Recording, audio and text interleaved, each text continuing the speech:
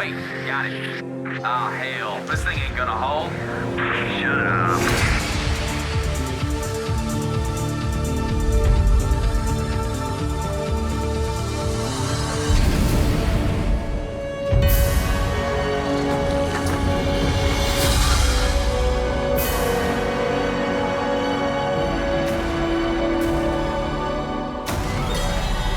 Hell, it's about time.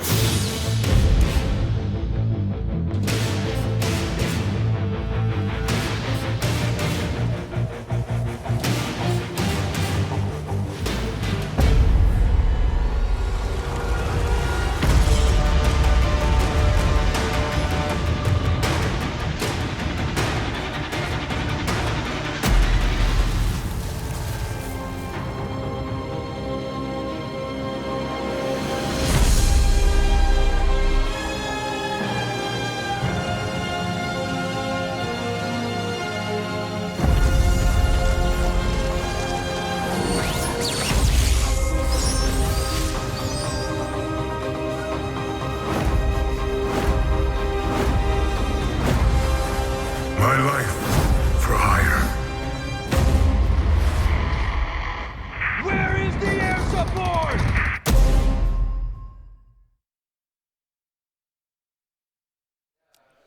Hey guys, welcome back to the StarCraft 20-year anniversary stream.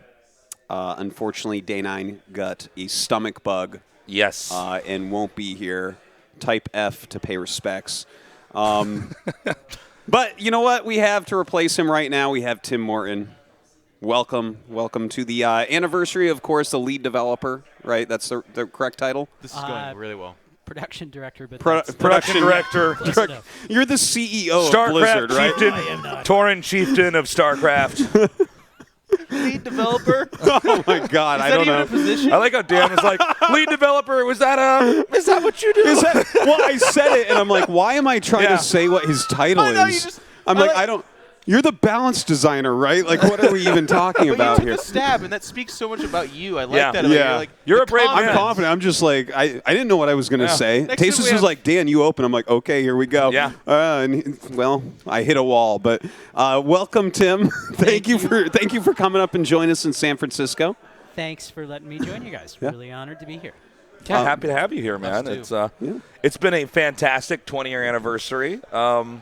I got to say, I can't believe, like I was saying yesterday, that we've actually come this far. This is crazy. And I'm looking forward to the rest of the games today. Yeah, it was a really fun first day of the stream as well. We've been talking a lot kind of about, our beginnings in StarCraft and what it's meant to us. Wonder if you have anything to share in that regard.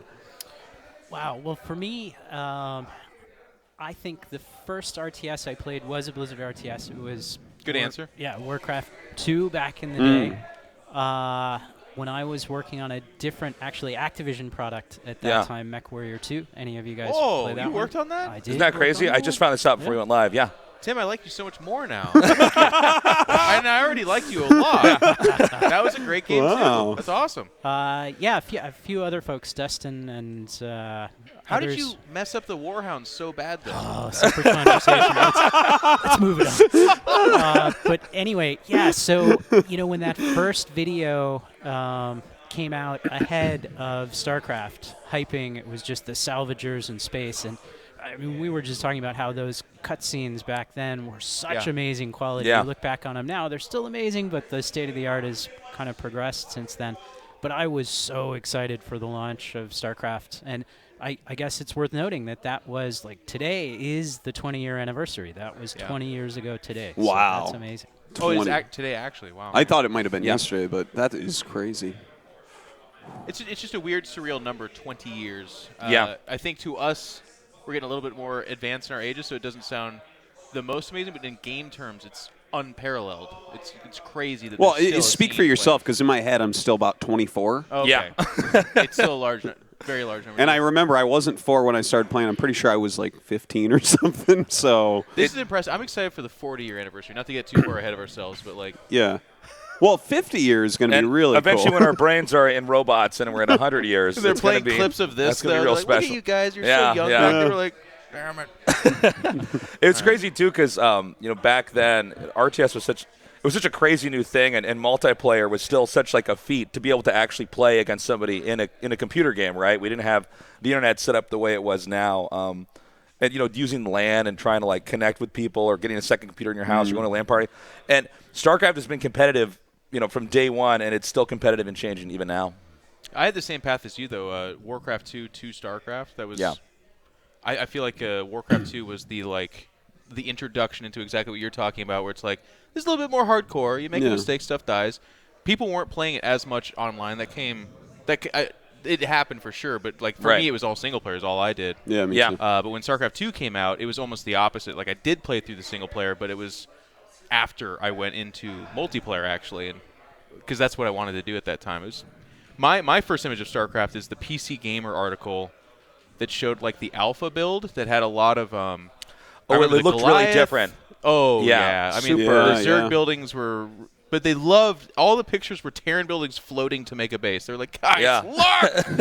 And it's like 20 years later, I'm like, I still remember. Terrans are like, look at this. We can just fly away! But that's all I remembered. And it just sold me because it looked like, and everyone says this, or a lot of people say this rather, but Warcraft 2 in space. And I was like, sold. That's all I wanted. I've always been more of a sci-fi guy myself.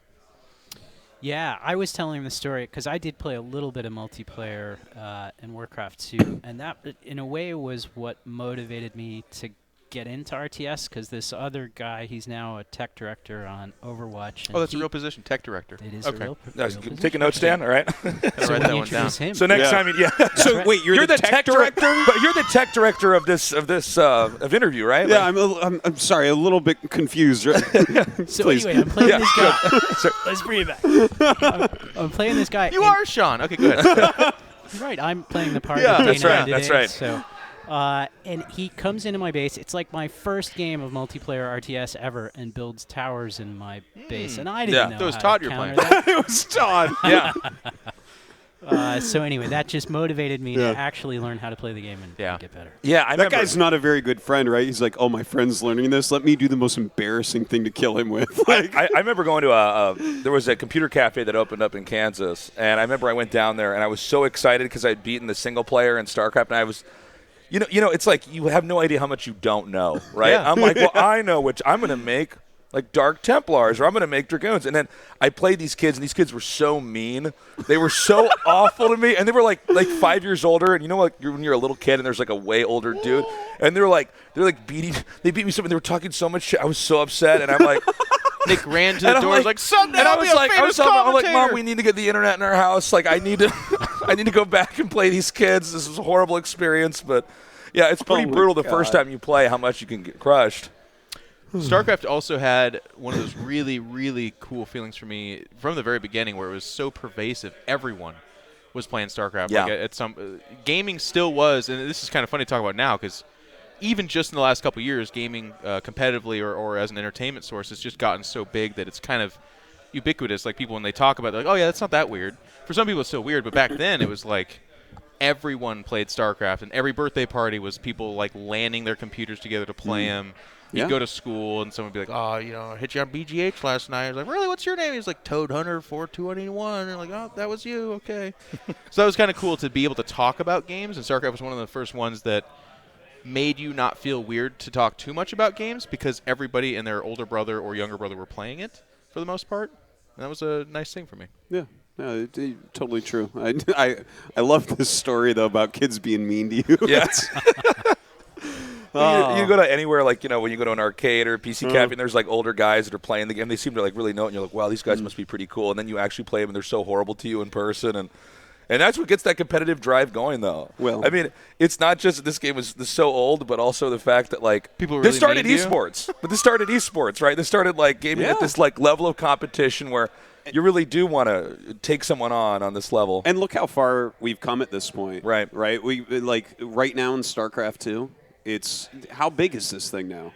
Crazy. The turn is, we just had GSL finals last night. Crazy. Spoiler alert, you're watching a StarCraft stream, Maru won. Oh Yeah. my God. Crazy. Not as predicted again, Dan, as I understand it. Yeah, it's It's tough. he's got a knack. Some things do not change, I suppose. No. As much as things change, they stay the same. But what's so crazy about it is we keep building more and more on this foundation of what we learn about StarCraft. You know, I remember we talked about this a little bit yesterday, but you know, we didn't even have replays when this game started, right? Yeah. Like, and now we've come so far, and we're able to break down.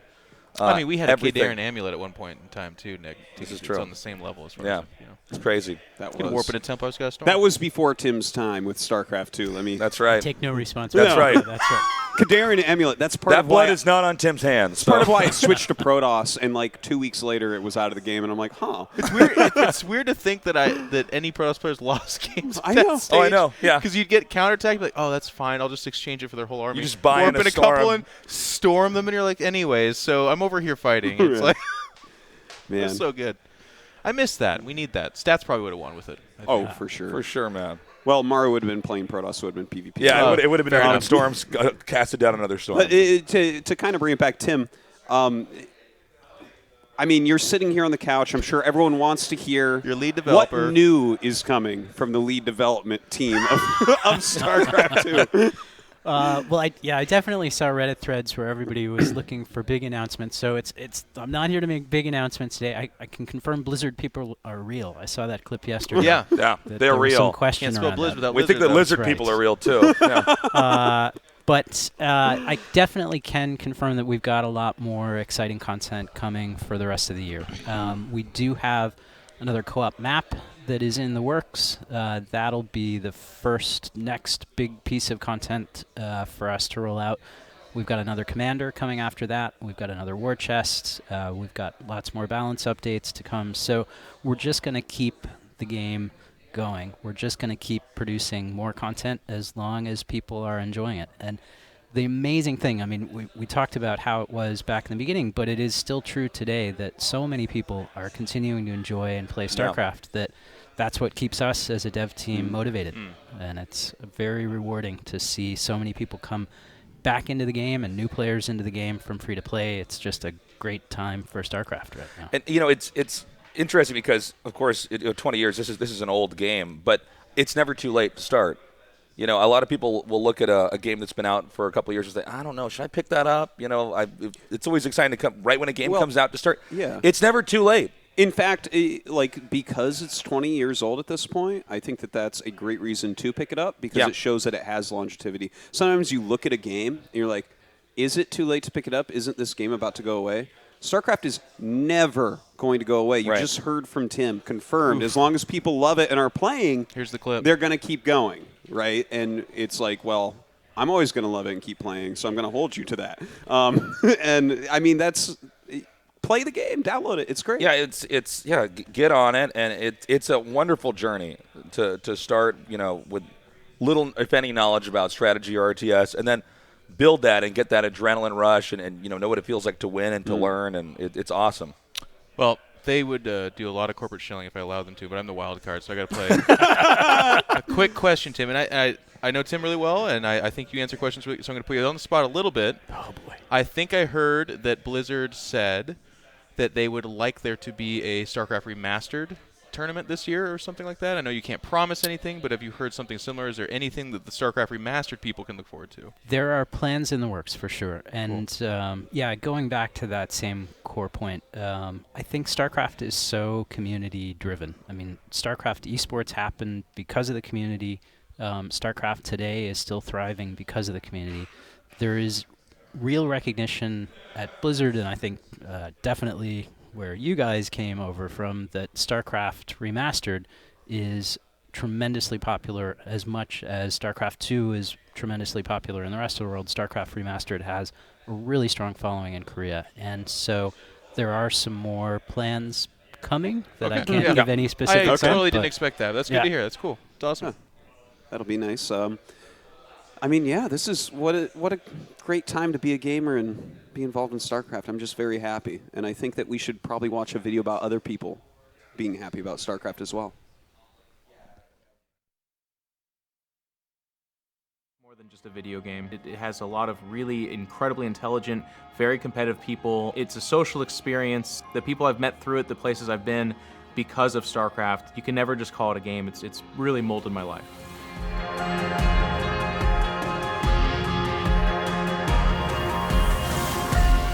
My first exposure to StarCraft was actually in 1999. We didn't know what this was. It was something totally new. It was that game that was kind of like Warcraft, just let's play it. But it was new, it was different, and it was fun. New world opened up to me. Something I had no idea existed, and it captivated my attention from the very beginning. It was all about curiosity. What can I do with this game? I really like the competitiveness. Everything rides on the single player. 一开始就会比较老实的告诉他，现在这把是一款很困难的游戏哦，你要先有心理准备。In my opinion, it's the hardest game in the world. I play it every day, and when I was sleeping, I can dream about StarCraft 2. When I wake up, so I want to play StarCraft 2. It's mental MMA. It's real-time chess. It's about finding that gradual improvement, finding the little victories, and sometimes it's just about having fun. 스타크래프트의 재미를 세 개의 단어로 표현하려고 생각을 하는데 첫 번째는 인생이라고 생각을 하고요. 두 번째는 우정, 세 번째는 재미라고 생각을 합니다. Existem duas coisas muito importantes na vida. Uma delas é vencer, outra é se divertir. Busque sempre o equilíbrio para isso. Isso, StarCraft te ensina. One of the beautiful things about StarCraft is just the social experience around it. StarCraft really made me meet friends that were from different places. And that kind of made me realize that there were people that didn't have to be from where I am to like the same things that I liked. You can get to know people from all over the world. You can interact with people from all over the world. The game is always a very common language that we can share. Przede wszystkim jest to niesamowite uczucie, jeżeli jesteś członkiem tej olbrzymiej społeczności, którą tworzymy przez Networks.pl, która pozwala nam, po prostu, która zrzesza. 在台湾来说的话，长大的时候都是现在争霸陪伴着我们，然后我们到现在都还持续着玩，并且关注着游戏，甚至可能他们不玩了，可是他们还是会看比赛。The Australian StarCraft community is very, very tight-packed and very friendly to be around. StarCraft 2 specifically and StarCraft Brood War in Korea really shaped a lot of the esports scene. StarCraft Brood War kind of showed the world what esports could be. 스타크래프트 한국에서 인기 있었던 거는 물론 게임이 굉장히 잘 만들어진 것도 있지만은 그때 당시에 어떤 문화를 이끌어가는 어떤 역할을 했었던 것 같아요. 스타크래프트는. StarCraft foi o pai de todos os esportes. Nada acontecia antes disso. Tudo aconteceu depois de StarCraft. I think that when I first started really getting involved in the community was when I started watching a lot of esports. It was back then the beta tournaments and eventually the MLG tournaments. It's very weird, but now that I think about it, I never really felt like that with any other game. StarCraft is a way of living, because even if you play it for a little period of time, it's gonna change how you see the world. Yeah, so I have a 12-year-old.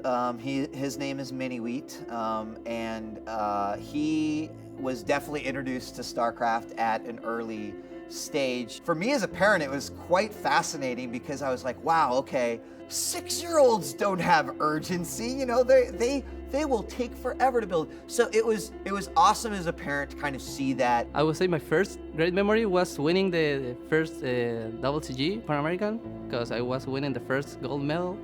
For our country, it was like a really big step for the esport. If a Chilean player can win stuff, maybe we can win stuff too. It was the start of something that changed my life.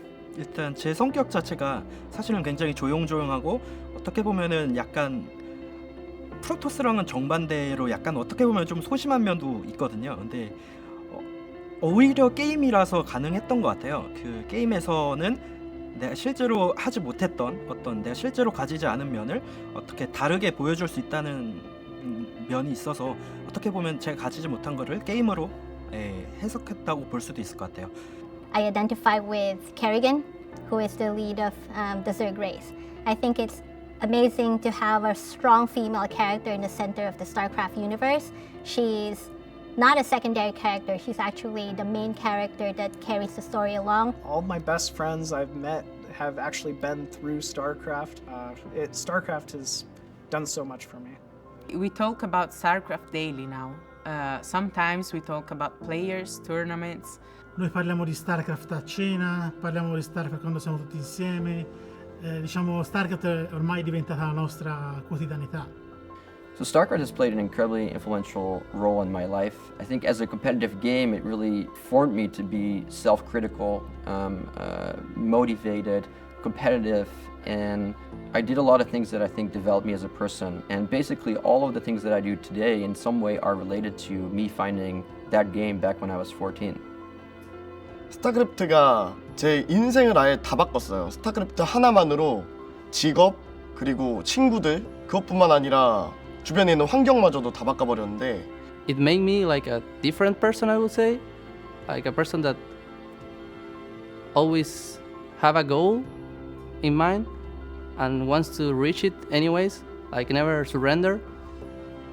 That's a point of view that I didn't have before. In 2007, got into a place where I was one of the people to qualify for the finals of WCG USA. But still being a poor college student, I didn't really have the means to send myself to Florida. So I kind of just gave up on it. But my mom, who knew that this was that important to me, who also didn't have any money, actually skipped her rent that I later found out to send me there. And as history would have it, I go there, I win, and then, you know, StarCraft becomes my actual profession forever. It started with me wanting something and my family believing in it. I can't do anything but think that StarCraft is the reason that I'm here today. StarCraft é a vida como ela é. Isso é uma coisa que é um jogo que passou de uma geração para outra. Isso é sensacional. Eu duvido que muitos jogos jogados hoje passem de uma geração para outra.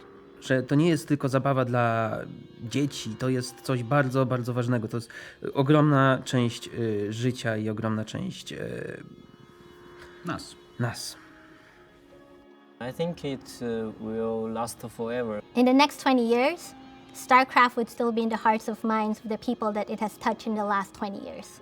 You're talking about a game that was basically a giant piece of clay, and every single time that a player played it on a professional level or a tournament organized the play of all of these folks, this clay was being molded, and even to this day, it is still being tweaked into this masterpiece that is not yet complete and may never complete. But that's it. That's the magic. It keeps molding, it keeps changing, and for that reason, why would I ever stop loving this game?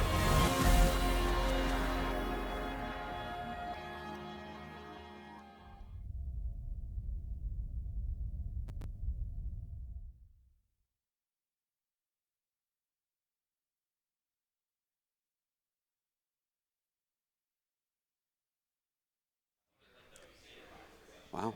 Touching stories all around, kind of the nice thing. I feel like anyone who's played a lot of StarCraft and it means a lot to them, I can relate to. I agree. It's even the guy in the deep blue shirt. Yeah, that guy with that really clean blue shirt. That deep? That guy looks like he cleans up pretty well, huh? Yeah, he does. He's a good guy. Yeah, but it's no, but it is so cool. You know, this has had such an impact on everybody's life. You know, and we're not stopping. No. You know, let's keep going forward. Here's to 20 more years. That's right. Yeah, so coming up, we have an FFA. We're going to be hopping into that shortly. Yeah. We're doing just a giant FFA? Yes, right? I believe so. Okay, so like 8 people going at it. Hey, Idra, who are you going to ally with this time? So he's saying that they're on one of those maps where they have the bases right next to each other. So. Yeah, so whoever's right next to him is going to be like, hey, you want to ally? Hey, man. Yeah, exactly. I hope that person rushes Greg has him. matured so much, hasn't he? Because it used to be whoever's next to is the guy that he yells at the most. But now he allies with him. You know? Yeah. I like our setup today a lot better, by the way. That's right. Instead of, as you called it, Tastes the Turkish prison. The Turkish prison we were broadcasting from, yeah. We were like, send help. They're going to keep making us cast FFAs until somebody finds us out here. With every bit you cheer, we get to eat today. That's right. So, I don't know, as far as production goes, they're going to notify us as soon as this FFA is ready. I think it's starting. Is it starting right away? So. Okay, perfect. I got to ask Tim, is there any favorite game mode at the office for the StarCraft team that you guys prefer to play on? Co-op. Well, I was just going to say, because we're working on the next commander. Jeff. Yeah. Yeah, you could just do this. I'm lead designer. Yeah. I'll give you a title later. But go ahead, Tim. Yeah, we're testing out the new map and the new commander, so we have been playing a lot of co-op lately. But it goes back and forth as we do balance changes. Then we'll play test those. So yeah. And just to confirm what you were saying earlier, it's Tracer that's the new commander, by the way. Oh, that's right. Tracer. Yeah. Oh, that's so sick. So she's the new StarCraft. She's a stalker that would champion blink 3 from that times. Game. But yeah, so I mean, more balance patches coming with Maru having won, a Terran nerf most likely on the way. Now we know that Terran is by far the strongest race. Yeah. It's been solved as we do every time to put them GSL. And down. it's time to take them down. Maru just keeps winning tournaments. It's not fair. So let's see. They're like, we're gonna try something really unique and just slow down every unit by 0.5 and just see what happens. So Sham2, can we find where Idra is? Let's see who he's next to and find out if in fact. Oh, there he is. There he is. Is that what you're asking for, Nick? That's definitely what I meant. That's what he was looking for. I'm like, oh, he's right there by the computer. Got it. Where's Pig? Is he late again? Pig is he's going to come in from his flight from Australia Did he soon. go back home to Australia then fly back here? That's that right. seems Yeah. really impossible.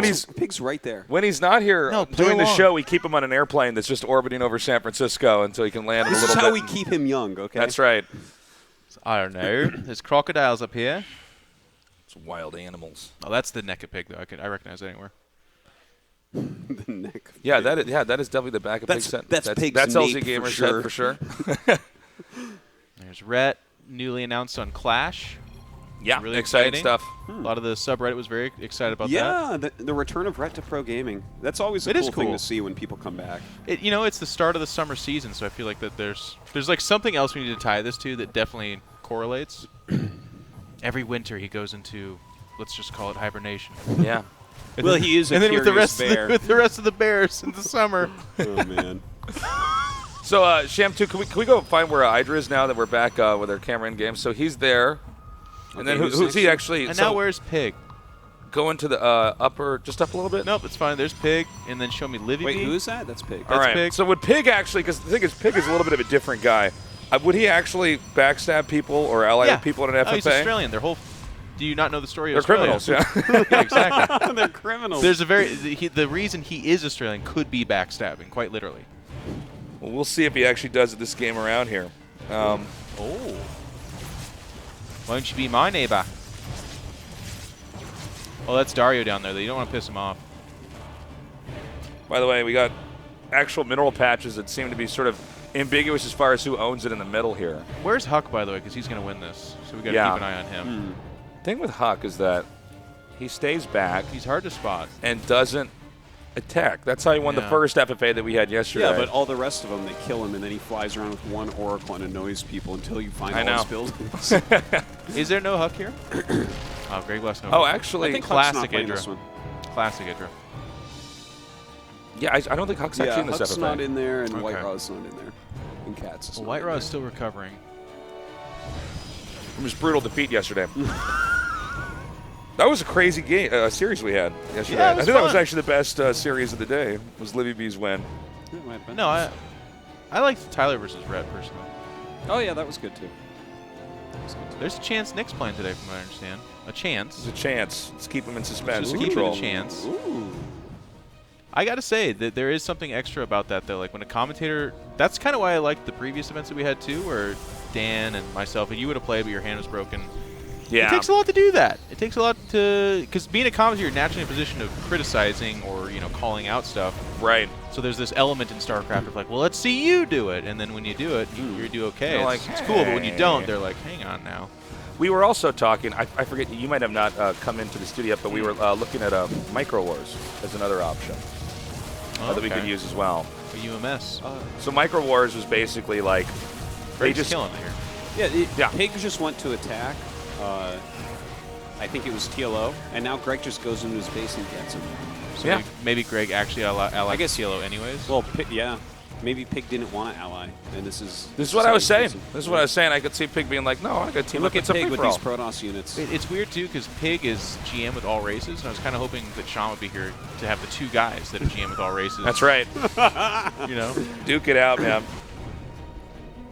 But to what we were saying like a minute ago with other options for what we can do today, we were thinking about doing like a Micro Wars map. But this is something that started pretty popular in StarCraft 1. You kind of have it in StarCraft 2 as well, but just having they give you sets of units, and you try to have the little army sets fight each other, and whoever wins. So then, after that little fight's done, then you win 1 point. Then it gives you another set of units, or you'll switch roles. Like you had Zerglings one time, and they had Zealots.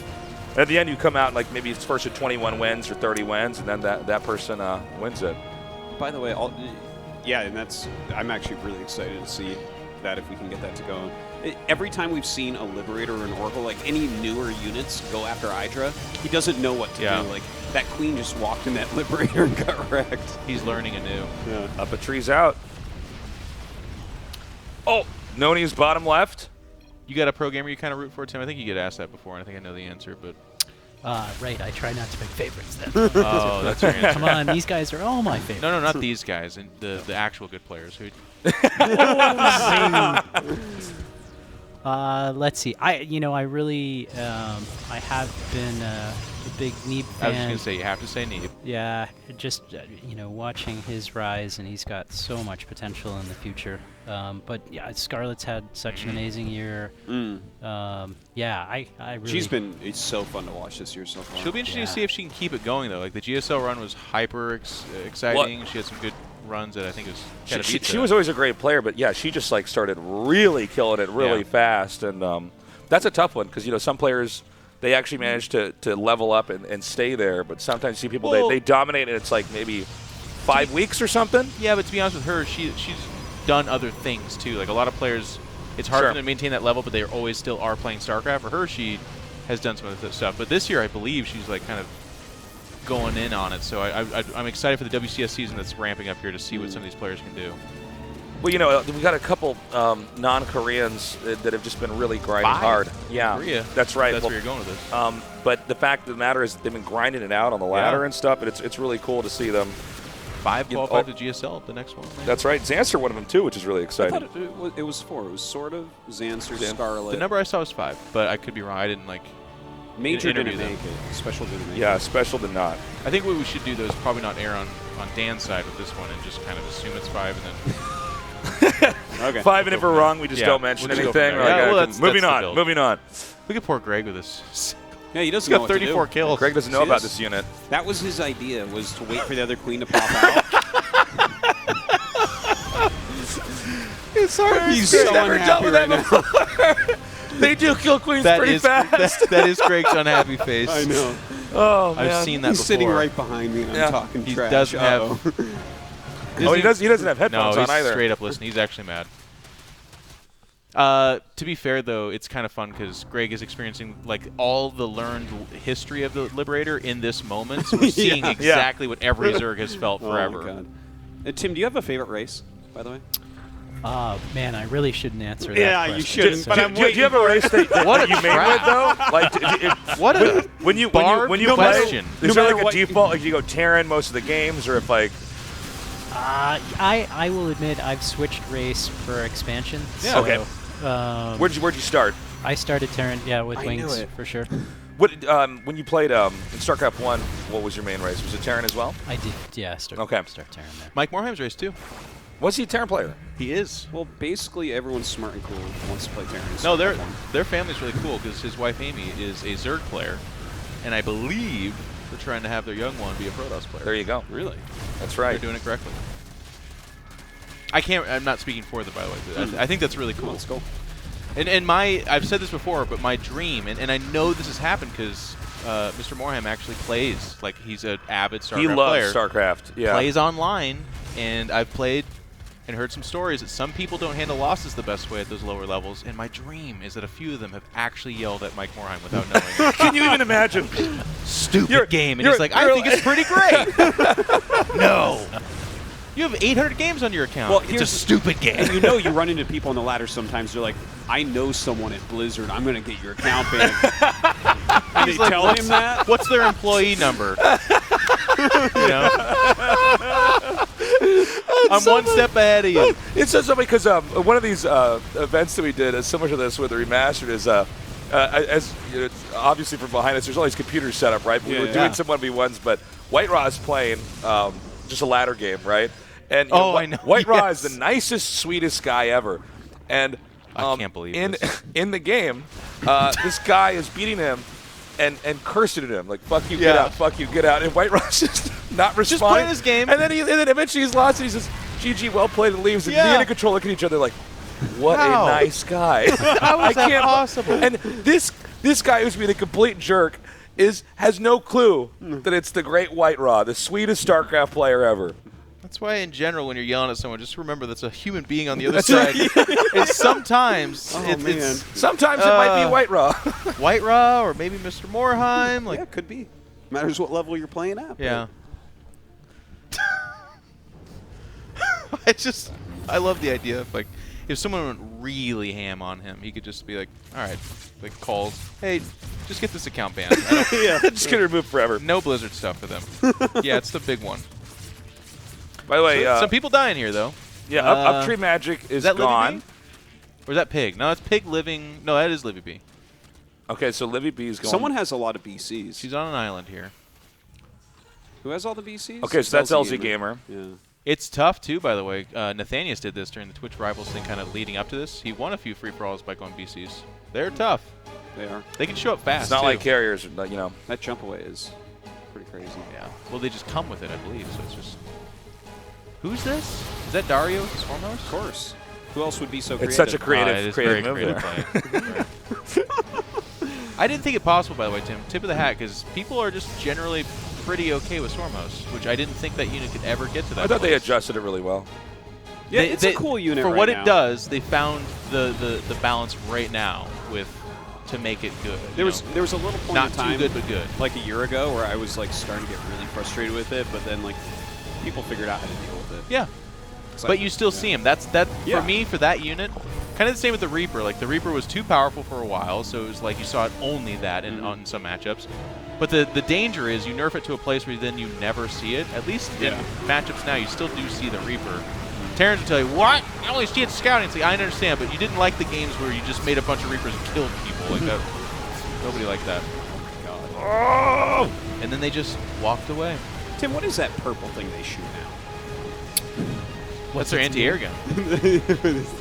It is. No, I know. I just... Yeah, oh, you mean in the fluff? Like, what are they shooting? Like a grenade or something? Yeah, I don't know. If there was a name zoom in, for zoom it. in, zoom in on when their animation goes out. Yeah, can we zoom in? Oh, do we not have the... Oh, we have the confetti off. Look at that. Oh, that's Tim, bad. answer for this. So dark. So dark. That's it. I'm out of here. That's what they said. Yay, in control. You chase away Tim. Oh, my God. The guy that did the voiceover for the Infested Terrans like gets to the end of the script and it's like, can you make a sound like you're shooting yourself in the head now? It's like, holy cow. Oh, my God. It's actually pretty epic, man. Like, when you guys were younger, right? Like, because for me, when I got into RTS, I was, like, super into it for, like, the fantasy component, first and foremost. You know, I was, like... it was so crazy to me, the idea that, like, first of all, you could control a bunch of stuff and you weren't just, like, one character, right? And it wasn't like SimCity where it's like you're just, like, in a sandbox planning stuff down, but you're actually, like, manipulating soldiers and doing all this stuff. But the fantasy stuff, like especially starting with Warcraft 2, was so epic to me, man. Like, Orcs vs. Humans. And the darkness, too. Remember, Warcraft 2 came with that little booklet? Yeah. And it had all this cool, badass art in it. You know what did it for me in that game? Yeah. And I agree with everything you're saying, but, like, the snow tile set, for some reason, just the colors in that game was very... And it's weird, because at the time, I obviously was, 12 years old or whatever, so I wasn't recognizing this, but it's just such a nice feeling. Like, the sound design of the game was very crisp. Yeah. But the Christmassy almost feel of it just constantly kept me in a state of, like, it felt good. Yeah, they had the winter title set that was the Badlands one, and then I guess there was the forest title set. It was 3 title sets in Warcraft 2, right? I'm sure they expanded, but yeah, I think you're right. And then I think in the all of them felt What was good. that Warcraft 2 expansion set? The first one where they introduced heroes. Job done. The do this thing. what was that? So the first one was Tides of Darkness, right? Warcraft 2, Tides of Darkness, and then it was Warcraft 2. There was an expansion set that continued the storyline, and that was the first time you had like an NPC. Was there? Not an NPC. Yeah, no, for sure there In was. Warcraft 2 there was? There was an expansion set to Warcraft 2 for sure. After Tides of Darkness? I can't remember. There might have been an unofficial one, by the way. That was something that happened back then. No, there was an unofficial one. I'm going to look this up on my phone in a second. Because that was the first one where they introduced these, like, heroes, right? Like, you have to keep so-and-so alive. One second. I don't remember. Like, I love Here. Warcraft. If I'm wrong, I'll eat my words, but...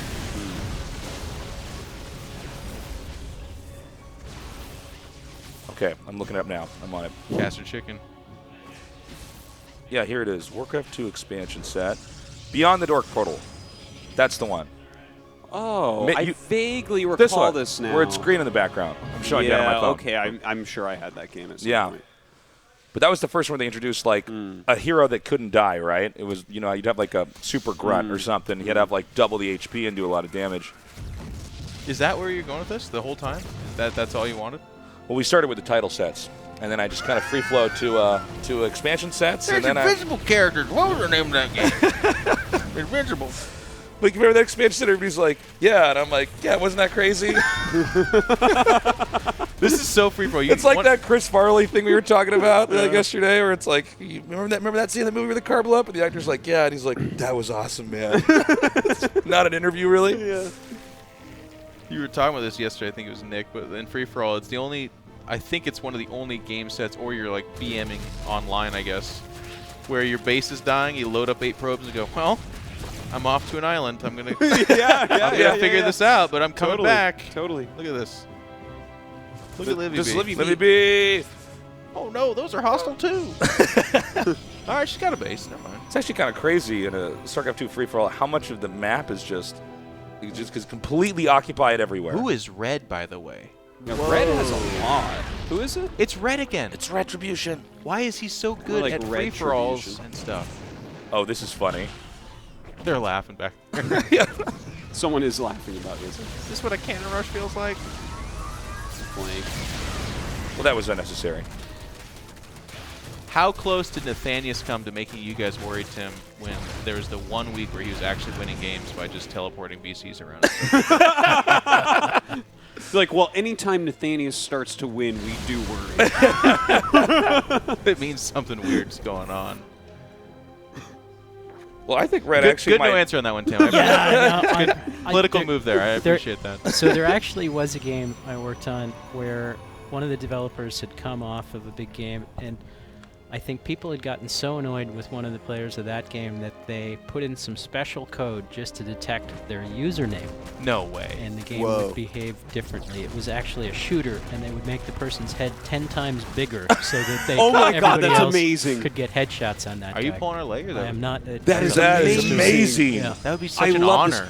Was this guy just a jerk face, or was he too good? Like, how does that work? He was not super popular with his team, I think. Was the, yeah.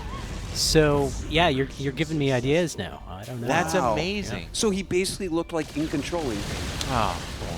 I would have laughed. Yeah. Nick would have laughed if he heard that. Okay.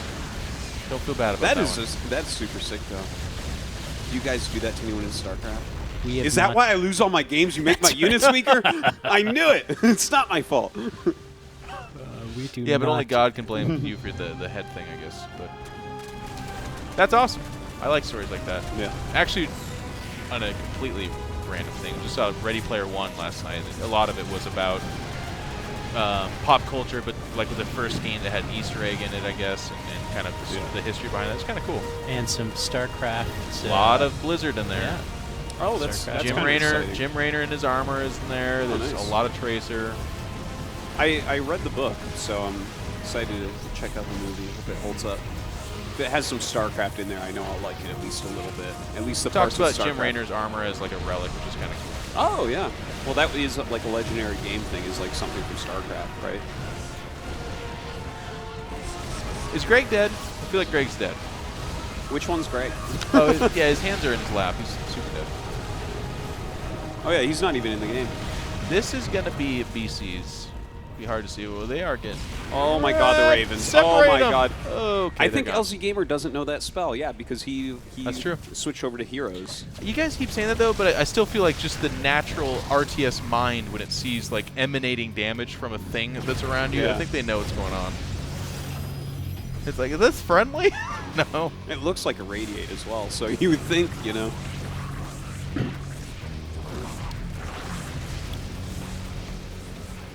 I guess it's kind of a weird question, but that's what I do.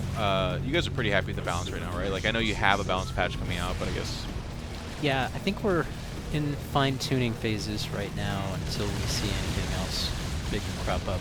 But Well, I think You guys are really doing a great job with that, by the way. Well, thanks. The New Balance team really is working hard to listen to the feedback that they get both from pro players and just that they see on the forums in general. So we're trying to be less ivory tower, more pay attention to what people are saying. But yeah, it feels like we're getting close to a good place. I feel like what you're saying, Tim, is just once you guys got rid of David Kim, just things really Oh, improved. he did a great job too. I love David Kim. Yeah, he actually, for as He much really as did. people wanted to meme about him, I mean, that's such a hard job too. I mean, It's it's impossible. crazy. It's an Yeah, it's impossible crazy, job. right? Yeah, No, he's and great. David really Just teasing. deserves the credit for that shift to listening to the community more. I think he those community posts were set awesome. that tone. And yeah, I also think it's tough when there's one person who is kind of the target of all the feedback, all the criticism. Yeah, yeah. He's like the symbol of it when it's. The thing that's kind of funny about that, though, is that it's like, in my opinion, and I'm the one on the outside, but I feel like you either make someone to have that role, or the community just finds someone to be like, it's too hard for us to blame everyone, so just give us a face. Yep. But David took it in stride, man. He was always. That was the kind of cool And thing. it's about it. super nice He's so guy, too, infectious always and happy. So upbeat, it's like, yeah. I can't believe David Kim. So it became more of a meme to be negative about it, as opposed to actually being negative about it. So I just got back. Is Red just going to dominate this one? I mean, LZ Gamer's got a lot of BCs. man. Well, LZ but Gamer if you look at can the mini still map, LZ Gamer can still do it though. You think so? Yeah. Woo! Oh, that was teleported him smart. right over there. That was sick. Smart. Yeah, he jumped them so they couldn't jump away. Yeah, when it and then he's like, "Wait a minute, I can't kill all these Didn't BCs," have and ran them away. shooting themselves. Yeah. I do like the animation on those Infested Terrans. Yeah. Shooting that purple thing. Meanwhile. Well, I guess, dude, Red is just so sick, man. Look at this. Is that a joke at day 9? Day 9 is so sick too. But Red might be. Red is Poor sick. Day 9 is sick, but Red is sick. If that makes sense. Because he is like just tearing it up, man. Like he's just like this RTS guru. It's crazy. Yeah. He's good at games. Turns out. I envy that because he can leave and actually he can be gone for a while and just come back and it's like he never left. You know? You're building this up, aren't you, Nick? Because you're gonna make your return on this stream as well. That's right. That's right. My redemption. Well, it's certainly not against Guys, Red. don't be too critical. Guys, I'm just going to beat Red. I'm just going to try once with each race and beat him, and I'm going to put my cast back on when I play. My MMR is only 5,000. I brought this trackball mouse too, just to kind of make it interesting. Then you start like tying like a bandana on your head. That's right. And you get like elbow pads. And you're like, oh dang. He needs to repair those, man. Teleport him back home. He doesn't have a home. Yeah. Oh, really? He's on the run right well, now. he is like that box art that we were talking about before. He's Yeah, floating he's his floating buildings around looking for a new home. He's tearing. Okay. See? And then that Protoss, is that Livy B? Wait, that's super funny. I'm watching you. Oh, it's Pig. Pig. Oh, No, okay. yeah, Libby B was in the far virtually left. the same thing though. Pig with his 3 units and he's tagging the BCs. Now I know where these are. You die. Keep my eyes on you. And then classic battle here. I think seen that before. When I see that, that's what makes me think of StarCraft 2 right there. Is this? That is the nice thing about FFA. We see battles we have never seen before. Queen's fighting back this spike throwers. Yeah, so Rhett doing pretty good here. Yeah, I think he's just going to keep pushing up and end this, man. I want to see him play a 1v1 StarCraft 2 today. I hope there's that. Him against Tyler in StarCraft 2 would be fun. Yeah, that would be a good Yeah, match that's as when we well. could do it. Tyler's Both actually active. playing right now, too. We are having a 1v1 in StarCraft 2 next, actually. Oh, really? Yeah. Who was it? I can't remember now. Well, let's get a little hands-on-y. TLO versus Pig. That sounds... That's pretty good. Because TLO seems to be a good match for commentators. Yeah. Yeah. He's That's right the at he's fable right at that Rotterdam He's did like manage. one of the only he's one of the only programmers that a commentator can beat. So it's like, man, when Kevin got him in the tournament, That was epic. GG. So Pig is gone. Let's re bud. Re. And now, what is it? So it's just Tim. Take it away. This is now's your hype, Cassie, Tim. This is we're ready for your GG in a second here. So Right. What is left? It's just Rhett. It's just red. TLO. Green, yeah. TLO. No, it's LZ. Oh, yeah, TLO sorry. and TLO. red. And then LZ Gamer has BCs. Yeah. And he's killing a dead player right now.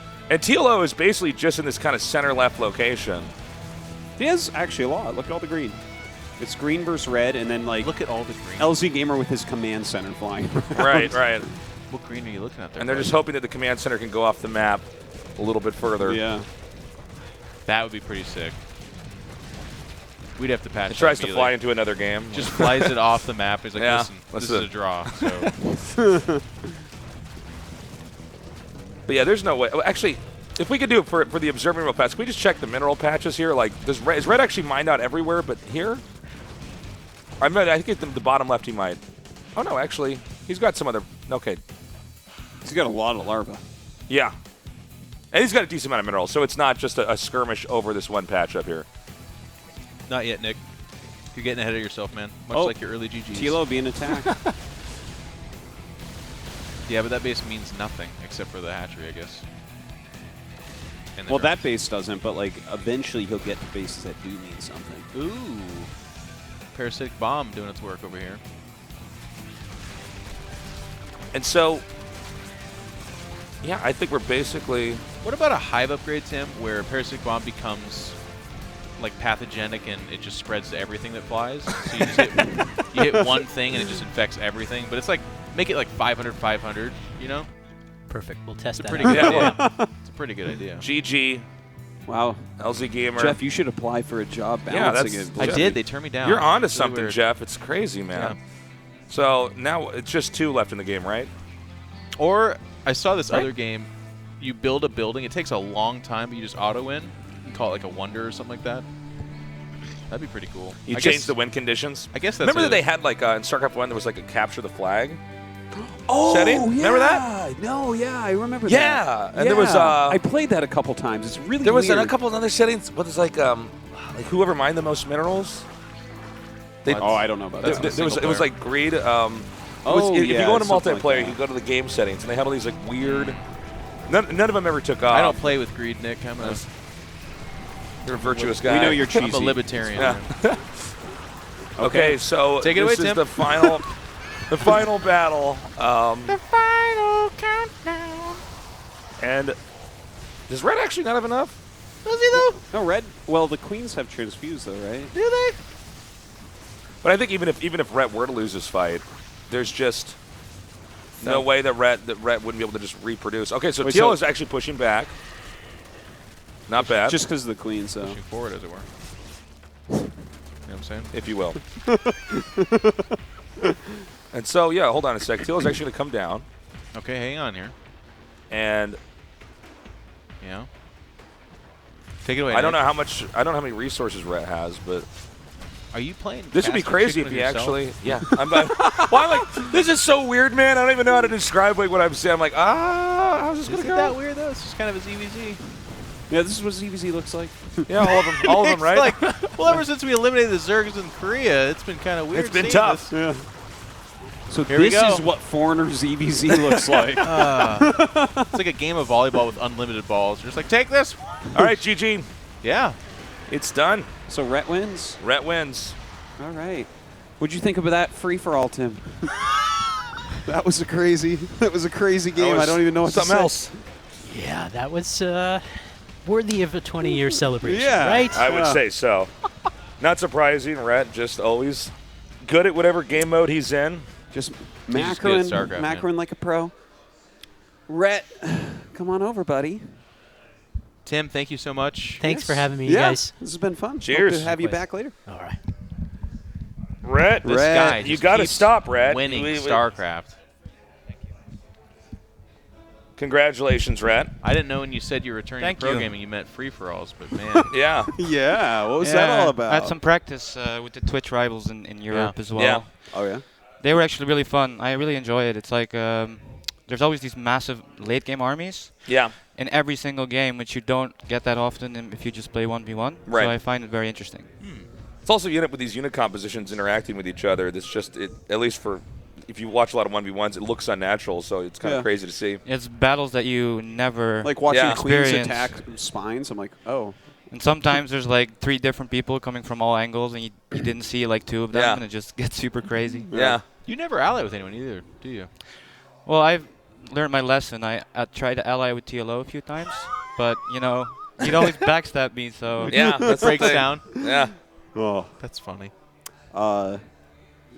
Did you win any of the Twitch Rivals free-for-alls? I think I won 2 the first time and the second time, and the last time I won 1. And the Muslim actually won 4 of them that time with Ravens. He's good. Was it Ravens he did with? He's really good, yeah. Well, we were FFAs. just talking about Terran nerfs on the couch. I heard he anyway, played the so. politic game of that really well too. Like he was either in an alliance or ratting out of an He was alliance. always telling people that he's, you know, don't kill him, and yeah, he's gonna take care of him. And the British guy. Yeah, that's interesting. British aren't really known for their alliances, I would say, right? Well, I guess the Muslim is a special snowflake. He's watching right now, so be careful. You're banned from his chat. Get out of here. No, it's really fun. I'm excited for this next thing though that we got coming up. Some more 1v1s. Yeah, TLO versus Pig. Who takes that one down, Are you right? doing a 1v1 today? I think I'm playing Noni again, this time in StarCraft 2. Oh, cool. That's what I wanted. Yeah, we were talking about that'd be one of the I'm ideal happy. matches to have. That's a Yeah. good match. But TLO against Pig, I think TLO obviously favored, but I think Pig will play random. And he's actually a pretty high GM with all races, so it could be close if he Which you know, server? plays well. Really, you think TLO's that much? NA Do you not server. know Pig? Pig's pretty active. Yeah, I know, but he plays random, you know, and TLO is still an active pro. So He doesn't play random. He just plays all the races, right? Like he's Well, that would be the same thing. No, Well, no, there is a What Nick's difference. getting If you there if is you difference, pick yeah. random and Yeah, you yeah. start He does up and you everything. don't know But the what race, Red's saying that's is he's different than just picking like random, I guess. Yeah. Everyone talk at once. Yeah. Well, it got you guys were doing like married couple things. So I was like, Rhett, please don't look over there. So, yeah. I mean, that's good. And I don't know. I don't Life is know. good. I think we should throw it to a break. We're going to come back let's in do just that. a little bit here with a 1v1. Congrats again, So Red. don't go away. Thanks. We're going to be back soon here at the StarCraft 20 year anniversary.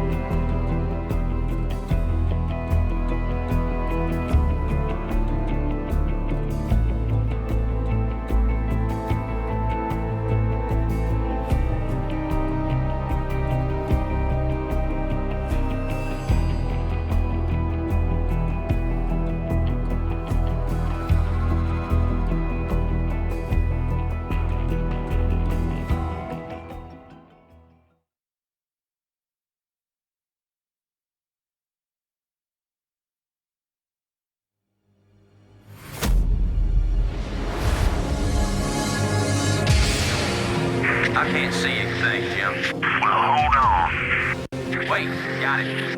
Oh, hell. This thing ain't gonna hold. Shut up.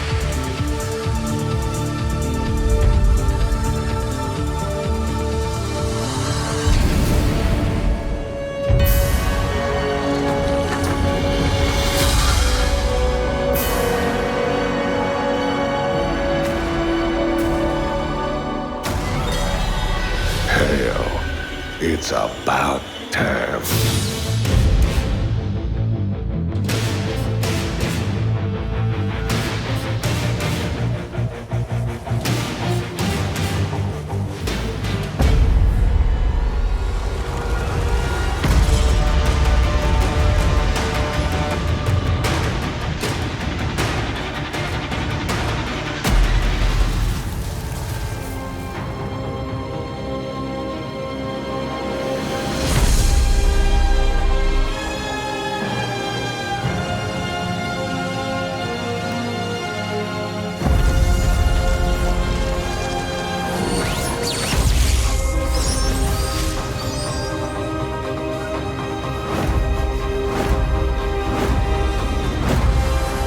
My life for hire.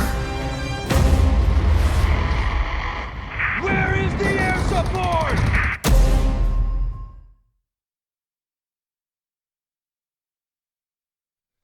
Welcome back. Here we are, 4 media nerds on the couch. It's good to be back, back, folks. It's good to have welcome. The great Gregors. I want to hear your thoughts on the Liberator.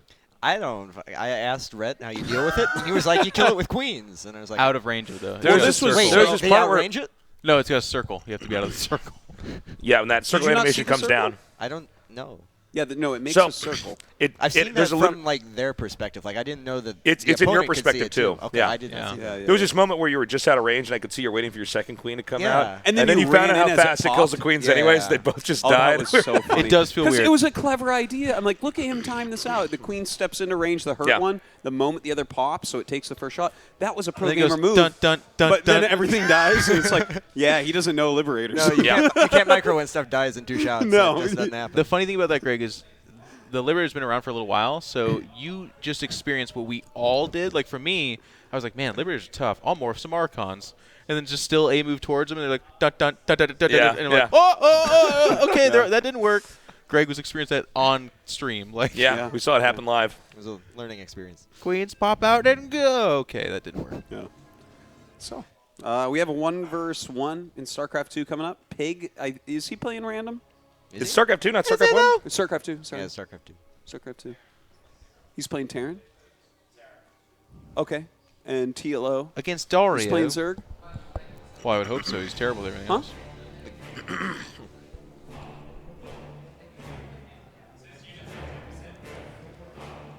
Oh, he took a handicap? Wait. Okay, he's playing handicapped.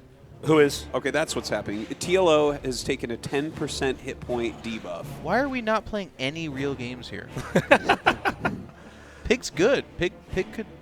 Yeah, I think actually Pig against Zerg in particular is a really rough matchup for him. So hold on. 10% is pretty significant, too. That's gotta huge. be- yeah. Well, I think you got to just do the math as Pig on like about how many 10%. shots does a Reaper kill something in, right? And then like 10%, does this change something? Like can he do an all in with this? Do you thing? have to do that math, or you just kind of generally just take the buff and just kind of? Yeah, that would work too. Play out the You're game. Right. You're right. Okay, I take it back. I like the precursor to what Dan would do, though. He's like, I'm going to really game this. I think it's the Reaper where I I'm get like, my well, win. now my Zot's just 2-shot your Lings immediately. Like, this is great. I don't Yeah. think I've ever. This would be the first time we've ever casted anything with like a debuff debuff? like that. I don't even I know. think so. Yeah. Can you Rhett is playing Noni later, though. That'll be a real match. Can you choose what the handicap is, or is it always just 10% HP? No, you can so- choose. No, you can up it, I believe. But it's always Yeah. it's always a chunk That's of the your way HP. you do it. It's just that you change the percentage. Every custom game you play has that, actually. It's not even like a setting or something like that. It's just you like right-click their name, and it says it's ridiculous. So this is going to be funny because when we have a battle, all of the instincts that we have over the years of RTS don't actually matter. I think it's gonna be kind of cool to see Yeah. how it like Well, how, yeah, how bad it's- his decision making is because he's used to his regular. Yeah, or units how and the calculus things is going to turn be out. off. Yeah. And Was it Total Biscuit that made that map where everything did half damage or something like that? That would be bizarre. It was it Just was nothing kind of. dies. I don't think he just remember gave more for some- health. He does a lot of cool, No, interesting. yeah, there was things like a that, but mod or someone- something he was making. Yeah, No, someone that did was this. TB. Was that him? That was TB. Yeah. Yeah, and It had a whole bunch of changes, but one of them was that everything lives longer. yeah. Oh, yeah. He made that other map too. There was another one that I was thinking of as well, though, that did like a similar thing, and it's kind of interesting when everything stays alive a bit longer. The battles look a little more brood war-y because in StarCraft 2 the DPS is just really high. So interesting conversation. It's not at all relevant here because it is die faster. Yeah, actually, it's the reverse. So I wanted to take you one direction, and I'm like, ha plot twist. Now, forget everything I said and go in the other direction. Oh my God. He's had a Reaper get drone surrounded because he ran into the middle of a bunch of drones. Yeah. It was an interesting tactic. Pig's a great commentator, though. Greg, have you seen his stuff? I don't think so. He makes the re sound really well. Oh, okay. Yeah. He loves roaches as well. Roaches. Poor Pig, man. It was one time at Katowice like several years ago. This isn't even like known in the community, but this is what this couch is Yeah, this is for. almost more of an inside joke, but yeah, go ahead. It was like late in the day because some of these IEM events, it gets to that threshold of like, are we in the industrial era and we're 12-year-old people working a coal mine, or are we actually commentators? You hit this point, and Pig hit that point, and he's jet lagged because he's also from a place, somewhere else in the world. And he just, man, it was like a guy sexualizing every Zerg unit. And he's got roaches are coming, Pig, and he's like, yeah, roaches. They'll be coming for sure. Oh my God. And we were over here like, whoa, what is going on? But he leaned into it. He was like, and the Zerglings are running in as well. So then for the rest of the tournament, we wouldn't let him live it down. And that was like the only time he ever did that. But it turns out it wasn't just the tournament. It was the next 2 years as well. Yeah. By the way, speaking of which, can we get Pig on camera on the screen? Does he Because got a he's pic? like so happy. He just has this huge smile on his face like the whole time. It's a little bit like it's like early Batman Joker. Wait, now suddenly he's not smiling. It's like a chemical smile, though. You know what I mean? Yeah, no, it's very gotta look serious now. When Pig smiles, it's like the Joker, but before he became the Joker. Yeah, he was like a guy before he. Yeah. I'm thinking of like pre or post scars. Like before the scars. Oh, okay. Yeah. But I'm thinking the first Joker. It's Jack Nicholson. Jack, right? Yes, that's right. You got to remember that there were several different people that played the Joker. And he did a good job too. He was great. He was the other good one in my opinion. Oh yeah, he was fantastic. Well, who else did it? It was. Well, Jared Leto's obviously on top. Oh my God, I forgot about Jared Leto. No. Wait. Oh my God. We're all blanking on the name at the same time Jared though. Leto? But the guy who passed. He was the one who did in Suicide Squad. What's the one in that? No, I'm blanking on it. Heath Ledger. Thank you. Heath Ledger. Oh, yeah, he was great too. He was absolutely the best. And it's one of the best movies I've ever seen.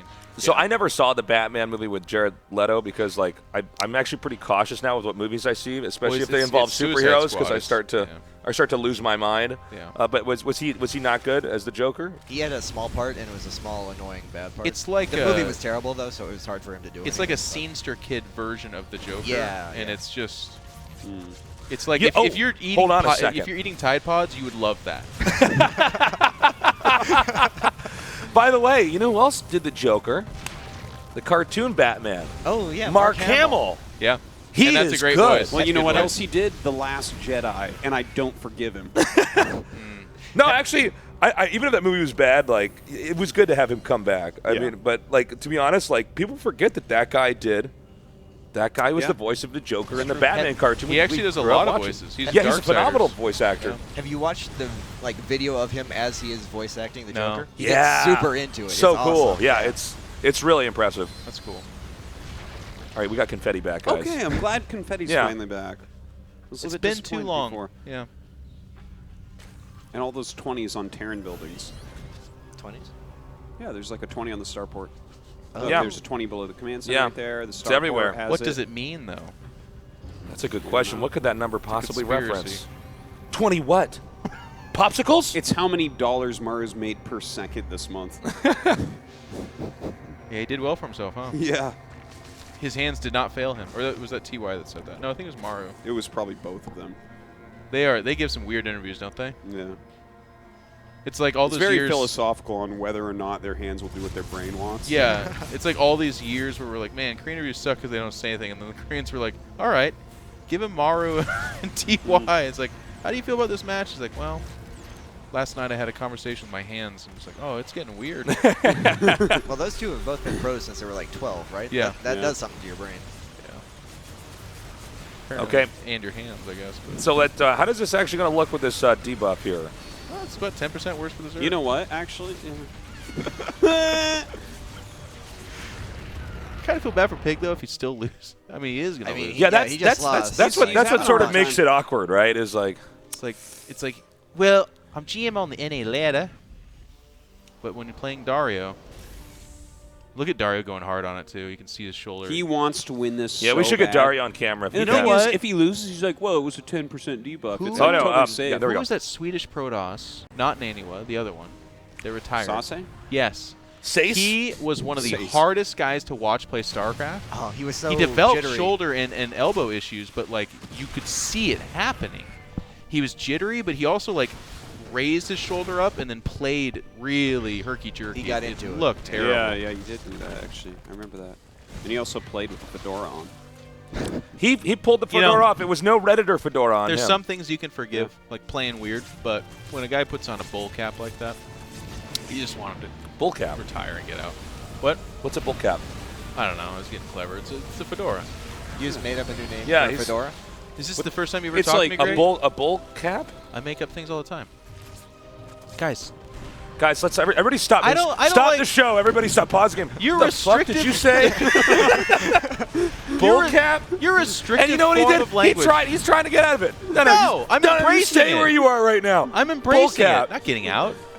Jiminy And Christmas. you know, we could have just moved on in this cast. Yeah. And then, no. Greg's familiar with this too. Sometimes Dan and Nick get an idea, and then they get really geriatric and like just start talking amongst themselves about that idea. We're like those two old guys in the Muppets. I remember this. This is not new. Yeah, man. Those Zerg units seem to, Oh, this seem looks to be funny. dying fast. Yeah, they died pretty quick. And it's Wait, they fly now? yeah. Oh yeah, no, that's what the They're Swarmos an does now. okay balance now. You walk around and shoot them out, and then they fly and dive. You don't have to. They do burrow. lots of damage. Yeah, it's pretty scary when they come. It's a similar concept. The idea is their cooldown is like way worse. Is he gonna put creep into Pig's base? I hope so. You could have. Get Dario out of here. Get him out of here. Ooh, Pig is on the ropes Something here, guys. about 20 years. We're like, you know what? Could it be a real match between Pig and Teal? Yeah, but instead, let's not. Let's have a handicap and let's let Dario start going ham and make fun of Pig the whole time while they're playing. And like, he's doing a single queen drop to get a creep tumor in the back, I guess. Did he even put the tumor down? Yeah, It took a while. just remembered it now. And I love Pig shot it. He's like, no, not today. that is where he draws the line. Yeah, it's so funny. He literally reads Dario. He's like, no, you're not doing that. Well, GG. Cool. I guess we up it to 20%. What do you guys say? I'll hop up for a second so we can get that's- Dar. no, wait, it's no, a it's best of three. It's best of three. So Are he you has to staying keep on up- 10%? No, he has to keep up his handicap. Pig's like, God. And this is awkward because Nick just showed his hand that he wants to get off this couch as soon as possible. So I'm it's going like- to go to the bathroom and get on my phone and look up bull cap on the internet. Okay. I think TLO is going to go into 20% deficit of. And now points. 30%. Just We got to just keep go measuring hard. this back until TLO loses. I just don't know why we're making fun of Pig. Pig, just play a real. Doesn't he have a good? Like Dario's not that much better. Is he though? I think what it is Should they we don't just want get to Rotterdam here to beat you, or what do you think?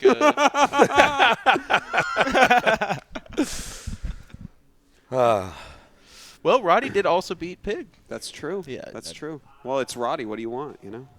I think it's only Todd that can slay the Roddy. Clearly. No. You guys ever watched It was Todd's Yogo Warcraft that 3 beat him. games? Yogo beat We don't Roddy. talk about the French. There was What's so up? many. It's really interesting, man, because these tower rushes into steam tanks. It was crazy, man. You guys you don't follow Warcraft 3 at all, right? No, but I watched So his stream. when I first got to Korea, the only way I could get any work was I was required to cast Warcraft 3. I remember that. On this channel that like nobody watched. It's a It was bad no. channel. It was a horrible TV channel.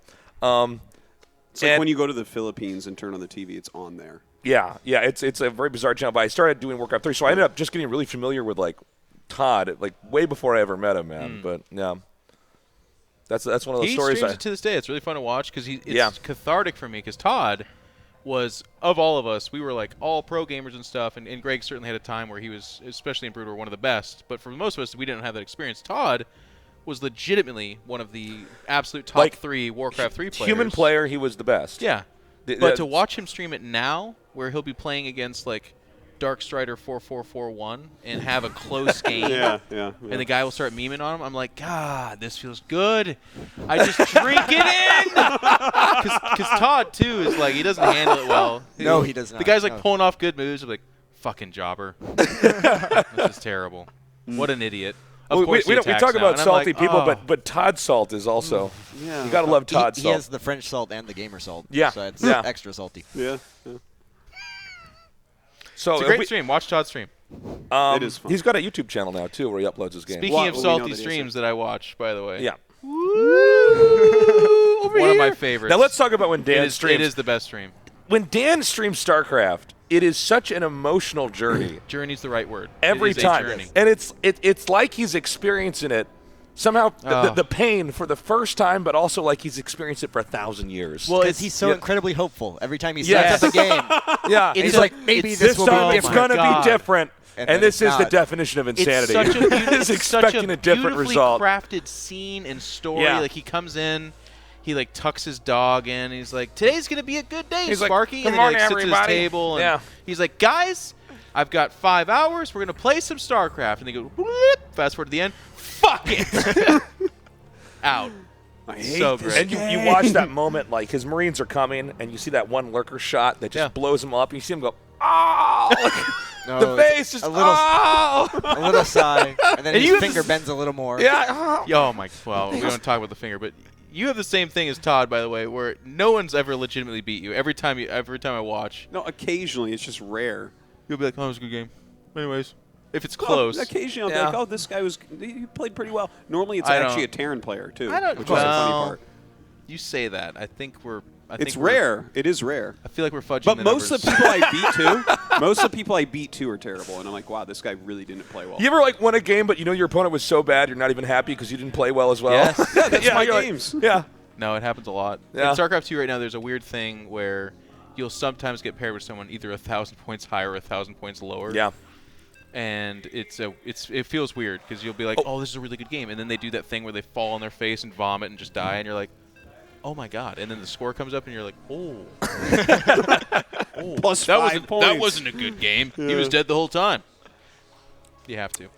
Okay, so we're getting into this game. I think they're doing the 20% buff. Can we get confirmation of what the debuff is? Is it 20? 20? 30. There we go. Pig must really suck, I guess. Who's 70% HP for Dario here? He's playing Protoss. What's his main? He's Zerg, right? He's Zerg. Pig's a Zerg player, but he plays all 3 races. Okay. Look at his but attribute. Does he play them all well, or his Zerg's his best? Okay. Yeah. Wait, is there any intelligence in just sending your workers across the map at this point? Well, that's actually a good point. If you sent like just 2 workers or something and just started attacking there, just send 12. Yeah, so he'd have like 2 more when you got there, but that's. But is that 30% more? I don't think it is. No, it's not. I don't know if we can really math this one out. Like this is I think we just did. I think something I'll never recover from is I still remember when I was drone drilled in the open bracket of an MLG. Like a single drone showed up, and I was like, "That's weird. He's scouting. Oh, that's fine." Then it unfurls. And it's 10 drones, and they start killing my 1 cannon, and then Lings come behind that. Hey, remember the bug where they wouldn't unclump? Yeah, you and they could just hit just with make that? them. Yeah. Oh So yeah. you had like 120 One-shot damage workers. drone. Yeah. Yeah. That was terrible. Does Pig have like a hotkey problem or something? He's like, I don't know. I noticed that they have more health. Well, this will be the last day. It's the actual 20th anniversary, which is really cool. It was really nice of Tim to stop by. He is actually, by the way, we can't say this too much on the couch because it gets a little bit awkward, but he's actually such a nice guy. He's such a good. solid dude. Yeah. And he actually really cares, which feels good as a StarCraft person to know that someone is the lead developer over there in that role, that Dan gave him. And he's just, he actually cares. You're the lead developer, right? It's like, that's not his title. I love it because it's such a, we all have our thing. That is Dan's thing, is like uttermost confidence. So he's like, you are, and then his brain just goes, just say something. And he's like, you are lead developer. And Tim's like, no, that's not a position. That's not even a thing. Like, what? Like, what am I developing? And Dan's brain's just like, you know what? Fuck it. You tried. It's fine. Yeah. Bounce back. Make fun of Nick. Make fun of Nick. That's the bounce back right there. Get it off of you. Put it onto your friend. Yeah, this is what friends are for. Throw them under the wheels. This couch, he deserves this. This is essentially a couch segment of like who are we going to berate next? Yeah. It's a hot potato of that. Oh, well, without Day9 here to bring us back, Yeah. I mean, that's what I do, it's man. chaos. Greg has been here hanging out with everyone and kind of, talking and playing some. Does it make you miss this at all? Oh yeah, for sure. Yeah. Especially Brood War. Watching. So are you going to join Clash as well? And no? Probably not. No. Brood But War, like yeah. watching Tyler and Yost play Brood War yesterday was fun and tempting. But I mean, that's the problem though. Like if I start playing it, I'm probably going to enjoy wanna it, go and hardcore. that's not feasible. You're like, oh, I don't want to enjoy something. I like that. I actually like what you did in your path is that you loved the competition so much, but it's hard, and you kind of had your taste, and now you're okay. Yeah, it was like a period in your life, and you're still able. I mean, we had you on the show. You've come back. You've done this. It's fine. Oh That's yeah, this cool. is a lot of fun. Getting to see everyone again. Also, it's interesting, when you're younger. I'm talking about you, Greg, but just in general. It's StarCraft's a difficult game to just kind of deal with emotionally. Very you know what I mean? It's really frustrating. Yeah. You know. There's a lot of stress involved. Yeah. Well, unless you play Protoss. Yeah. I will always play it, and I enjoy. That was a great joke. Everybody, please, polite laughter. It only comes once every full moon. That was some red meat for the for the viewers. I really enjoy it, but it is funny how you kind of have to put it in a different place at different stages of your life. Like, right, for sure. Yeah. I'm still commentating, and I love the game, so I do play it. But I do not enjoy it 10 hours a day like I used to, and that's okay. It used to feel like I had to give excuses for that, but it's more understandable now. Right. Yeah. I think it's like what Dan was saying yesterday. You just have to play enough to like not hate yourself for where Yeah. you're at. Just like maintain that Yeah. level. And But then, that's hard. Yeah. I do actually That's kind of still hate hard, myself yeah. because when I ladder, I win 50-50, and I'm losing to guys that like a year or two ago I would handicap myself and be like, I'm going to do this weird build this time because I'm smashing so hard. yeah. And now they're smashing me, and I'm like, it's fun. It's especially weird going back to Brood War and having this. It's like everyone is better than we all were. Yes. Yeah. At our primes, because it's been 7 years since we played and everyone kept playing, and it's really bizarre trying to get back to being an actual good Well, player the scene again. condensed. Because before it was like, Are there any of the random terrible foreigners who just stuck No. with Brood War all the time Yes, and are yes, now yes. really good? That's all of Zeke. them. Yeah. I think I've heard his name. Yeah, Yeah. No, it's all of them. Like Yeah, when I basically, ladder, I don't play a bad game. It's like me that is probably the weaker player of 50% of my games. And there's a point where you get high enough on the ladder where you're facing off people and you're like, my God, who is this person? Like, this person's so good. And Like, you nobody. feel hopeless. Yeah. everyone's Nobody will. macro is so good. Like the game fundamentally changed in that way. Yeah. It's like it used to be that like out of the players I would play would be like Greg would have that good a macro or Noni would. But now it's like everyone on the ladder from 1800 MMR up can spend all of their money. Yeah. Every Protoss has 30 gateways. Yeah. It's like it's just wild. Yeah, like, I mean, when after my hand finally healed and I could play again, like, I would leave my base as Protoss, and they would have so many Hydras. Like, there were never that many when I played before. It was just crazy. Then they do 6-hatch now, and I'm like, that you could always do that? Because it was always 5-hatch Hydra. And I'm just like, oh, all right. It's Mech Like, Terran, and it's all the Protoss players that are blowing my mind right now. Because it used Yeah. to be you'd play Cloud from Italy. You'd play some of these Protoss that were pretty darn good, and you knew who they were. But your other games were like, they were a gimmick Protoss. But now, like Dan was saying, it's just a rock solid. They generally have good macro, and they understand how to play like the meta of the Protoss in the matchup. Which is funny, because in our perspective, because it was so early, there wasn't as much... I don't know. There was just there's more people playing, so there was like enough fluffy around Yeah. it. But then also the communication on how to play was harder to achieve. Yeah, That's like the big thing, I think. Like we were in the dark unless a replay got leaked, and then it's still one replay. You know, Right. One set of circumstances. and that was also a really weird factor as well, right? Because a replay is how you can, if you put that in the public, that's how you exhibit to the world. Yeah. You're like peacocking to all the other players, like, look, I'm sick. I'm like really good.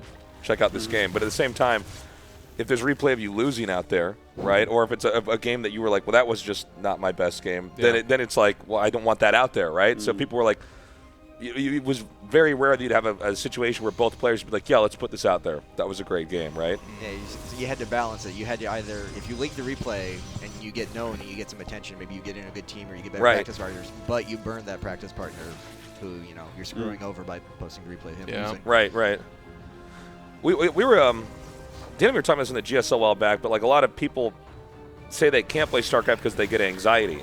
Oh, yeah. Like ladder anxiety. Did you ever have any anxiety laddering in general, Greg? You're asking Greg if you ever No, had... I'm getting a bigger picture, sort of rhetorical, because I know the answer is probably no, but...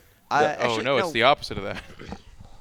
Well, I mean, anxiety for tournaments and stuff, but not for ladder so much. Yeah. But Very when specific thing, yeah. When I first switched from money maps to low money maps, then I was anxious, because, like, there's that attitude in the scene that, like, money maps aren't real StarCraft. Right, you know? yeah. So I was like, oh, I've It's a played this a stigma. lot, and I'm good at it, but now I'm going to go to, like, the real hard thing. It's going to be weird and a shot to the ego and stuff. But as soon as I got into that, no, not really. Yeah, I always felt like with laddering, because I know a lot of people struggle with, like, laddering. Like, I know I personally struggled for a while when I was on WG Tour that I get to a certain rank, and my win ratio would be really good. Right? Were you one of those resetters? I was a resetter. Reset? Yeah. No, I know. I would get up. I'd be like, it'd have like a pretty good win ratio. It'd be like 45-5 or something. But you get to a point where obviously then you have to start losing more because you're playing better people. And for me, I did not like that. I wanted the cool win ratio. 50-3. Yeah, because you'd see these other players be like, wow, that Not guy went me. like I was a 60-4. filthy grinder. Yeah, but then I had to realize, no, I'm laddering to learn. It's not something to just present. That's deep. As it is, you know what I mean? It's like just a rank you get to. It doesn't matter how many wins and losses because you're at that level at that point in time. I never really cared about my ranks and stuff, but occasionally I would have to reset or make a new account because all the media guys were all friends on Icy Cup, and like every now and then I would have this weird funk where we'd all get up to B+ easily, right? But like I'd be at B- with a losing record, and everyone would be like, what are you doing? And I play like 100 games on that account, and I'm like 40 and 60 B- or something. I'm like, okay, I just got to start a new account. And then I would get up to the B+ or something, and I'd be like, what is wrong with me? I did this early season versus late season was such a huge difference. That was always maybe that was part of it. Oh, it was huge. I just know occasionally that happened to me. I never saw it happen to anyone else. I was like, ladder ranks were good, but Greg, correct me if I'm wrong. I feel like the real measurement was qualifying for the TSL. Like, between you and I think we're the only two guys here that did. I qualified for TSL. Did you the first time? The first one, yeah. Oh, okay. The second and third were the really hard ones, though, right? That was. Third one I did not enter the qualifier for. Oh yeah. The second one I don't remember what happened. I only remember two of them. Which? Wait, yeah, no, the third was in. I barely remember StarCraft TSL 2. to be honest. TSL 2 wasn't that when I was in Korea? Yeah. You're all butchering. I believe I was in Korea for that, so I didn't play. Yeah, I don't figured think you were going I don't think you somewhere played with in that, that, but I didn't Dan. get it, so I just. Well, there was the WDT, which is the precursor to the TSL. Then there was two TSLs. And I'm trying to make fun of Dan was because the he only WDT? qualified for one of them. Yeah, I think I didn't play the calls for the second one. You absolutely did. Did I? That's the joke. I mean, but it was it's just so I stupid just like now. laddering. Thing was, at that point in time, we were in Korea and we were trying to. Not only did he try, but he had this whole speech about how it was stupid and ladder qualifications are dumb. But now he's like, I don't think I even tried. I'll go with so that. stupid. That's fine. Oh my God. Was I in Korea being a professional commentator at the time? I actually just don't remember, Jeff. I'm on to you, Jeff Dan. wants you to remember so I'm bad. on to you here. Do you remember the ASL Ansandi Star League? Yeah, Ansandi. I don't remember that at all either. I don't remember No. it being called ASL. Or whatever. I remember the Ansandi League or whatever. I qualified for that, didn't I, Jeff? Did you qualify for that? Because there's only the top 16 foreign ladder players. I don't know what that is. Yeah, you tried and you didn't qualify. I just want to point that out. That doesn't sound like me. It was you you. qualifying me not doesn't sound correct here. I'm calling bullshit Go on look this it up one. on Wikipedia. I was like, was this 1997 or something like that? Was there? No, it was 2008, 2009. Did that end up being like a LAN finals in Korea or something? I don't really remember. No, the guy like bailed think out. There nobody was knows. no player or Oh, something. yeah. Oh, really? Yeah. I remember. Oh, it never happened. Okay. Well, there was a The qualification. qualifier did happen. Yeah. Then No, the tournament real didn't. one you got to say, Dan, that people don't know, which is actually cool, is you qualified for the GSL. That is Oh, true. yeah. That was so weird because like and I did try for that, and I did fail. by the way. You know, the moment when you're trying to You both, came within both one be game, Jeff. It was a valiant effort. It was Well, it was also the second one. You qualified for the one that fucking Torch qualified for as Wow. Dude, but I like how I'm like, Jeff, you did a really good job, and you're like, well, mine was harder and yours was easy. You're right. Thank I you, should Jeff. have. I'm sorry. I should have dialed that back. When you think and back, actually, the second one I almost qualified for, and Beyond barely came back when I had a bit. So thank you very much. And it was Beyond, for Pete's sakes. I actually. Well, this was back before he was Beyond. He was bleached. He was bleached back then. That I was did his not ID. remember that. Yeah, from like an anime or something.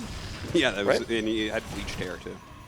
So it could have been many things. This is a sick game, by the way. Some of the chat's works on really so He many bad. uses levels. bleach to clean his sink as well. I mean, there's so many Can you possibilities please talk here. about these Immortals hitting these 30% health What units? I can talk about is the sick-ass skins that Pig is using. These are like He is a baller. crazy skins. Casterman's been pretty Gotcha. good. And we. Oh, that's so my creative. God. That's so creative. We should use. Oh my god. Why didn't he use feedback though? Because that would be more wouldn't be creative. No, that would be less creative. That's what you're supposed to do. Why doesn't he grab two of them and make an Archon? What happens? Can you do that? Dario, what happens if you do that? It's feedback. You should have feedbacked there. Abduct two and Dario, make an Archon. focus. Be more creative. What happens if you abduct two and make an Archon? Do you have two strings going in the Archon? They cancel is what. If you abduct two, if you take two of them, right, and you make an Archon, do you have two neurals going in? Dario, if there are two trains headed towards each other, okay, one's going this fast, the other one's going that fast. When do they hit? And one's going to hit 5 people, and the other one's going to hit 1 person. If you switch the track, then... Dario, how many countries are there in Europe? Come on, just let's make this harder. There should be only. Dario, can you name 5 American presidents? Go, come on. It says Harriet Truman. Thing is, he's talking to us about. We can't hear what he's saying because we have headsets on. He's doing it, and yet we keep talking to him. Yeah. Well, he's responding back, you know. Like.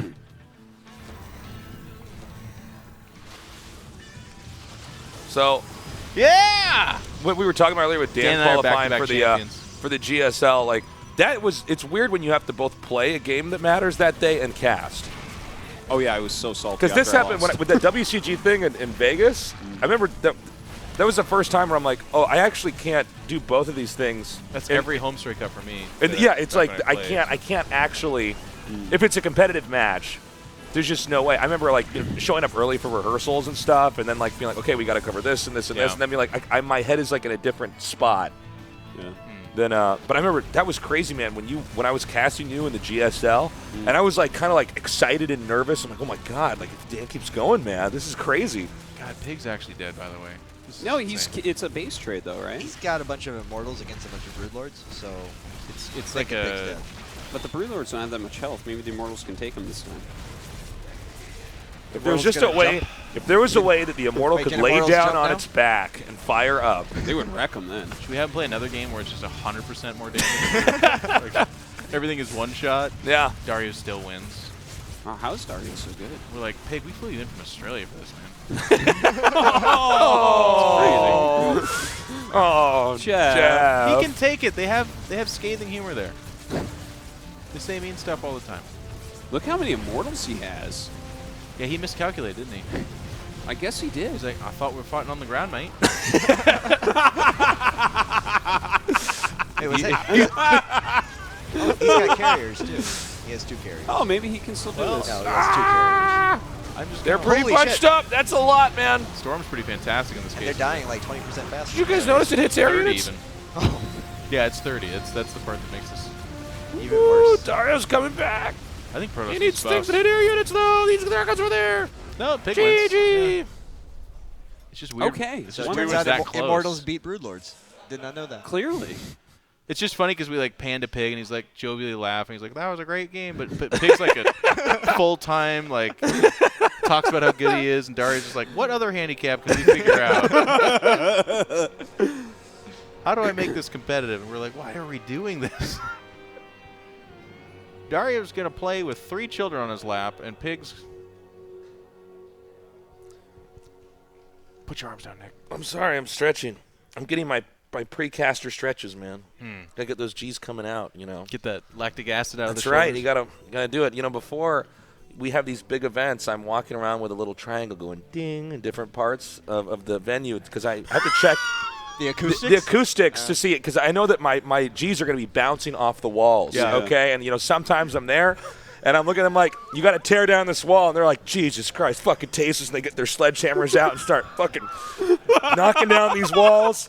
They're like, why are we here? If he wasn't so good at that fucking letter, it's just one letter he says 2 times. It's crazy. But that's a secret. You got these precaster stretches, and oh, that's how we got there. Okay. And I need a bowl of only green M&Ms too. That's the other thing.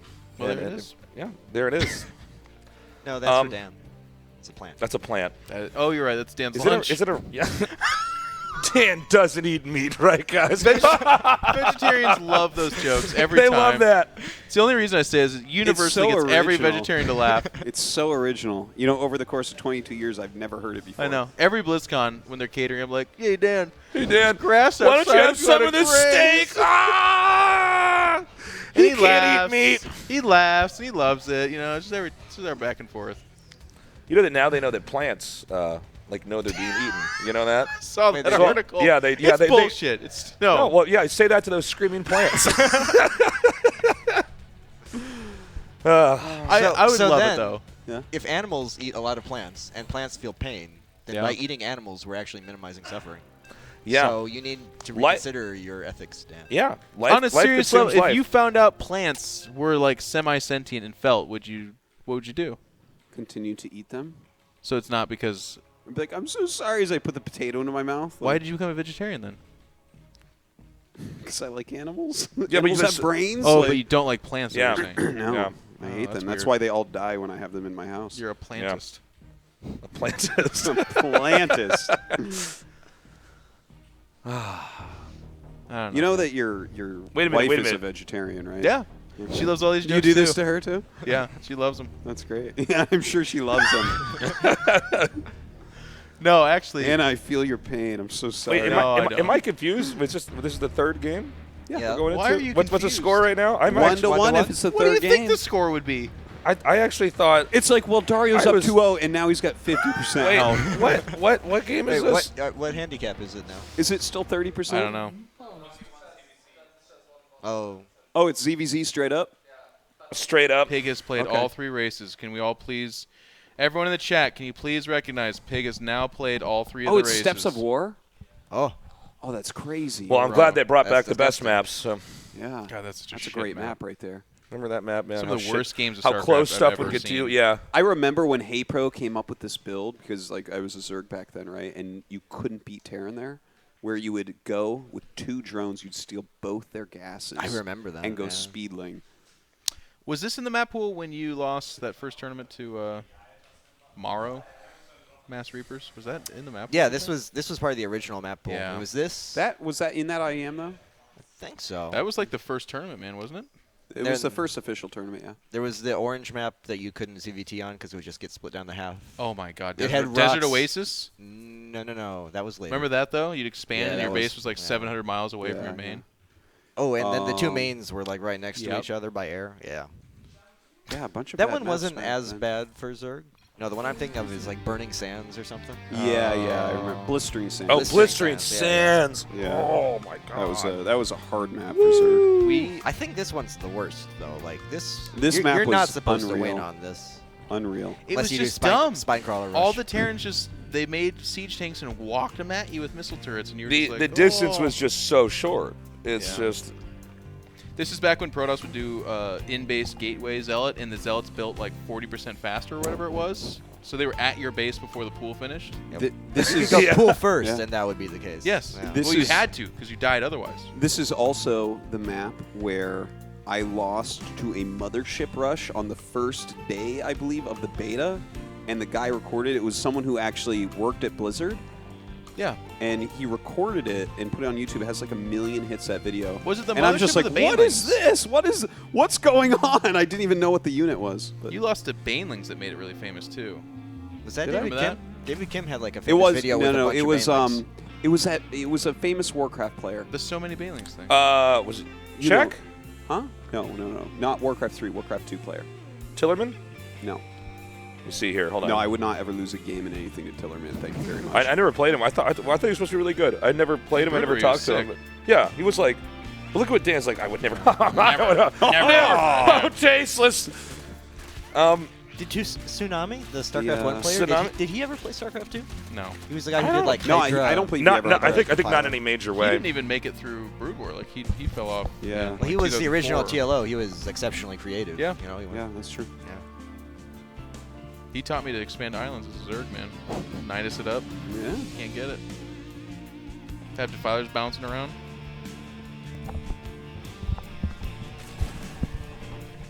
Yeah, there were a period of like a couple people that really had a huge impact on the game. That like, this is like people like. I mean, for Tsunami, it was stuff like he was using burrow a lot, and it's sort of like everybody knew that would be good, but he would get really smart with it, like have stuff just burrowed in the middle of the map and unburrowed to surround your stuff. Then Boxer in one game, see if you guys remember this, he off-raced his Zerg and did Hydra burrow micro, where like if one got wounded, he burrowed it and then popped up another one. And everyone lost their shit for like 2 days. Nobody else could do it, and it didn't really work for him either. So it just disappeared. I love that. Yeah. Nobody like- could do it, and it didn't work for him either.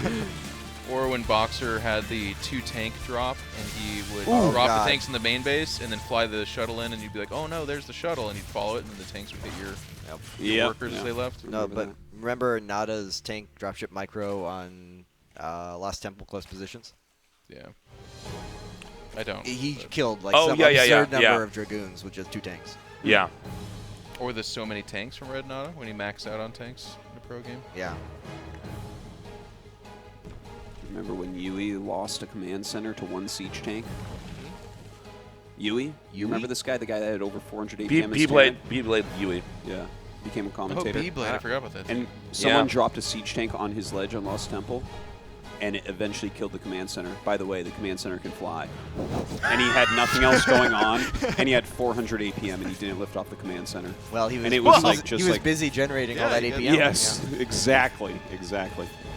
By the way, Pig has taken some significant damage this game. 20 years of StarCraft, guys, so we put it on the shittiest map with the shittiest matchup.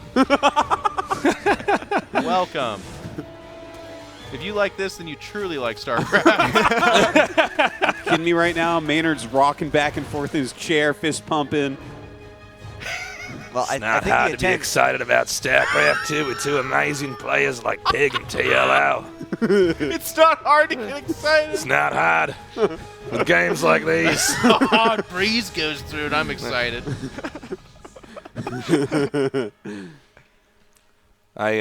Speaking of the B-Blade stuff, B-Blade leader, right? The guy who like won the first thing. Remember Z-Zone? Is he the guy who's still a commentator in Korea? Yeah.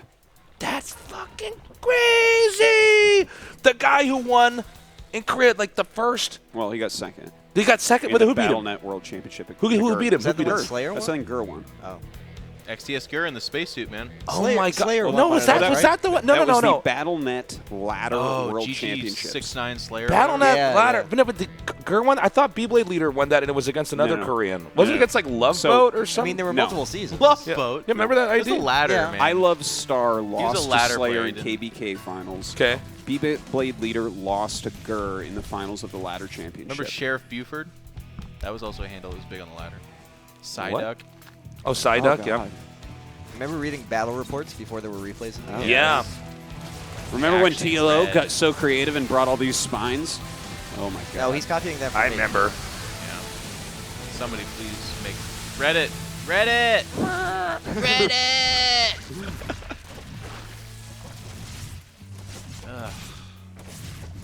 So who wins this fight? What do you think?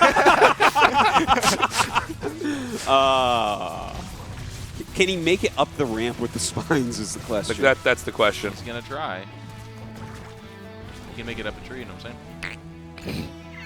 Oh my God. Every time, by the way. Jeff in control. Every Robinson, time. That's why you make the big bucks. One broadcast, I make a fart sound. Marco Bletz, without fail, just picks up his phone immediately. He's like, yeah, if you can ask Jeff not to make fart sounds. Every time. He's spray painting GG. Oh, the Manor GG. The Manor GG. Wait, what's that? How do you do You that? can spray with a worker with the Y button. Nobody knows Hydra. It's only TLO can do it. I actually never see it. No one ever does it. I don't ever do it. I didn't even know the command to do it. I saw that the workers had an ability now. I didn't know if it was like an attack. No, it's. Oh, is that it? It's spray paint. Yeah, because it's only workers that have it, right? Yeah. Oh, this is a great game. All right. TLO wins. They pay us to be here, guys. Well, I don't know if TLO. I'm big anymore. TLO, come on over. Come on over. I won't hate too much. Or should we get Who's Pig getting over up? We can have both of them. I'll get up. I'll get up. Yeah, we'll Let's all leave at once and just. All right, watch out. There's some water bottles down here.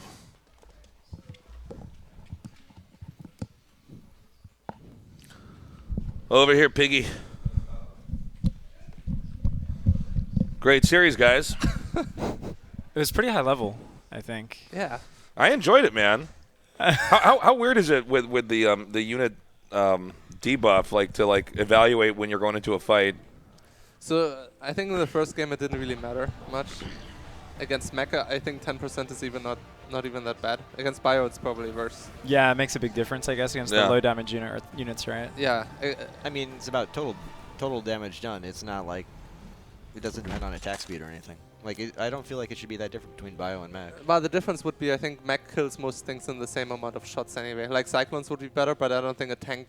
Because there's so much overkill, so it kind of negates out a little bit. Yeah. Whereas with like Marines, most you're going to overkill is like 6 or 10 damage from a Marauder shot, right? Okay. What is like the matchup where that would be the craziest? The debuff would make that the craziest matchup. Like the worst matchup, or I mean, I guess would it be mirror matchups always think first, like TVT or something? Yeah, Because Zerg Marines. versus Zerg as well. Like Zergling fights, like they just hit each other twice and they die. Yeah. Like yeah, I think it would make sense that non-mirror matchups are more playable because you can kind of in fights more.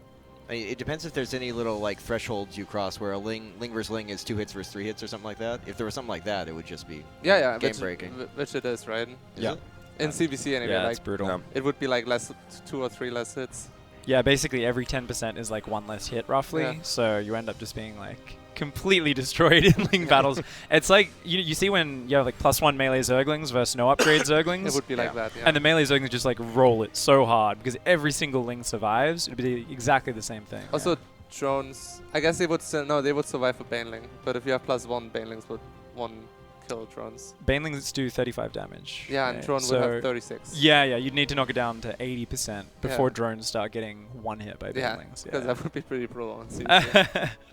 But yeah, Broodlord's not so good versus Psystorm on 70% apparently. Yeah, apparently not. Yeah. Oh my god, what is it like playing on Steps of War? By the way, fuck that map.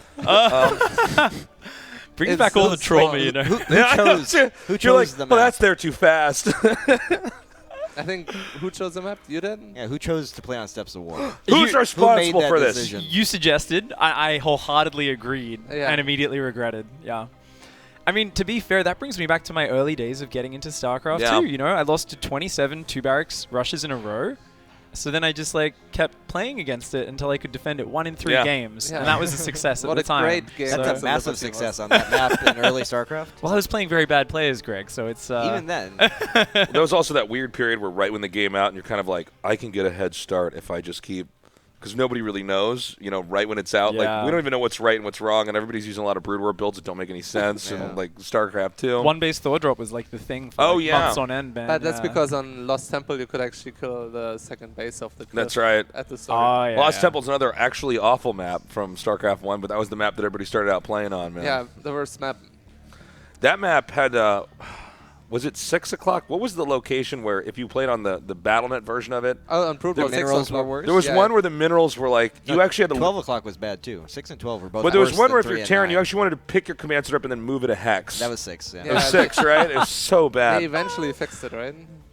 Yeah. Was or there was like Game I Lost Temple or something like that. Yeah, we started using, like, someone made a version of it. Right, yeah. Everyone adopted that. So coming up next, we have a I'm sorry, is it 2v2 or 2v2v2v2v2? Just 2v2? Thank you, guys. So we're going to go to a short break. When we come back, more StarCraft 2 action here at the 20-year anniversary. Don't go away.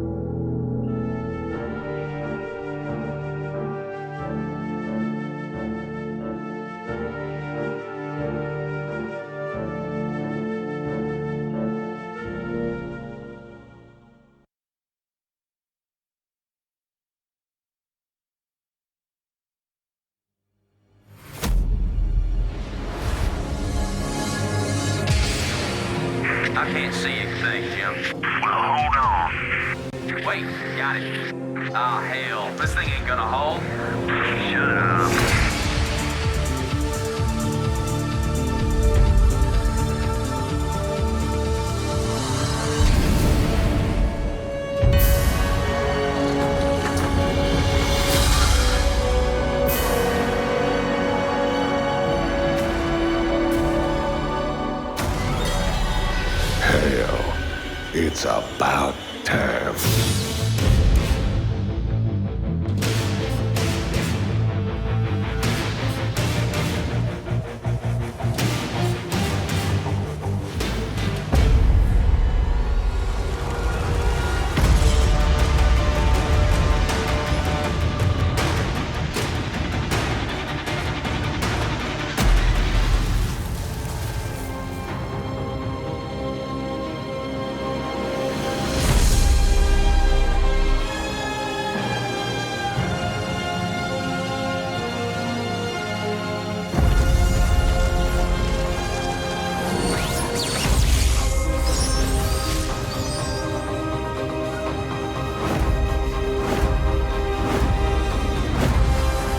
My life for hire.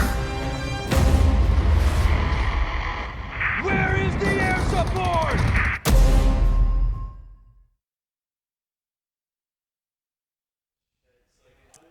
So tell me more about your family.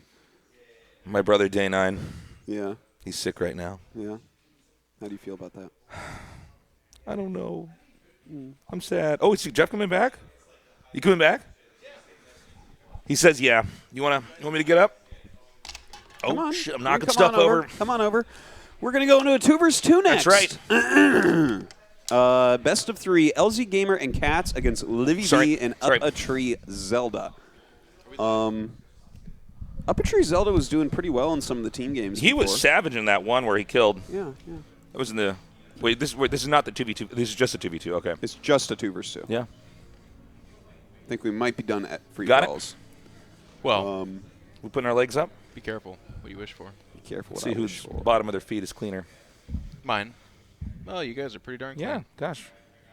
That's how you can tell we don't go outside. We play computer games all day. That's right. And now everyone knows I have smaller feet than you guys. That's right. Dan's shoe size is a 6, I think, right? Something like that. But those are girls' shoes, so it might be a different size. We're not totally sure. Not only do I have cankles, but like actually there's no foot either. There's just a hoof at the bottom. We had this whole thing we would joke about on GSL because people never would see our legs ever, right? And it was like we could actually be centaurs and no one would know. That would be really shocking, though. And You what's like crazy, step out from behind the table and you're what's just a crazy horse. is think about this: we're on the second floor of that studio, right? can't get and down. horses can't go downstairs, nor can cows. Quadrupeds like this, so that would mean that they would have to kill us and then have clones downstairs and then bring them back up for the next. Oh my God, that got dark so fast. Yeah. Wow. In the basement of the Horses GSL, can't there's go nothing downstairs? but big green tubes of centaur casters that they're slowly think of growing. that. Of course they can't go downstairs. Yeah. They have to make ramps and stuff for them, don't Yeah, if you get attacked by a centaur army, you just run in downstairs into the basement, and they're like, oh, I don't know. I mean, how much? We have to go around a corner too because they'll shoot you with their bow and arrow. Yeah, that's right. Well, they let's would face nail you it. with I believe centaurs always have to fight. Did we figure with a out bow and colors here, arrow? by the way? Huh? Use spears. Is this blue versus red? Yeah. You gotta think if you're a centaur, that can't be good for your spine to be running like that. Yeah. You know, Well, they evolve differently, Tasteless. Well, I think the upper body is the. Are you a centaur doctor suddenly? I wouldn't have been a horse doctor, that's for sure. I'll go right into the centaur doctoring, yeah. It makes sense. The two Yeah. of them kind of. The physiology gets a little bit weird in the upper half, but it's basically the same idea. Is it weird to ride a centaur? Well, people so ride. In any well, mythology, it's rude to assume that you can ride a centaur. I was But just if they gonna give ask. you, Like, if they you ride let it? you. I was going to take this a different route because I think it'd be super weird for them to ride you. Would it be weird for a minotaur to ride a centaur? Yeah, they both have that tar ending. What's the deal with that? Yeah, what's the tar word? Is there some kind of Latin we're going to learn here? Well, it is Latin for sure. Is tar? I don't know. I've heard of tartar sauce, so that That's gets kinda right. weird. Yeah. Is that just I horse think it might sauce? be Greek. Yeah. Horse sauce. There's also like Worcestershire oil sauce. tar. Yeah. There is. There's also the Whoa. ninja turtles. Okay. Never had a root canal of a joke. So, yeah, so double Who's Zerg who? from Cats and LZ Gamer Super tryhard. on the top, on the left side here. Up a tree and Livy B. Yeah, and that's a Zerg Terran. So if Livy B can live, then maybe it can work out. You know, Up a Tree will probably, he's just teching up, so. Yeah, I love this like double Zerg against Zerg Terran. It's kind of like, well, this is awkward.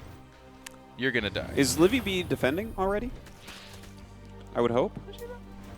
Can we This see one's going to Livy be B's problematic. base? Yeah, I mean, this happens a lot, and I think pretty much. Where's the entrance though? Yeah, this map is there. It is. But where's the entrance to that entrance?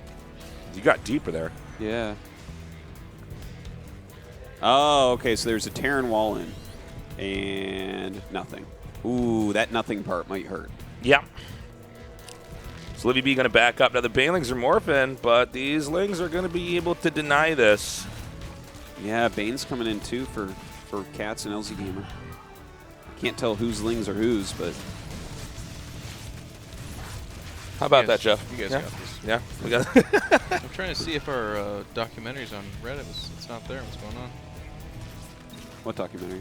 Oh, the one where you're in the really, really blue shirt, Yeah, like you're in a dude. Tide commercial? It's really good. Yeah, it's like bluer than those minerals. Yeah. Yeah. I bring out the blue and stuff, man. That's what I do. You rock that blue, dude. Okay, so this is... Well, hold on. Up Tree Magic is down here now. As long as he can actually micro these. That's I think a lot of Livy's still Zerglings going to lose a coming in. lot of drones, though, you know? I feel like she just really needed to defend against double serve. So... Did she expand? Yes. Yeah, I think that was... That's pretty ambitious. I think that's a mistake. 'Cause if you're double Zerg, and then you're against a Zerg Terran, the Terran can't really get the game started. You know, Terran, that's why they have to wall in 1v1s and stuff like that. Yeah, you got a turtle, right? But that means you also can't defend. You know, in 2v2, it's really interesting. There's always... The Zerg is always the battery of the rush. It doesn't Battery. mean, it's like the attention is always going to be on the Zerg. If there's Yeah. Zergs in the 2v2, you're supposed to be attacking that, and the other Zerg's supposed to be defending it, while the ally then gets like further and further ahead tech-wise. Zerg has a certain fragility to them, you know, when they have to Fragility? make- That word he just said. is so Yeah. beautiful. What did he say? He's like Fragility. fragility. Fragility. They have fragility to Fragility. I think he meant fertility, right? Yeah, I think, yeah, he meant fraternity, but you can't use it like that. So, yeah, whatever. I meant to work. It's okay, Dan. We got you. Go ahead. Yeah, Yeah, your points, Yeah. please, sir. I already did it. I think you guys understand. I think I've made myself exceedingly clear. Yeah. Such a beautiful game. It is. I Isn't that love. That was this disappointing. game. They changed Widow Mines that after they shoot, they can be spotted. I don't know. Confetti. I like it. Widow Mines were so annoying before when you had to have detection for them. Yeah, but I liked it that way. Yeah. Well, Tim was here. You could have brought that up. We You had a lost your conversation. chance. Yeah. I'm going to stick with the epidemic disease that I talked about, the hive upgrade. I think that's the real. Yeah. I want my lasting impact on StarCraft 2 to be that I convince them To get rid make of a Hive? super upgrade that just hits everything. So, this is going to be a tough one for Up a Tree. That awkward moment when you're still on Hellions and then the roaches start coming in. Yeah, and you're like, ruh-roh. This game's evolved beyond what I was anticipating. Where are these roaches going to go? Where'd they He's go? going to go finish off Livy Oh, B? there's more of them. Uh-oh. There's a lot of roaches. He's like, you did it too? Why? Maybe It's if I could- counterintuitive because you know he's trying to wall in for Maybe it. if I can wall in, she'll be safe. She's like, don't worry, Up a Tree. I'm dead, but there's always tomorrow. Boom. It's always game 2. Poor Livy being Pigman. The Australian scene just falling way behind here. The StarCraft 20 Yeah. anniversary event. Ugh. Well, she did take out White Raw earlier. It's not too Yeah, bad. that's true. Yeah. I mean, Ukraine Those are fell great off games. a long time ago. So, Those were fun games, though. Those were yeah, fun. no, they were on it. In all seriousness, great games. I enjoyed It was them. unfortunate that White Raw was still baffled by mutas 2 games into that series, though. No, they're there again.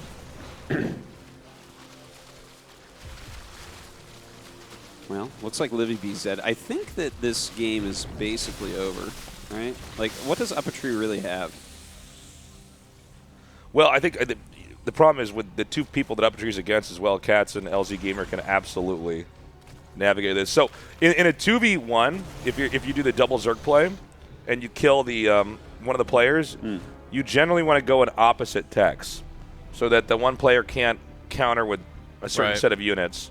So it's like one player would go like mutas or something, the other guy goes with roaches and hydras, and then there's no answer. Right. And that's And you know, you got to keep in mind, especially for the people that have not played any team games, when 2 players rush 1 player and kill that 1 player, the 2 players that rush did put themselves behind in the sense that they also don't have tech or that many resources. So there are actually several games where you'll see 2 players lose in a 2v1 after that, assuming that other player is pretty solid. It'll happen. Well, Uppatry is the guy that kind of teched up. So if Livy B had held, he might have like a sick timing or something. But oh god, Livy B does nothing left now. The trap. The trap. Yep, here it goes. The trap. I've never been so. I've never been so let down. No, and Darth Vader's voice. No. No. That sounds more like Pig's voice to me. No. No way.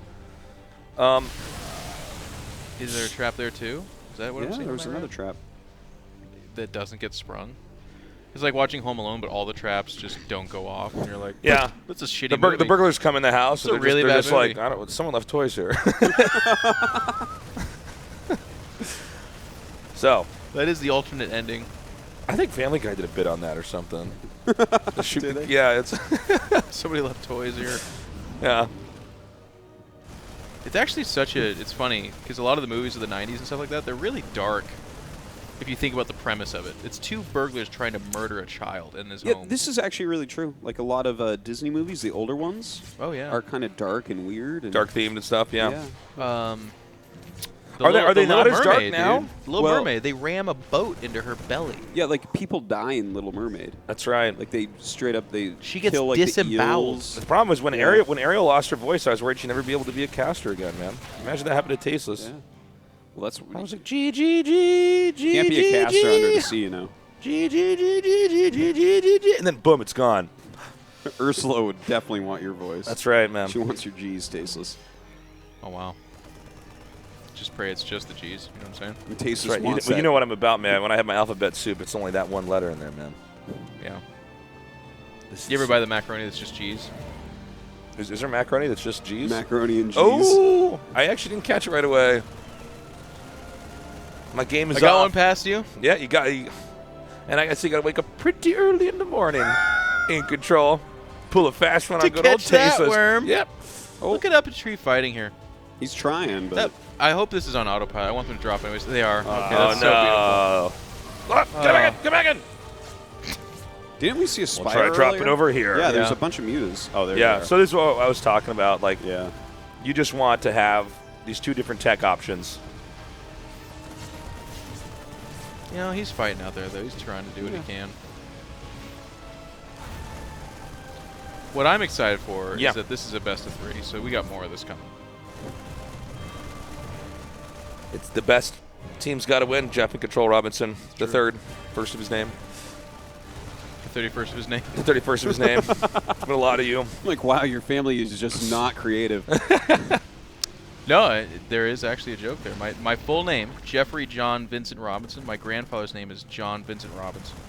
No so kidding. what I've always joked and threatened is to continue that, is to make that a tradition, because that's definitely not the tradition. I have that tradition in my family. Yeah? The oldest son has the middle name Alexander, and since I'm the oldest, I'm like the 4th Alexander in that line.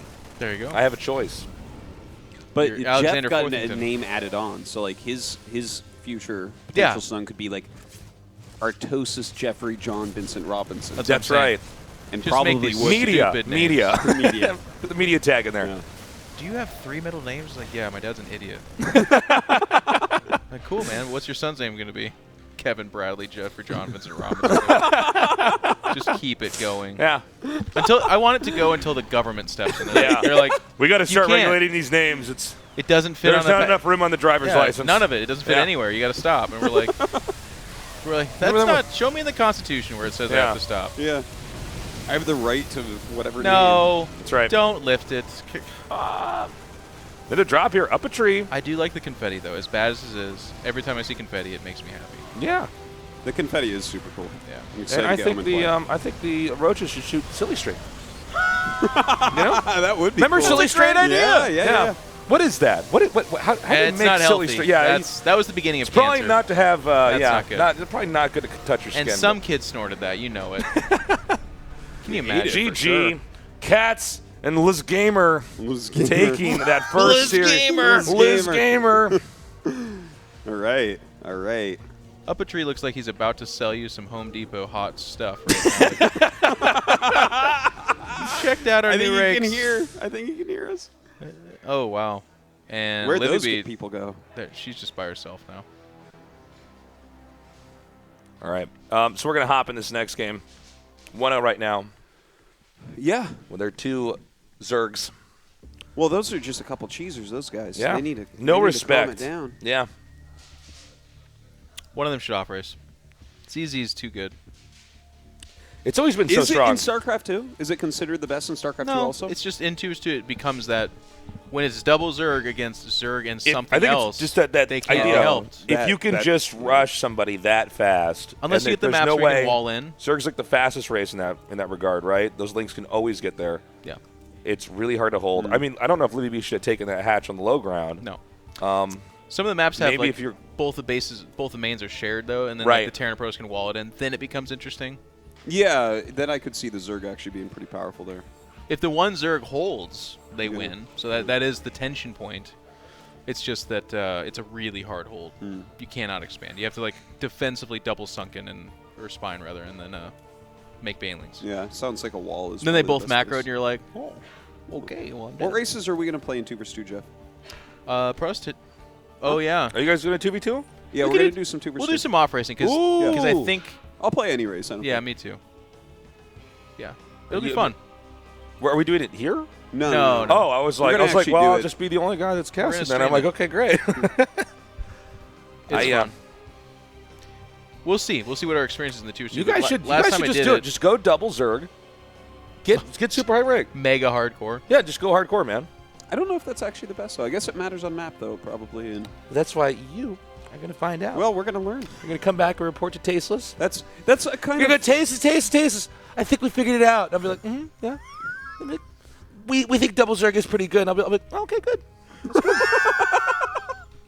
And then we're going to go play some more games. I'm like, okay, yeah, that's good. I'm just here with my cats. Yeah. This is kind of an unforeseen consequence of this event that I'm going to play 2 vs 2 within Control. Yeah. Never really thought That's of cool, it so though. much before. This has been so fun. And when the StarCraft Remastered 2 vs 2 ladder comes out, I want to play with both of you guys. I think that'd be fun. Yeah. Because I actually know things about One thing is, StarCraft actually, 1. StarCraft 1 2v2 we can all do. Brood War 2 vs 2 was actually so fun. It was so. That was good. I bit my tongue because you guys were having a conversation about how Media never won 2 vs 2. We actually won like all of them. I was a very good 2 vs 2 player. I played most of them. You guys don't remember that, and I was over there just dying inside. Were you? Okay, so Were you though? In the Nation Wars, it was like me and Blackjack and all of them. Oh, Blackjack was. That's right. Yeah. What is wrong with us? Player. I don't know. We're an amazing group of people. That was our strength. It was either me and him, or we had LJT we for did a have a while. 2v2 ringer. LJT. Yeah. On USA B. LJT. Which was better than USA A by far. And then we became USA. Well, because they yeah, fell remember that apart. was that 2v2 team, LJT and Magoo, and I was Magoo like, was sick too. I People was think he hacked, but he was good. Well, yeah, but he would show up at lands and still crush people. Maybe he hacked, I don't know, but also he was kind of weird He was a because good like player, him and though. LJT like did not talk. Neither of them. to each other or anybody No. else, and it was weird because I would I would be like a ringer for them sometimes, and I would like type like, what are we doing? And he was like, stop talking. Yeah. Just like. He's Well, like, he's like, I don't know. You just have to kind of like look and just feel it out. And I'm like, My first whoa. WCG 2004, I played LJT in the finals of that LAN, which I then didn't go to the USA finals because it was pay for yourself, and at the time I was whatever. But he was like a 5 foot tall guy from China. Did not say a word the entire LAN. Super quiet guy, huh? Very quiet. He was a lot older than everyone, too. He was like 5 years older or something, right? He was an older guy. But he was seriously like he was a just- handsome man. You didn't look at him and think this is an older guy. He just was No, older. of course. But like those two guys, because there was like a rivalry where there was LGT and Magoo on the ladder, and then there was Mondragon and Testy. Yeah. They were. they called themselves and they the best. both on the ladder. Like one team had like I think it was something insane like 80 and 4. Well, they were like and the other Olympic team rank was in 2 like vs 2, 60 and 1 or something, and Yeah. and it was just crazy. But like they wouldn't play. Those two teams wouldn't play against each other. I don't think that much. Maybe. Because it would definitively decide who was the best. So they just tried to avoid it. Yeah, that's kind of a funny and weird thing. It's a StarCraft thing. Yeah. It's a StarCraft thing. Yeah, A lot of people did that. I think it is because I was actually thinking to myself, why didn't Nyokin and I ever play TVTs together? Because then it becomes one guy's better than the other, and you have to live with and it. Well, that's the awkward thing about StarCraft with friends Yeah. is you're like, oh, I guess you could just do this thing better than me. Which is crazy about our group because we were all proud, but I guess our desire to get better overrode that some of us had to accept that we were. And we had Bryce who just accepted he was worse than all of us, which was nice. He just was like, yeah. Bryce was a good player, man. Bryce he was a great player, man. Remember how we used to laugh, though, because it would be that time in the game, and the Terrans in our group would just start building 5 bunkers because Bryce had just had enough. Yep. Every time. Dude, it was so funny. It was a break point. At 3 bunkers, he would kill you, and at 4, he would not. Yeah. And it was just like you won or you lost with that attack, just lurker lane. But it was like a storm on the hill. You could just feel Bryce being like, all right, here we go. Yeah. It's like, is he max? No, it's like 172 supply, but this is the time. Yeah. Okay, so this game now, Livy B seems safe. They didn't really rush here, right? There's a gold base, though. Oh. Which, of course, Cats took. That makes This is like Cats Annie, are you with a okay? sneaky from hatch. Papa Roach or something like that. What was that band that did that cover? Never mind. What, Papa Roach? It wasn't Papa Roach, though. Annie, are you okay? Remember the big Alien bands Ant back Farm? there? Okay, no. Alien Ant Farm. That's what it was. Wow, that's a great memory, whoever said that. What? It's me. Well, you set that up for yourself, then. I know. You probably looked Remember that the up other this bands morning. back there? I'm gonna impress You're Artosis. catching on. What else did you listen to, Jeff, when you played StarCraft back in the day? Oh, a lot of Tool. Oh my God. I actually listened to Slipknot. This is Oh, you're a my Slipknot guy. Yeah, I was a Korn guy. Yeah, I love Korn. Mudvayne, I was playing Korn. I'm like, Mom, this is not a phase. This is who I am. No, those were okay, but honestly, it was a lot of Tool because Tool wouldn't get too like blary and yelly Too and stuff like that. distracting, So yeah. it was kind of calming and soothing and nice. A lot of damage just got dealt up a tree, by the way. Oh, so you're the Sean. Okay. Well, I'm sitting in his seat. That's right. You're sitting in his throne. We all kind of are. You know what I mean? They call him Usurper. So, the problem still, though, is even when Double Zerg... Okay, hold up a second. I don't think I have to talk about Hang on, theory there's now. action There's here. actually... There's some action There's happening. some units killing each other. Yeah, the thing with Double Zerg is it's so weird how it can navigate the tempo. You know? Yeah. It's a But lot of big also, words there. you Go know, ahead. when I talk about 2v2, so much of this is rooted in just like the Brood War knowledge and stuff, because I guess we were all more active in that. And one of the things is on some of these maps for StarCraft 2, you can be close together. You can kind of go for something together, whereas in 2v2 and StarCraft 1, it was like you would be playing on 4-player maps that were for one-on-one. They were not making 2v2 tailored maps, so it's sort of you had very far spawns that you had to work with. 2 vs 2 in StarCraft 2 is really fun. It just needed literally probably its own balance team to ever have been flushed out. The idea of resource sharing was cool. StarCraft 2, you mean? Yes. Yeah. But the maps were never there, and it has a different balance. It has like the map pool needed to be built around that and updated all the time. Makes sense. And it never was. So 2 vs 2 is like almost always resided to a couple of people having fun. Right, right.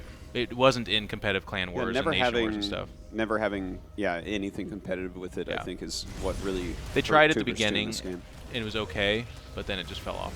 Yeah, I remember I played like one 2 versus 2 match ever. I think I was like paired with Jinro or something, and we ended up losing like 2-3. I can't remember who we were against, something like that. They're all right. It's just like Maybe specifically the maps Jinro. stopped getting updated. So and map makers, like the glory was in making 1v1 maps. I don't blame anyone. It's just that's kind of what happened. Whereas in Brood War, because it was accepted that you're never going to get a balance change, it was just let's constantly make maps to keep it fresh, but you didn't have to worry about that. You didn't have to worry about the meta changing what a 2 vs 2 would look like. It seems like the 2 versus 2 because of things like the resources and the fact that like you can control each other's units, right? Yep, you can assign them over. So it seems like with those two, it could have been actually extremely interesting. Yeah. If it had gotten the support from the competitive scene. And to be fair, some people do find it extremely interesting. I'm saying more. I think what we're all saying is more widespread. It would be cool. Well, the thing is, we don't know much about it. Like we're actually learning. Yeah, we're about it actually this sort of event. not experts on this. You guys are. Listen, I was the captain of Axlab and Strife Crew. We had a 2 vs 2 team that we brought onto our team to do it. Like, stop lumping me in. You guys are like, we know nothing. I'm like, no, I was there. I tried. Yeah, you guys are hurt now, aren't you? Legendary gamer. He's awesome. He is. He became one of the best Hearthstone players ever. In our house, he was known for the phrase, I don't know. Oh, yeah, he's got that cool southern accent. I don't know. I love Colin. Yeah, it's great. So. Oh, they're on the high ground over there. Got it. What did they play 2 versus 2 in? The ZG, man. That was back when we ran our own league and there was 2 versus 2 in it. Yeah, I thought that EG had the only thing that I ever remember having 2 versus 2 in it. That was towards the end. Well, it made sense that that would be there because that's what we were used to having 2v2 sort of as a normal, like, the final slot to put it in there is like, okay, if you're a team of really good players, you should have. It was fun. It enriched Brood War. This was just weird. Warcraft 3 as well. It enriched the W3CL. I didn't know it as much at all. Yeah, no, it was. If we could start over, I would like to have, like, you know, if there were like more big team matches, I would like to have, you know. Imagine if we go back to 2010 and have Legacy of the Void style StarCraft then and good 2 versus 2. Yeah. That would be sick. There would be no Fortnite. It would be over. Oh my god. So this game is sizing up to be a little bit more interesting, a little bit more dynamic. What's Nick, you're like the you know what I did, Jeff? Is I just realized StarCraft. I know.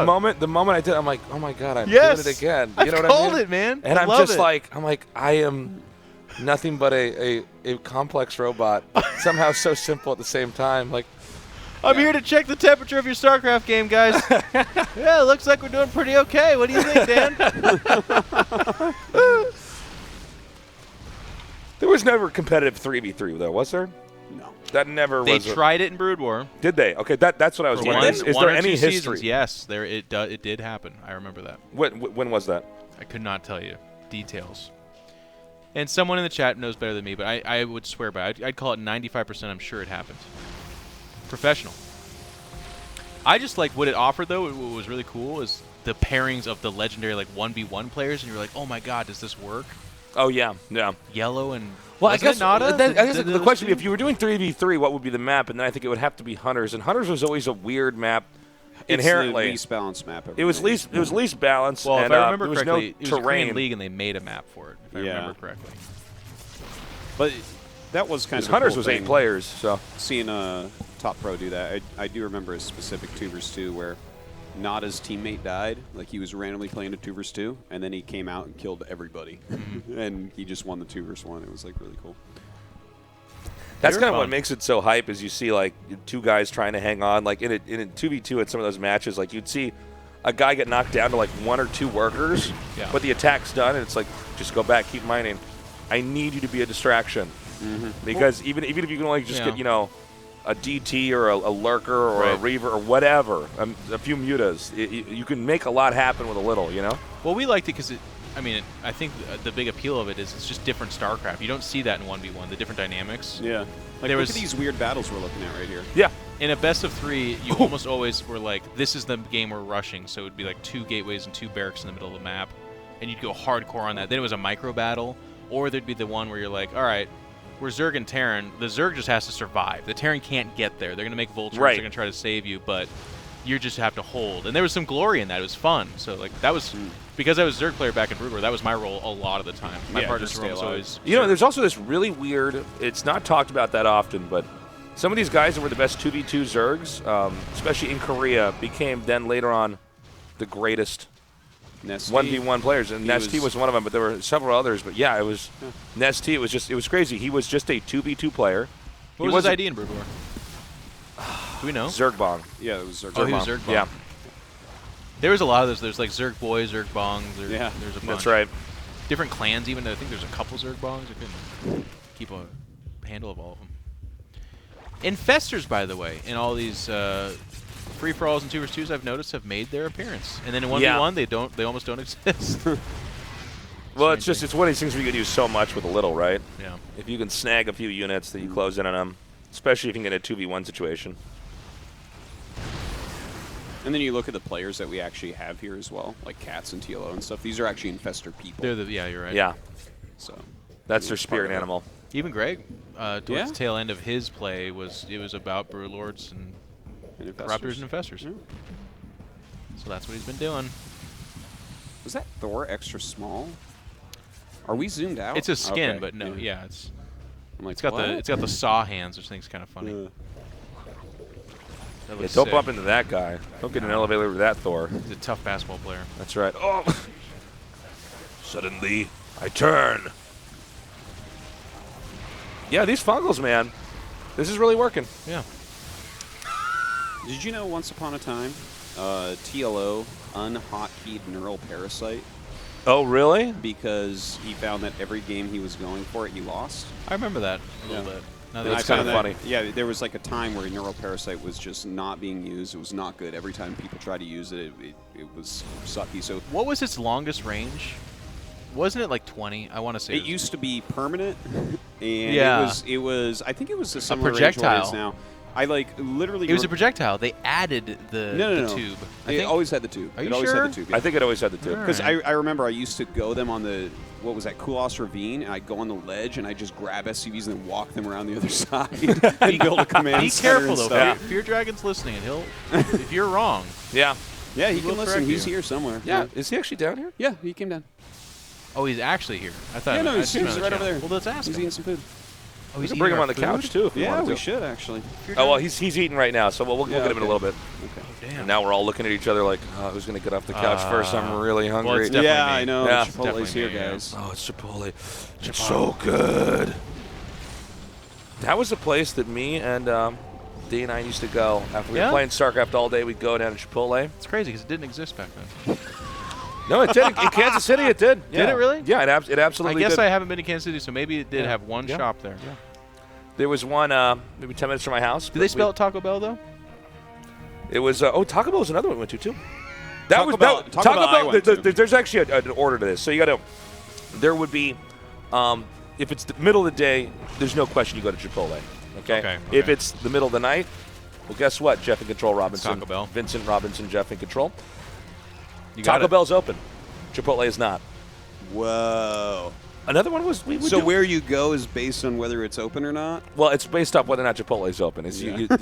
Dan didn't quite get it, but No. Okay. yeah. Thank you for clearing that That's up. no problem. Described his whole If life, you got any more basically. questions, you send it my way, man. But yeah, man, I love doing that, man. I hope Did you have something like a snack or something you guys would be eating, or some kind of fast food? You'd go I pick can't up. speak for Dan, but every time you tell stories about how you and Sean just like went to fast food and played games, I'm so envious. I was 5 or 6 years older than my siblings, so I was just giving them wedgies and like trying to make them eat mud. But you guys are like best friends. Oh, it was like pretty cool actually, because I think it gave us in some ways like an advantage a lot of people didn't have, because I would get to watch someone else play physically, like in Yeah. person, you know. Yeah, that and it definitely was just that's an advantage. Yeah. Because I remember that was when eventually I started going to LANs, and you just see the way that some people played, or like set up their, or just like what keyboard they used. And I gotta say, you Wizard can't- had a keyboard with a split in the middle. You handle Yeah. him being way better at the game than you so well too. Like you're really. Well, it graceful was about brutal, man, because like PvZ especially, like that was a hard matchup, man. Yeah, especially at that absolutely. time. That was before you could fast expand, really. No, And a this lot of is- those games, like I will agree with this. Sarah 100%. DT was like on one base was like not that good. For a lot of Brood Wars history, Protoss just were not beating The Zerg. matchup Dragons. was not figured out, you know. until Bisu came along. Yeah, and then you're like, Basically, oh, yeah. it's not cheese to make a forge and at your natural expansion and just make cannons, or you actually can just like fast expand and just hold off everything. This is a weird battle. Yeah. By the way, there's like Thor's parasitic bomb and a million mutalisks all at once. Oh Yeah. my god. But when Protoss hit their stride, one of the hardest beatings, and I took a lot of beatings in Brood War, they were very hard. One of the hardest ones I ever took was Bisu at that Korean land. One of the only ones I went to. Oh my God, that's right. You played Bisu. He did the absolute standard build. Yeah. But he just had 6 or 7 more zealots. They were immaculately microed, and I never. Sometimes you play those games. I remember when Greg hit his top form too, and I played a couple ZVTs against him where I'm like, oh, nope, they hit that level. You're just not beating him. I think for me, because like PvT at the start was like kind of, it was easy, right? Because Terrans had to figure out how to get mech to begin with. I'm talking about really early on, right? But then the moment when Terrans really started to figure out mech, it was so hard. It was just so weird. I'm like, oh wow, they really have something going on, you know? Like these timing, like especially like some of these timings where they just push out. It's like, okay, I get it, exactly the supply. I have these upgrades. Or even when they just really knew how to turtle, and I'm like, huh, okay. Yeah, that's the same thing. Aha. Now what will you do? We'll kill each other. Wow. Okay, never mind. I thought those were all Vipers for some reason. Oh. Nice fungals here. Counterplay though. Running away. This is a sick 2v2, man. Yeah, it's so this sick. is actually this is kind of what we were hoping to get. I like the mech that's coming out of up a tree this time. Yeah. And not just because I'm Martosis, but it's because when he reasons? was feeling regret with the Marines Regrets versus the mass fungal. Vipers are trying to figure out how to kill that. We right actually now. might in this game get to the point where we're going to run out of bases. Like, the map is almost all taken up. There's just a few other pockets, and considering that it's team game, you know, that's like one expansion each is left over here. Oh, that's big. Yeah, LZ Gamer has so many units. Liz Gamer is just so good. Yeah. Livy B is taking so many hits on her army. Yeah. There's enough pot shots going off where she's getting chiseled away because her supply just dropped to 68. Yeah. 68 200. Yeah. She won't get supply blocked anytime That's soon. true. You don't have to worry about making overlords, Artosis. Yeah. Try to look at the bright side. Seems like slowly but surely the Zergs are kind of closing in. That is a lot of units. I just need like 6 stacked Widow Mines to hit those right now. Oh, that would be very satisfying. Those days are so beautiful. Or I guess 5-6 Thors can probably do something to that as well. They Something similar. pack a wall up. No, but it's the Antier. sound effect with the Widow Mine. There's more to Yeah. it. You know, the moment where you clench up, you're like, ugh, it's going to hit. I've made a terrible mistake. Okay. Different route here. For the mech, I guess. Well, this is actually pretty smart here from Cats. You could just keep chipping away, right? You might just win the econ game. They just, drain away their army. Is Livy B teching back up to air? Can we get a shot of her base? Well, she's at sub 100 supply. Everyone else is at 150 plus. So. She is going. You see production tab. She's trying to get into. Looks like probably Broodlords. Yeah. At this point. Look at this. Thor's in pursuit. He might lose all these mules. Oh my God. God! Hold on. Oh, pick up Thors and follow. Oh my God. They're really hurt. Uh-oh. Wait a minute. What? Are Whoa. those enemies? Yeah, I actually got confused. I'm like, is that not his ally? Like, wait a minute here. Oh, it's weird when you see Swarm Host burrow because you're like, oh yeah, they do still do that. They just don't have to. They do that after they shot the things optional? Is Okay, that I actually think this is going to be the beginning of the end here. Yeah, I think that's just about it. Are you sensing it? I sense it. That's what Tasis does. He puts his ear to the ground. You know how like horses know that an earthquake's going to happen, like just a few minutes before it happens. That's Tasis. That's Tasis with the GGs. I start to feel the letters come out of me. Is it like a GG gag reflex, or is it pretty pleasurable for you? It is what I am made to do. Yeah. Young and control.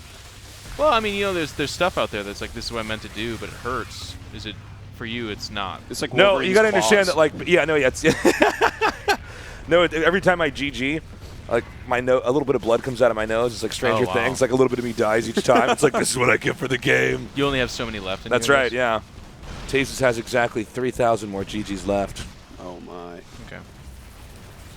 7 more years of GSL and that'll be it. That's right. Do you realize how many games we've casted of that?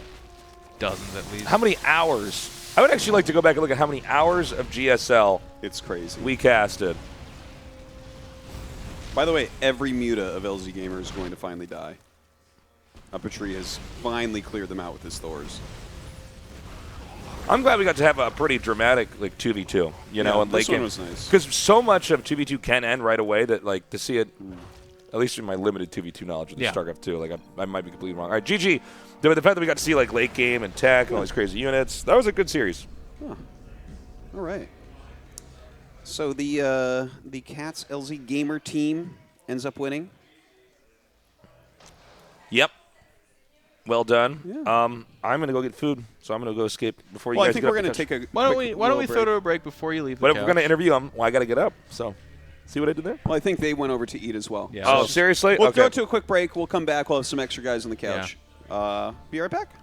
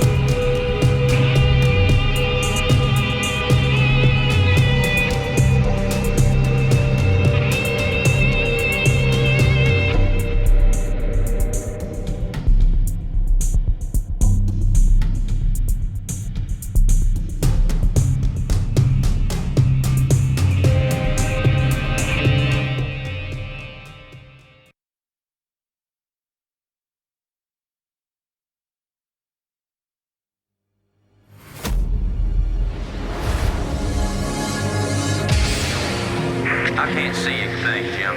Well, hold on. Wait, got it. Oh, hell. This thing ain't gonna hold. Shut up.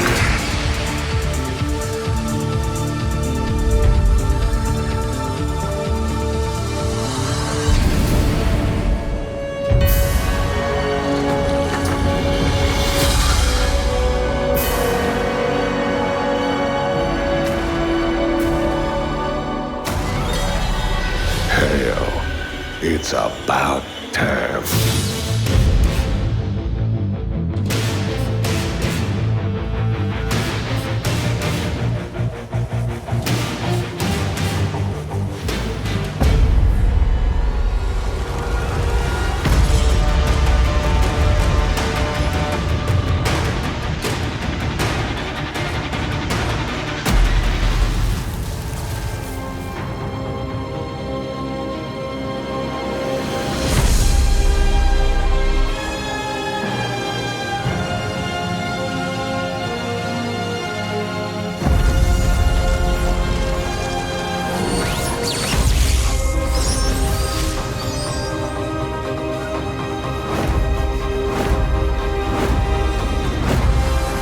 My life for hire.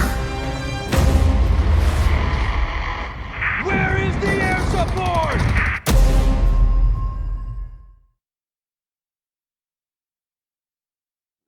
Okay, welcome back, guys, to the 20-year anniversary. As you can see, everyone is digging into Chipotle. I have put my lunch on hold to talk to you two young men. Everyone thinks of TLO and Huck as StarCraft 2 pros or former pro in Huck's case, but you guys started on StarCraft 1. Yeah. Yeah.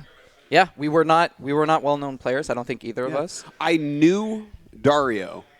I think I probably ran into you once or twice because you were in Keeper, right? Here, talk about your... Yeah. So I mean, I don't imagine a lot of people will recognize these clan names, but I'm sure people here will. Yeah. I was on Rogue with a Velo, actually. Like, wow. 3 years before Keeper. So this is like... That's a long time ago. That's I'm really young at this point. So I was on that team with a Velo, and his ID was Frito Bag or something like that. Very strange. Yeah, Frito Bag. Yeah, very strange. And then I eventually went to Nex, and I was actually Nex Retribution. So then that was kind of confusing with Rhett, and people would always ask me, like, are you Rhett? And I was like, I don't know who the hell Rhett is, but I'm Nex Retribution, represent. And then I joined Keeper, and that was pretty much it. I guess that's where I ended up, but every once in a while I'll play like a good player. I actually played Greg in Nation Wars. Yeah, you were from Team Canada, right? Oh, you took out Greg in Nation War? Canada B. Huck beat you? Canada B? He beat you. He was a hacker. He wasn't a hacker. This guy is out of control. Oh, my God. And then I beat him in StarCraft 2 at MLG. I'm like, yes? Yeah. Were you a hacker there? No, not there either. That's pretty sick, though. And just so everyone knows, Keeper was a pretty legit team. I mean, that was it was like one of these feeder teams. Well, it's also because Keeper was known for hacking some of the members, it was kind of tarnished, so that's where... Yeah, well, I mean, every team from East was back then. Like that. Clan X17 represent. Why not? Let's throw it out there. But, yeah, Huck was around. And Dario, how about you? Yeah, well, I also played Brood War for, I don't know, maybe 4 or 5 years in total. I was the first team I joined was ROA, Riders of Apocalypse, which was like so edgy. It was like you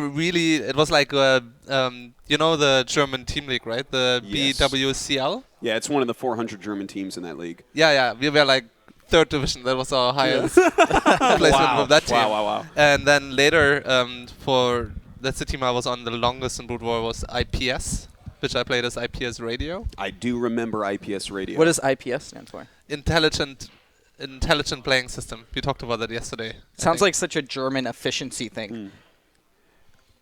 Yeah, it does kind of. You were on the Canada national team. Were you on A or B? I was on B for like 2 weeks, and then I got kicked. Got into like a fight with the leader at the time, and then the Nation War there was team a lot of like despots, man. It was crazy. And I was just some young. And in that kid. little 2 weeks, you got Idra and you beat him. Yeah. And they still kicked you. Yeah. That's pretty funny. That's weird. Now, were you ever on the national team of Germany? I was on the B team for quite a long time. So you were a DT dropper? Yeah, DT drop and proxy because was Germany B was all Protoss, and they all DT dropped. Yep. Every time I play against them, like turrets and scan. And Here we Schnibbler. go. Yeah, Schnibbler. Schnibbler. Yeah, I forgot about him. Came from there. Wow. Yeah. Schnibbler. This is back when Naruto was a good Terran in Brood War. Yeah. Well, good is relative. No, he played Protoss. MTW Naruto. Yeah. And he beat he beat Bryce in. Let's just say beat Greg. Let's just everyone beat Greg. Let's just live it up. Anyone that gets mentioned on this couch, beat Greg. Yeah. Remember that one time he beat Greg and Greg's just like, hacker. The background. No, the best ever was we had this one tournament, WESG in Korea. A lot of us went over there. It was Bryce's first tournament there. Didn't have a good tournament. Lost to the German player, Naruto. And then also played against a Taiwanese. Was he? Japanese. Japanese. The only Japanese player. He had a laminated folder of his builds. That he printed off of Liquipedia. And for Bryce, he selected one, and he played it. And it turns out Plague is really good against mutas.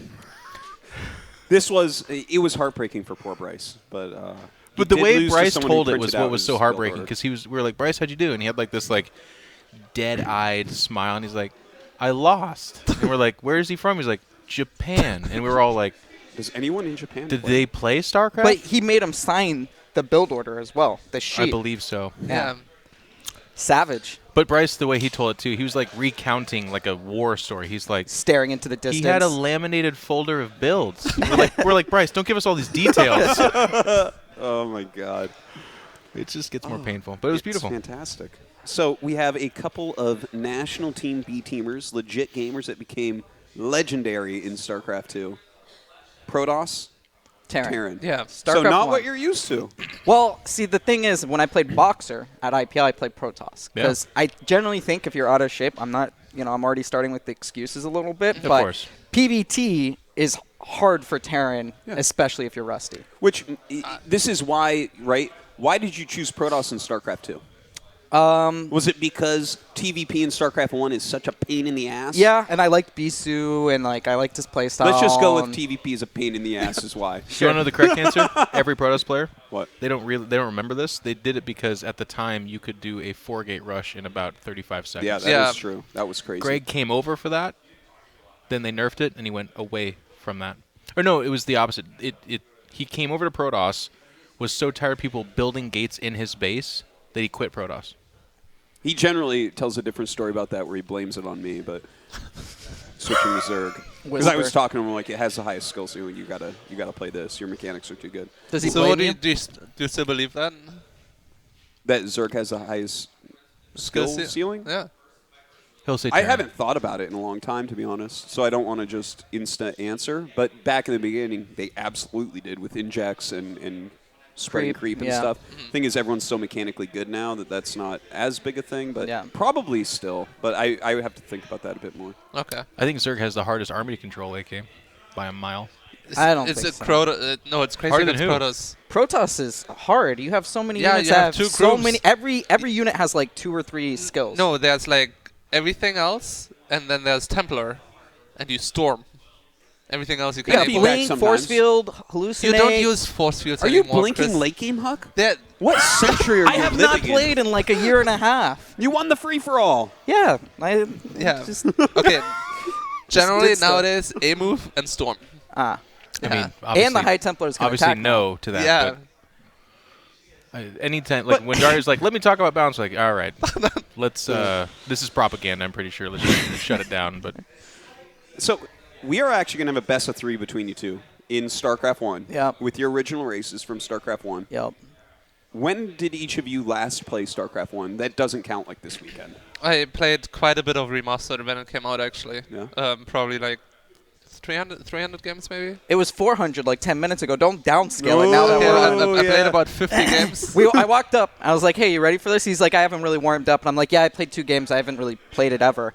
And I was like, how much have you played? And he's like 400 games. And I was like, okay. Ooh, and he's still an active pro. I got a lot Meanwhile, to you're in lose an here. office like filling out papers now, right? Something like that. Yeah. Something like that. It'll be all right.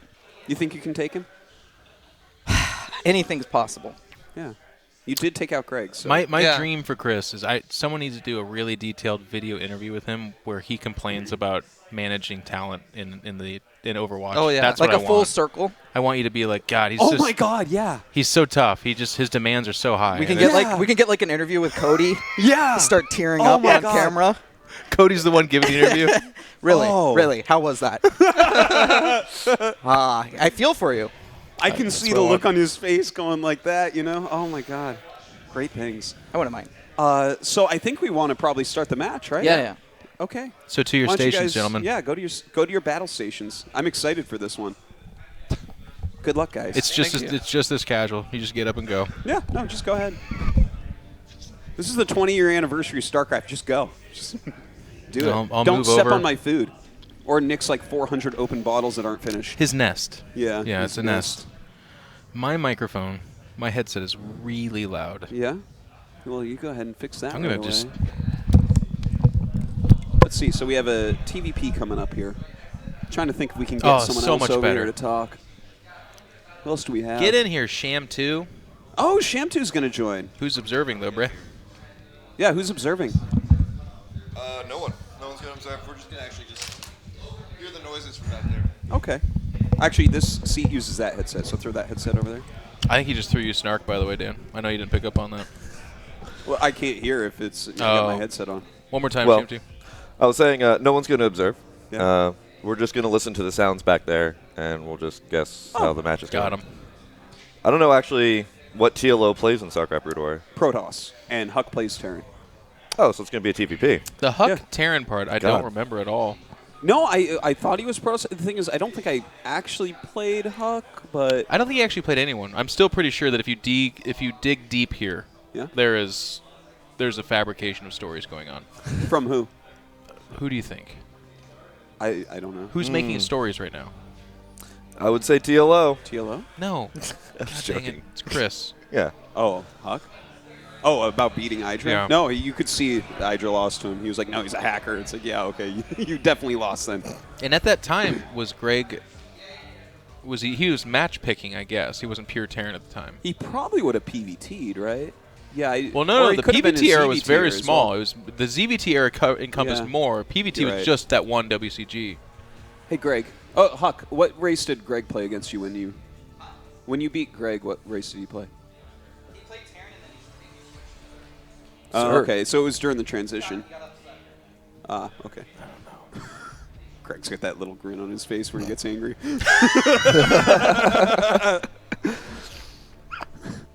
I love it. It's actually scary when you are the one generating it, though, but it is funny if you're not. Yeah. I've only made Greg mad a few times. I did it once in Heroes, and I felt pretty accomplished about that one. Yeah. I no longer feel anything when I make him angry. Oh, we're on camera right now? Yeah. Yeah. Sorry. Hi. No, it's fine. Actually, I left my herpes there. Sorry.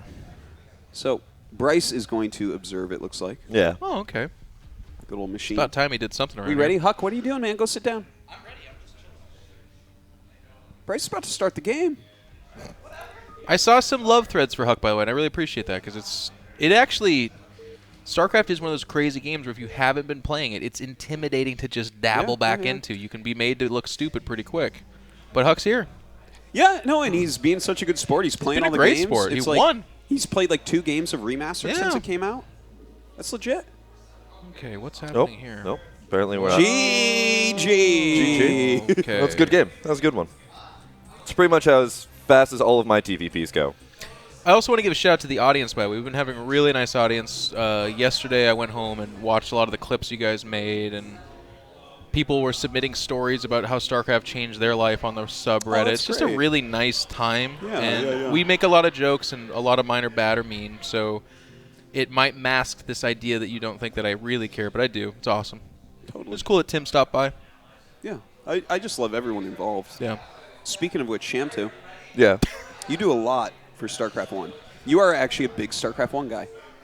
I mean, I don't think so. Don't you be humble right now. You put him in a weird spot because if he says what am I yes, supposed to say? You're It's like, I am the man. I know someone bigger than him. I am pretty much the coolest person you'll ever meet in StarCraft. What? It's No. cool you make content for it, though. It's good. Yeah, no, you have the have at yous, right? Yep. Those are really cool. Yep. And next you're week. just kind of always around. You do a lot of observing for it. You're active within the scene. Yeah. So it's cool. And trying to stream, and streaming as a Terran is, I think, impossible. I mean, streaming Brood War in general is a very difficult task. Indeed. It is. I can't possibly handle the stress of losing to a Protoss and then look at my fans and be like, hey, buddy, how's it going? Yeah. Well, that just shows that you are a Terran guy. It's hard for us. Is losing to Protoss the most aggravating, Dan, or is it Zerg? It's normally Protoss, but like it matters. I think like if I lose to Zerg and I went bio, I go crazy. Say a couple of lurkers ran up your ramp. It's pretty bad. I don't lose to that anymore. Okay. You might recall when I 2-0'd you that no longer works on me. He strikes at such good times, man. The next tournament, I like almost win. This guy's like, yeah, I'm not playing right now. You didn't play me, is why. I couldn't because you were eliminated so fast. That's true. Well, I didn't have an easy group like you, so I couldn't make it out. Yeah. Unfortunately. Who'd you lose to?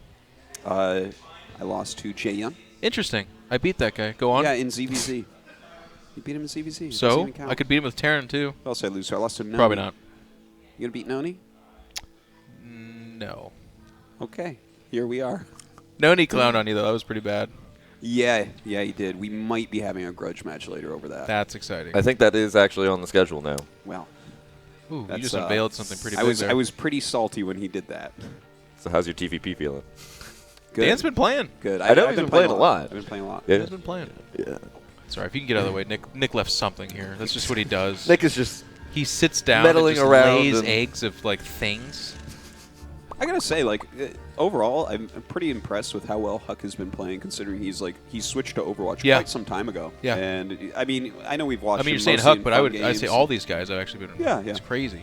But Huck is someone that I didn't expect a whole lot because he retired a long time ago, and hasn't plus touched he went it. to a different game. Yeah.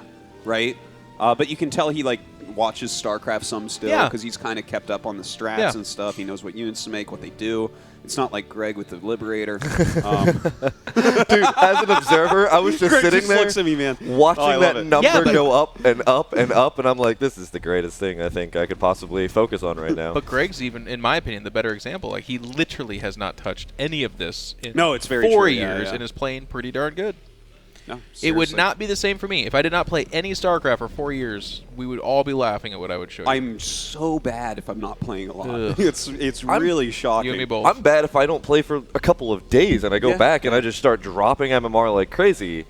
Like, to not be able to play for a couple of years, and I mean, I've been playing the AHGL for StarCraft 2, and I'm just like, I don't know what to do in this game, so I'm just going to build Liberators and Marines. I think that's how you're still supposed to play this game. Close enough, yeah. Actually, Liberators are pretty busted.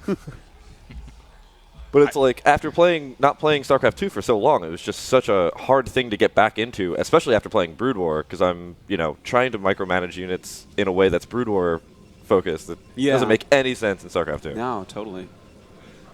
Yeah, it looks like these guys, they still have build orders. Like, they pretty much know what they're doing with this. I like the build order choice here from Huck, especially if you're a little bit rusty. This is a great way to try to pull something together. Huck's a gamer, man.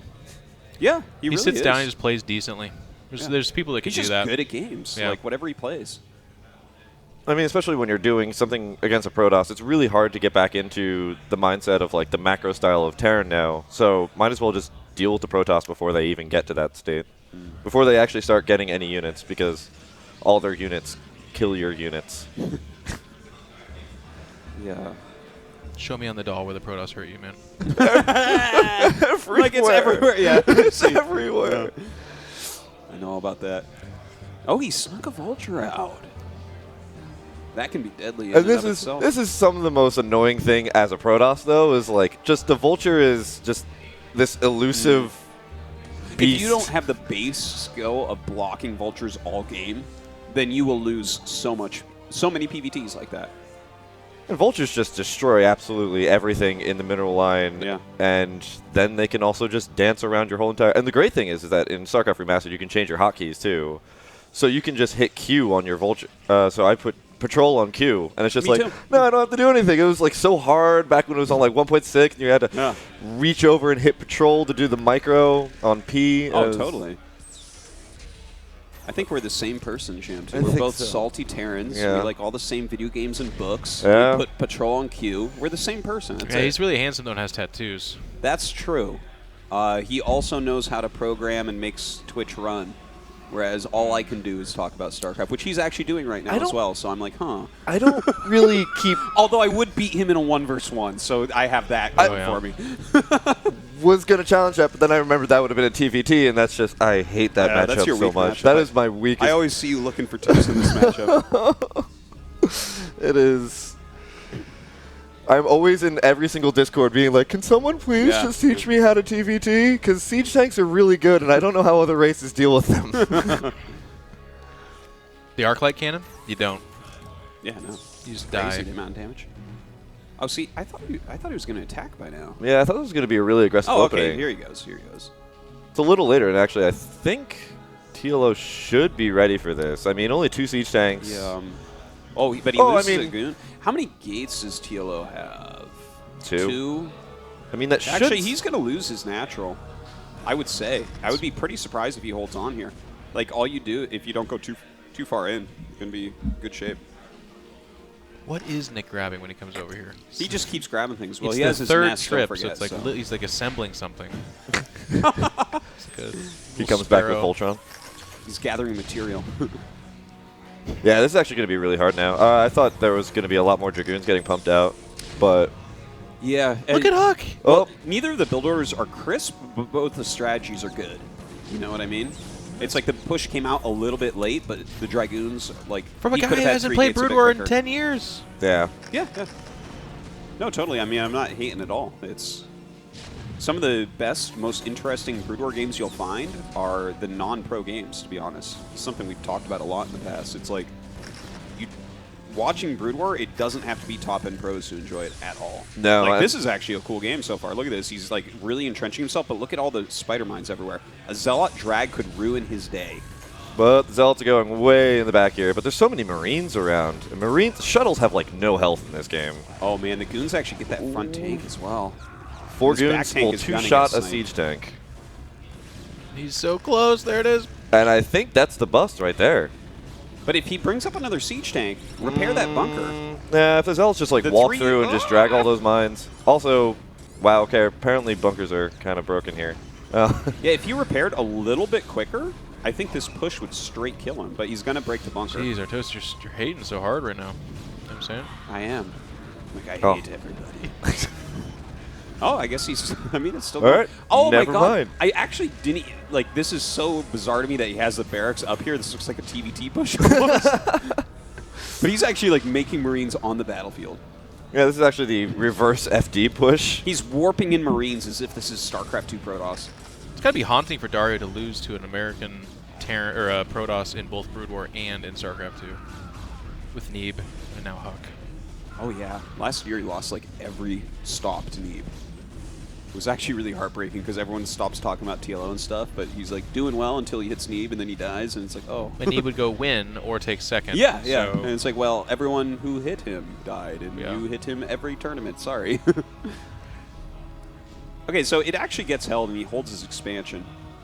It's still not a great place for a Protoss to ever be. I mean, you always want to be, like, a base above your opponent, and there was a lot of probes cut there just to survive, and I think a lot of probes also died, but I think the reciprocating pressure should do some damage. He has Zealot legs and, like, 5 or 6 gates right now, so... If there's no missile turrets, that shuttle is, like, the scariest thing as a Terran. You're like, do I unsiege? No, I siege. No, I don't. Oh, but if I don't unsiege, then all of my siege tanks die to the Zealots, but if I... He makes the turret, though. Yeah. So we don't have to worry as much, but you can suicide in there. And vultures this game could go long from here. I'm curious to see what the tech path is for TLO behind this, because, that is... Please tell me a third base goes there. A third base where? Over on that left hand, that natural. Oh wow, that would be a very funny place I am so curious to why that probe is over there. Either it got lost. He's thinking about it. Yep. Wow, the natural first. I mean, sometimes someone will do that. Really, it's Brood War. You do whatever you want. Sometimes you can do that thing that makes absolutely no sense, but... Well, they just kind of forget that you need to wall in against vultures. Yeah. You need to put down a bunch of pylons. The basement and then just put a Dragoon there. This is pretty quick High Templars, too. Is it High Templar? Yeah, he is High Templars. The Templar Archives. Yeah, I already saw it. Oh, wow. See? Right there. Archons. Ooh, and Archons. You know what? This is his Zerg StarCraft 2 brain thinking. He's like, this unit's great. It's like, no, against Terran, you don't make this unit. You make this unit only when you are out of money at the end of the game. Only when you have 0 minerals but 1 billion gas do you make nothing but Archons. Because Vulture Mines will just shred them up. Just everything does. Yeah. But Storm is normally... Oh my God! Is he going to drop Archons and Zealots on the so siege creative. ship? This is so creative. So creative. And they can warp in off that shuttle, too. Yeah, I heard about that. It's the recent patch change in Brood War. Not now, Observer. No, Bryce. Couldn't watch it. Couldn't bear it. But it made it out. So there's units on that left side base at 9 o'clock. No, not that one, Bryce. Yep. 9 o'clock's the big hand facing the moon, right? The moon? Like, yeah, the moon's on the left. That's just, like, those 4 Dragoons are worth their weight in gold. Oh, wow, going over the mines, that actually should give vision that this base exists. But those 4 Dragoons... Oh, my God. Oh, my God. Oh, my God. Please drop Not Archons. like this! Oh, he's a little bit slow in loading. Dario's attack here is... Where are the Archons? They're in that shuttle. Where are all the things? He didn't drop them. He's getting There ready they to. are. There it is! Surprise! No one saw that one coming. And they're gone. Then Dario loses his entire And that army. was... I don't want to call it White Raw level shuttle management, but it's... Oh, no. Remember all the other events we did where White Raw was, like, determined to lose every shuttle possible? Yeah. Oh, my God. That was the first SC20 event, right? That All was, of or them. not SC20, the remastered Yeah, event. he played it at the Zotac. He played it... I think he played at Zotac. Maybe. No. No. Not at, he wasn't at Zotac. He was at... The other two. Holiday Yeah. Bash and the launch event. Yeah. Yeah, he lost like a combined 36 shuttles. I think That's that's pretty actually... crazy. I think that's a low number. Yeah. But... Huck is on the move. He's playing against like a lot of speed zealots here. He had 1 vulture. Oh, it's gone. You know what's great about Zealots is that they will just kill that whole army. Oh, Dark Templar. From the shadows I strike. Shadow striking. No. Oh, I'm sorry. Did you pay attention to the Dark Templar? That Man, was Dario's the still wrong making the answer. Archons. I know it's funny, too, because in StarCraft 2, it's great to go Zealot Archon against Terran, no matter what, Bi or yeah, Mech. you're quite but right. Yeah. in Brood War, it's like, no, it's just cumbersome. It just kind of dies. There it is. It's gone. By the way, Nick, please stop making fart sounds, please. Blizzard's listening. Yeah, this is really getting embarrassing here, Nick. Sorry, guys. He mic'd over. So Huck with the push. He's going to win, isn't he? I mean, if Dario keeps making Archons, for sure. yeah, their power is not that overwhelming. Again, I'm impressed with Huck's play. This is like pretty good Terran. Yes, Yeah, it wasn't the not most bad. crisp. Yes, he made mistakes, but like, Yeah. it's good. It's not bad. He's keeping his money pretty low and stuff. And, you know, his micro has been really solid when he was microing away from the Zealots with the tanks. That's like exactly how you're supposed to do it. I'm going to say what Top people are 3 thinking. Terran control. Is Huck's talents wasted in Overwatch? Should he be coming back to Brood War? Back to the Brood War. Or to StarCraft People would 2? call it a cash grab, but is it worth it? You know, I think he's really just coming back to the Brood War scene. Because he's just for doing the money. Overwatch for the Brood War cash. cash grab? Yeah, that's what I'm saying. Really only coming back just for the money that exists in Brood War Is there right now. someone actually on Reddit accused Yes. Day 9 of that? Yeah. Yes. No, It's not like, wait, just is Day there 9. money in Brood War? All There's of someone us. but All, Flash? yeah, all of you. Oh, okay. Yeah. We came back for the money. GG. There's the GG. Okay. Huck wins game 1. I actually thought going into this with Dario having played 300, 400 games that he'd be a big favorite. Yeah. But that was tight. Dario, do you think this is what Pig felt like, or? Yeah, can we get Huck on a handicap here? Is that Oh my god. does that exist in this game? I don't remember. Dario's like, you could stay retired. Destination. That's oh, wow. a great map. That's the gridiron map, man. Oh, that's wow. an awesome map for TVP. All right. So Destination, we'll see what Dario wants to pull off there. There's like, Reaver play is just fantastic there. I'm not sure if he's going to want to go for that. Maybe he'll want the Archon drop again. Yeah. the illustrious Archon drop in the back of the mineral line. I mean, how are you supposed to block that? In PvT in StarCraft 1? Yeah. How are you supposed to block that? I mean, it seems impossible. It's unblockable. You might not like it, but that's what peak Protoss looks like. Yeah, this is... We've done the calculations. This is actually the best thing you can ever do in the entire game. I'm going to play Brood when I get home, though. Every time I go to these events and there's people playing, I'm like, oh my god, I want to play it. Yeah, we're going to do a little media practice night, man. That'll be fun. It's going to be really great. Have everyone involved. On Discord or whatever. Yeah, chatting and stuff. And you and I are going to play some 2vs2s. Yep. I'm looking forward to it. We're just 2v2 in Brood War is such You're a gonna get fun sick of me thing. again. No, I'm not. Never got sick of you, man. No, that's true. We played together for years. No, playing Brood War with your friends over like a voice thing. Who's the best? And just rotating through games and watching is like King of the Hill. Yeah, it's so much fun. It's just funny how we did it differently back then, because my wife Anna, who a lot of you know, she actually talks about how, because I didn't wear a headset, I had you guys coming out of the speaker, which I don't think everyone necessarily did, but back then when that was something that was done. So not Anna, everybody had headsets back then. Yeah, like I mean, Anna did her homework to the sounds of all of us yelling at each other and playing and stuff. That's funny. Yeah.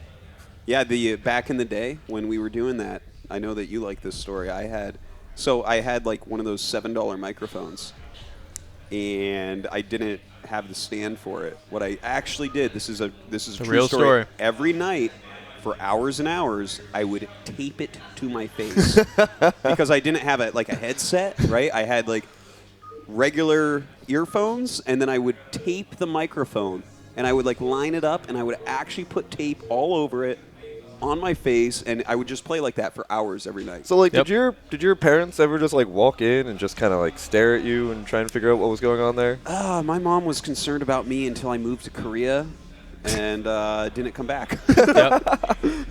And that's true. She was. Everyone thought like, he thinks one day he's gonna go to Korea. My son puts tape on his face and puts a mic there. I'm not exactly sure what he's doing on the internet. She thought I had video game addiction, and to be honest, we are now 20 years later, and I'm still playing. So maybe she's right, but well, it's the connotation with addiction. It would only be, in my opinion, a bad thing if it ended up with like you're still at home, jobless, and you're just like, I like to play video games, but you made something of it. Yeah. I mean, he does stay at home and stream and play video games, right? Is that kind of like some sort of addiction? A lot of people pay him to do it. Yeah, but I have kids now. He travels the world. Oh, see, that's the trick. Yeah. Got a supportive wife, doing good. Yeah, it's a wonderful life. No, I often talk about, and I hope, I don't know, someday if I write a book or whatever, I think the really interesting time of when StarCraft came to be, because back then, Dan's not the only one with that story where the parents were like, what are you doing? You're talking to people online, you're playing a video game, like that's terrible. Yeah. But it was through StarCraft and kind of the doors that it opened, and meeting these people. Like one of the references I always make is I knew what the Ukraine flag looked like when I was 12 years old, which is for an American. So like for a lot of our Eurobros listening right now, they're like, that's, of course, you're stupid. But what I mean to say is, I had friends like White Raw, and I talked to people in places that I never, ever, ever, ever would even know exist if not for a game like this. It was so social, so international that it was amazing. It was very enriching. When I started playing StarCraft, I didn't really know anything about geography or anything. I grew up in New Hampshire in kind of a smaller town. American educations just don't cover geography very well at all. I didn't know anything about the Here's world. America, and that's about it. And, I mean... the amount that this has enriched my life, like I got to learn very early on, coming from the most homogenous part of America, being New Hampshire, right? And just like I got friends from like every country that played Brood War, which was like a huge amount of countries, like 100 countries or something. Well, then it sent us places too. Like my first international trip was Mexico for a Pan American Championship. Yeah. And I got to go to Italy. Was my first one, yeah. And that was totally sick. And my first flight by myself was Florida. One of my first flights, I think, was for going to IPL 5. I mean, I actually never flew for a really long time, and when I got selected to go work there, It was like one of the first flights ever. It was, I mean, not Brood War, but StarCraft 2. How cool did that feel when you got on the airplane to go do video games? Oh my God, it was like, you know, I always look back at all my high school friends, and we used to play video games all the time, and I was the one who just kind of stuck with it. Yeah. And I'm like the guy now who's just like, hey guys. Yeah. You know that dream that we all had? I'm living it. Yeah. I tell you, like, when I first started flying around for StarCraft 1 in 2002, well, first off, my mom was really nervous that I was flying to Kentucky to play StarCraft, which she thought I was addicted to, and I was going to meet a friend and room with him, a SEM. Right. So I'm meeting my internet friend, and of course, this is right around the time that, you know, people are talking about getting EverQuest and stuff, you know, all these creepers online and stuff. I'm like, no, he's my friend. It's fine. And like, you know, so. Yep. But I those first several events that I flew to, that, and then I had to land in Texas and then New York, and just being at the airport and seeing like all these businessmen flying around, and I had my keyboard in a backpack. I was like so proud. Like I walked so up straight. You know, I felt important. I'm like, God, I'm like doing it. I'm traveling to play this game that I love. It's interesting too because it's almost deeper in that. Like, I was very nervous, but because I was so resolute in I want to go to the WCG finals, there was no other option. So I took this flight, did the transfer like you said. My plan was loosely like, here's the hotel. You just kind of got to get yourself to it. And I'm like a poor college kid, so I've got $25 in the bank account. But I was like, yeah, I'm doing it. I'm not going to not miss. You know, I'm not going to miss this tournament.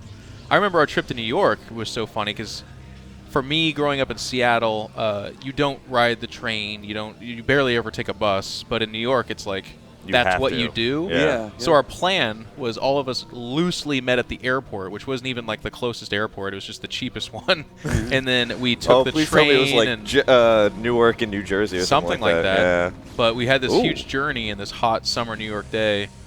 And it was like we were all like scared, I think, but not scared enough to not do it. So we just made it happen. No, I'm with you on that. By the way, this is Longinus, not Destination, that we're seeing. Yeah, this is Longinus. And the build that TLO chose here is really strong in this map. Just 2-gate range goon because it's all flat. Yeah. And sniping that first tank is a huge move. Ah, man. Huck's going to die. That's it. Yep. Losing the second tank is, and you can't come back from that type of situation. And these Dragoons can just outrange this bunker and just take it down.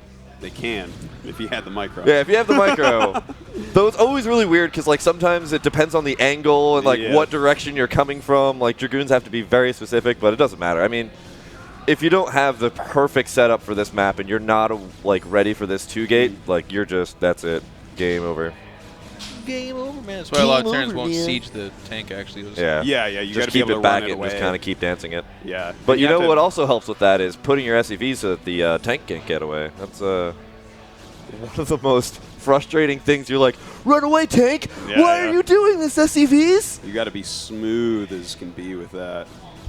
Look at this, 2 Zealots coming down now. That makes it even more annoying. Oh, God. Because at this point, like, a tank could potentially defend this off, but once the Zealots get in here, they'll just tear apart like everything else. SCVs can actually kill Dragoons, but they can't kill Zealots. Yeah. it's pretty tough.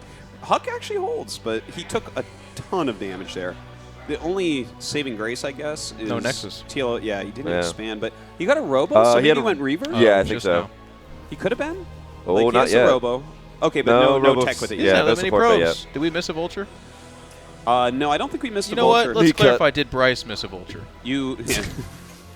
I think he just cut a lot of probes here. I heard Bryce's chuckle. That's all I want. Oh, here comes here comes something. I think it's just Zealots. Yeah. I think it's just Zealot drops. Oh, or a couple Dragoons. Zealots maybe.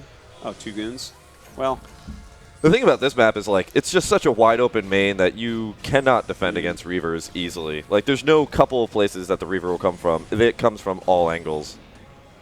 Yeah, he doesn't have that Reaver tech yet. But the shuttle, yeah, if he did go for it. He actually needs to bring all of his units up here, but he's, like, defending the front as if there's other units out front, too. Sometimes, I guess there are a couple, but it takes those things. You got to kill the goons when they get in your main. Like, you have to really go after them. Pretty much you want to kill all the units that your opponent has. That definitely can help. Yeah. 2 Zealots on top of the... Oh, God. And Zealots in Brood War are absolutely invincible. Yeah, they're pretty tough. Until, like, the mid-game. Then all of a sudden they're paper.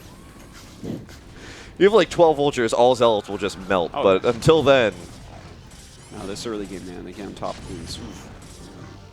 Really nice repair on that siege tank, at least. Yeah. I think it might just hold. No, yeah, it holds. Look at that. Okay, he stays alive. Wow. But his command center, he like landed as part of his wall, which is kind of funny. Yeah, that seems right. I've seen a lot of this game. I think this looks right. Yeah. Kind of crazy. Update on Sean. He Yeah. says it was a nachos he ate last night. Oh, no. Pulled pork and chili. Ouch. It's always So, the chili. I know a lot of you are right now kind of fanficking what that looks like for him to be vomiting. And I just wanted to give you that context. Yeah, thank you. Now I can imagine that. Now it's going to be before very I finish accurate. my Chipotle lunch. Yeah. I mean, as long as it doesn't give you food poisoning, you should be fine. Yeah. Wow. This is like always one of these really weird situations in StarCraft Brood War because you've taken a lot of damage. You have no idea what your opponent's base looks like. Yeah, he has And no you're like, intel. all right, do they have 4 bases and half the map or do they have nothing? Because I actually have no idea. I've just been barely holding this off. Yeah, it can be pretty hard to tell. And like the thing is, he has one factory in siege mode, so he has no recourse. There's Yeah. nothing that he can really do right now but make SCVs and try to come back in a longer game. We could just scan his base and hit him with the tanks from here, I think, right? If he had a scanner, perhaps, in control. Yeah, you're right. He needs that first. Yeah, that command center is about as low as it can get, and it isn't on fire. And all it needs is just one little queen to show up. Okay. I think it's because it took damage while it was building rather than after it was built. While we have kind of a moment of calmness here. Yeah. Just a random anecdote. One of my favorite things, and it's fun watching Bryce observe, because one of the things that really bothers him is inefficient workers. So if there's like a worker just standing there, I just want to point this out because he'll see it, go observe something else, come back to check, And just stare at that worker. and it bothers him a lot. Bryce, I remember this because Dario in particular was famous, not as much lately, but in StarCraft 2, he used to always have 2 drones on a gas, 4 drones on a gas, 1 drone not mining. F6, Bryce. That That's brings you a back to normal lot of zoom. damage. And I think, yeah, this is game. Yeah, It's going to be that GG should here, be it. folks. This is the double G. Like, even if he lives, this is... He's dead, you know what I'm saying? So I'd actually like to talk about Bryce for a moment. Please do. Uh-oh. Because, you know, we talk about him. Sorry, guys, sometimes we use first names and stuff. We know each other Bryce is forever. Machine. Machine. Machine. Ichi Machine, yeah. The clone of Vidra. Machine Media back in the day as well. A very well-known macro Zerg from America. Very good mechanics. Very focused on that. How play. good are those mechanics? Like, if we were to talk about Mutamicro. He had good micro. Yeah, oh god. We had the funniest thing last night. Poor, like, Bryce and LZ Gamer were arguing who had better Mutamicro. I'm like, I think it's LZ Gamer. And, like, Bryce was like, no way, no way. I'm like, we'll ask Idra. I'm like, Idra, who had better Mutamicro? He's like, they were both bad. I'm like, okay, but whose was better? It was a really funny moment. And then he goes, Jake's was better, LZ Gamer was better. And Bryce did not broke like that. down on the street, basically. Well, they had a rivalry. They were the siblings. It was, They were the Machine and two LZ good Gamer. upcoming Zergs in America, basically, for a long time.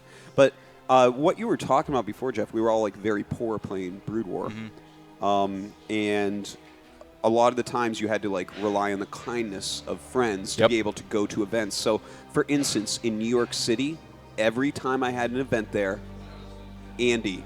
Slog 4. Slog 4. Slog's the best. He was in StarCraft 2. You can say his name. Yeah, Slog 4. He played for FXO for a little bit there. A great macro Protoss, one of the better Protosses in America for years and years and years. We were a Terran nation. There was not that many Protosses. Come on. What are you talking about? You made USA Finals multiple times and stuff. You're talking about Brood War. Yeah. Oh, okay. I thought you meant Yeah, StarCraft 2. no, StarCraft 2.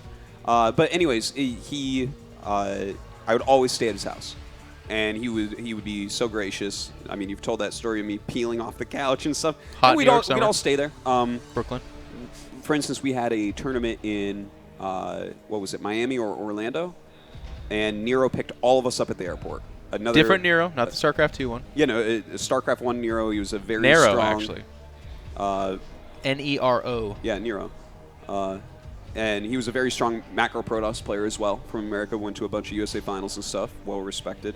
So he picked us all up and drove us around and stuff because he lived there.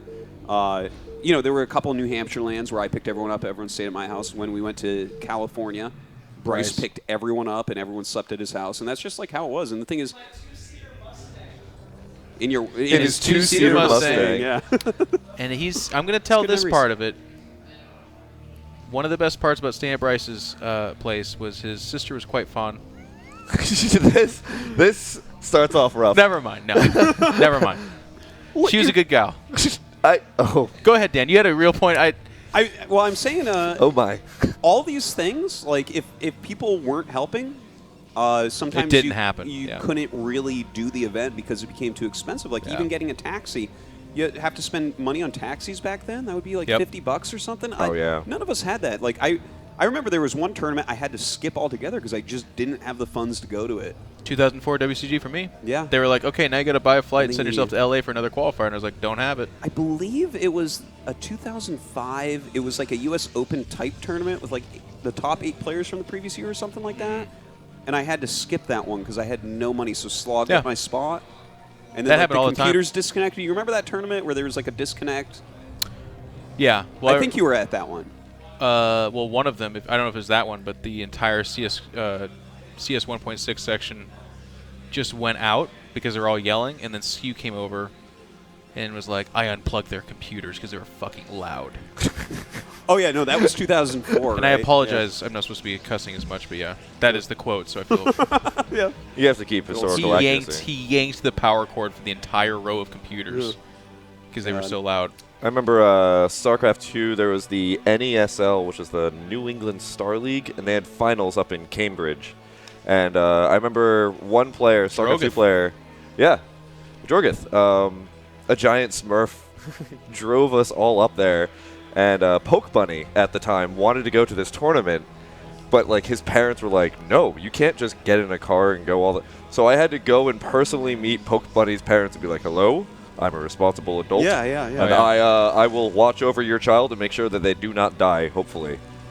Your story is cool, though, Dan, because it wasn't even just that people helped out. It's that they were, like, super amazingly awesome about it. Like, to go back to Bryce, and not his, at the time, very attractive sister, but just he would pick us up from the airport, which was LAX. Yeah. I can't remember the name of the city he lived in, but it was not close. It was like an hour and a half away. Buellton. Yeah, that's right. Not close. Drive us up there, and then he has a cool family. Like I remember they were making us. We did that boot camp to get ready for a tournament.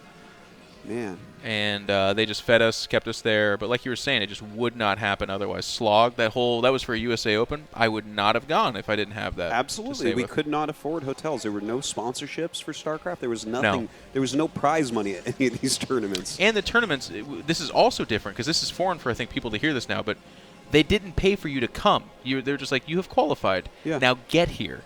Whereas for a lot of tournaments today, your MLGs, your IEMs, that kind of stuff, they fly the players there. Yeah.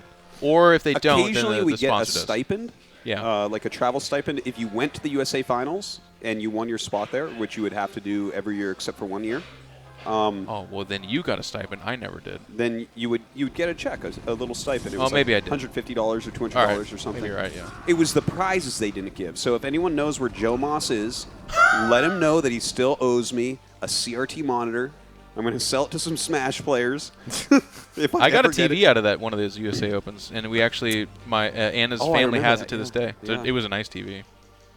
But it was so random. They were like, yeah, you want a TV? And I'm like, I'm in New York. And they're like, we'll mail it to you, I guess. I was like, okay. Oh, okay. I'll take it. Was it like an old CRT TV as well? No. It was like one of the first generation flat-ish screens. So gotcha. I was going to say, because if they mailed a CRT, it's like, that's got to be a package to like, kind of log back. It's a fantastic TV. I played Prototype on it, on the PS3, man. So one of the things, generally as a Terran, you try to do is set up walls that allow your Marines to walk through and not Zealots. The fact that Zealot didn't murder absolutely everything kind of still astounds me. Huck actually has good micro. Yeah, the micro was really good. Kind of ran around the barracks and everything. Really would you call it top? I'd say he might have top 3 here. Terran Marine micro on the left side of the table. On the left side of the table. Fair enough. But truthfully, that's LC Gamer and I really over hard. There, so it's really he would only be third. Greg's killing. Greg, who you beating? Did you say Yost? But it's TVZ. How are you not winning? Said he's not winning. But it's TVZ. Oh, God. Oh, God, like, Dark guys, Swarm. Morpheus is fighting Neo. Apparently, Greg's not winning. No, I mean, Greg has literally not played a game in years. I know. And but Rhett's he been, was monstrous as well. Rhett's been winning tournaments. Yos's mouth is agape, and there's zero emotions. That's how you know he's trying as hard as he can. Well, I mean, he's a Zerg going against a Terran. No, he's a Curious Bear, but you're almost there. That's it. You're That's an almost unbearable joke. Oh, my, get off. Go back to observing. Sorry, I have to do that. It's a clause in my contract. The Huck trying to get something done with these mines. Oh my God! Missed micro by TLO. You actually can non-stop kill spider mines out of one vulture with 2 goons. You just have to click exactly. Wow. 2 shots will take out a mine, but... How do you spot a Brood War commentator when they talk about how if you play perfectly, things will work? Yes. And then they point out that you didn't play perfectly. Basically. It's like, wow, if I played perfect there, this would have worked out, you know? And then you get angry because someone attacked you, and if you had done it perfectly, you would have killed them.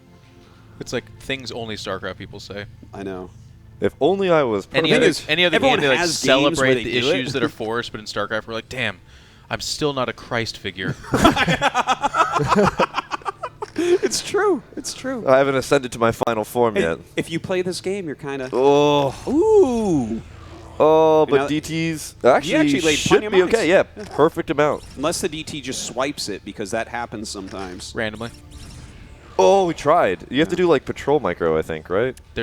I don't think there's a micro. I don't know what you're supposed to do there. I think it's a patrol or a hold position. I'm not sure. Let's just put it this way: there is no 100%. If anyone's about to make the argument that if Yeah. you micro Oh, no. perfectly, No, you no, no, kill no, mine. yeah. No, you cannot. Absolutely not.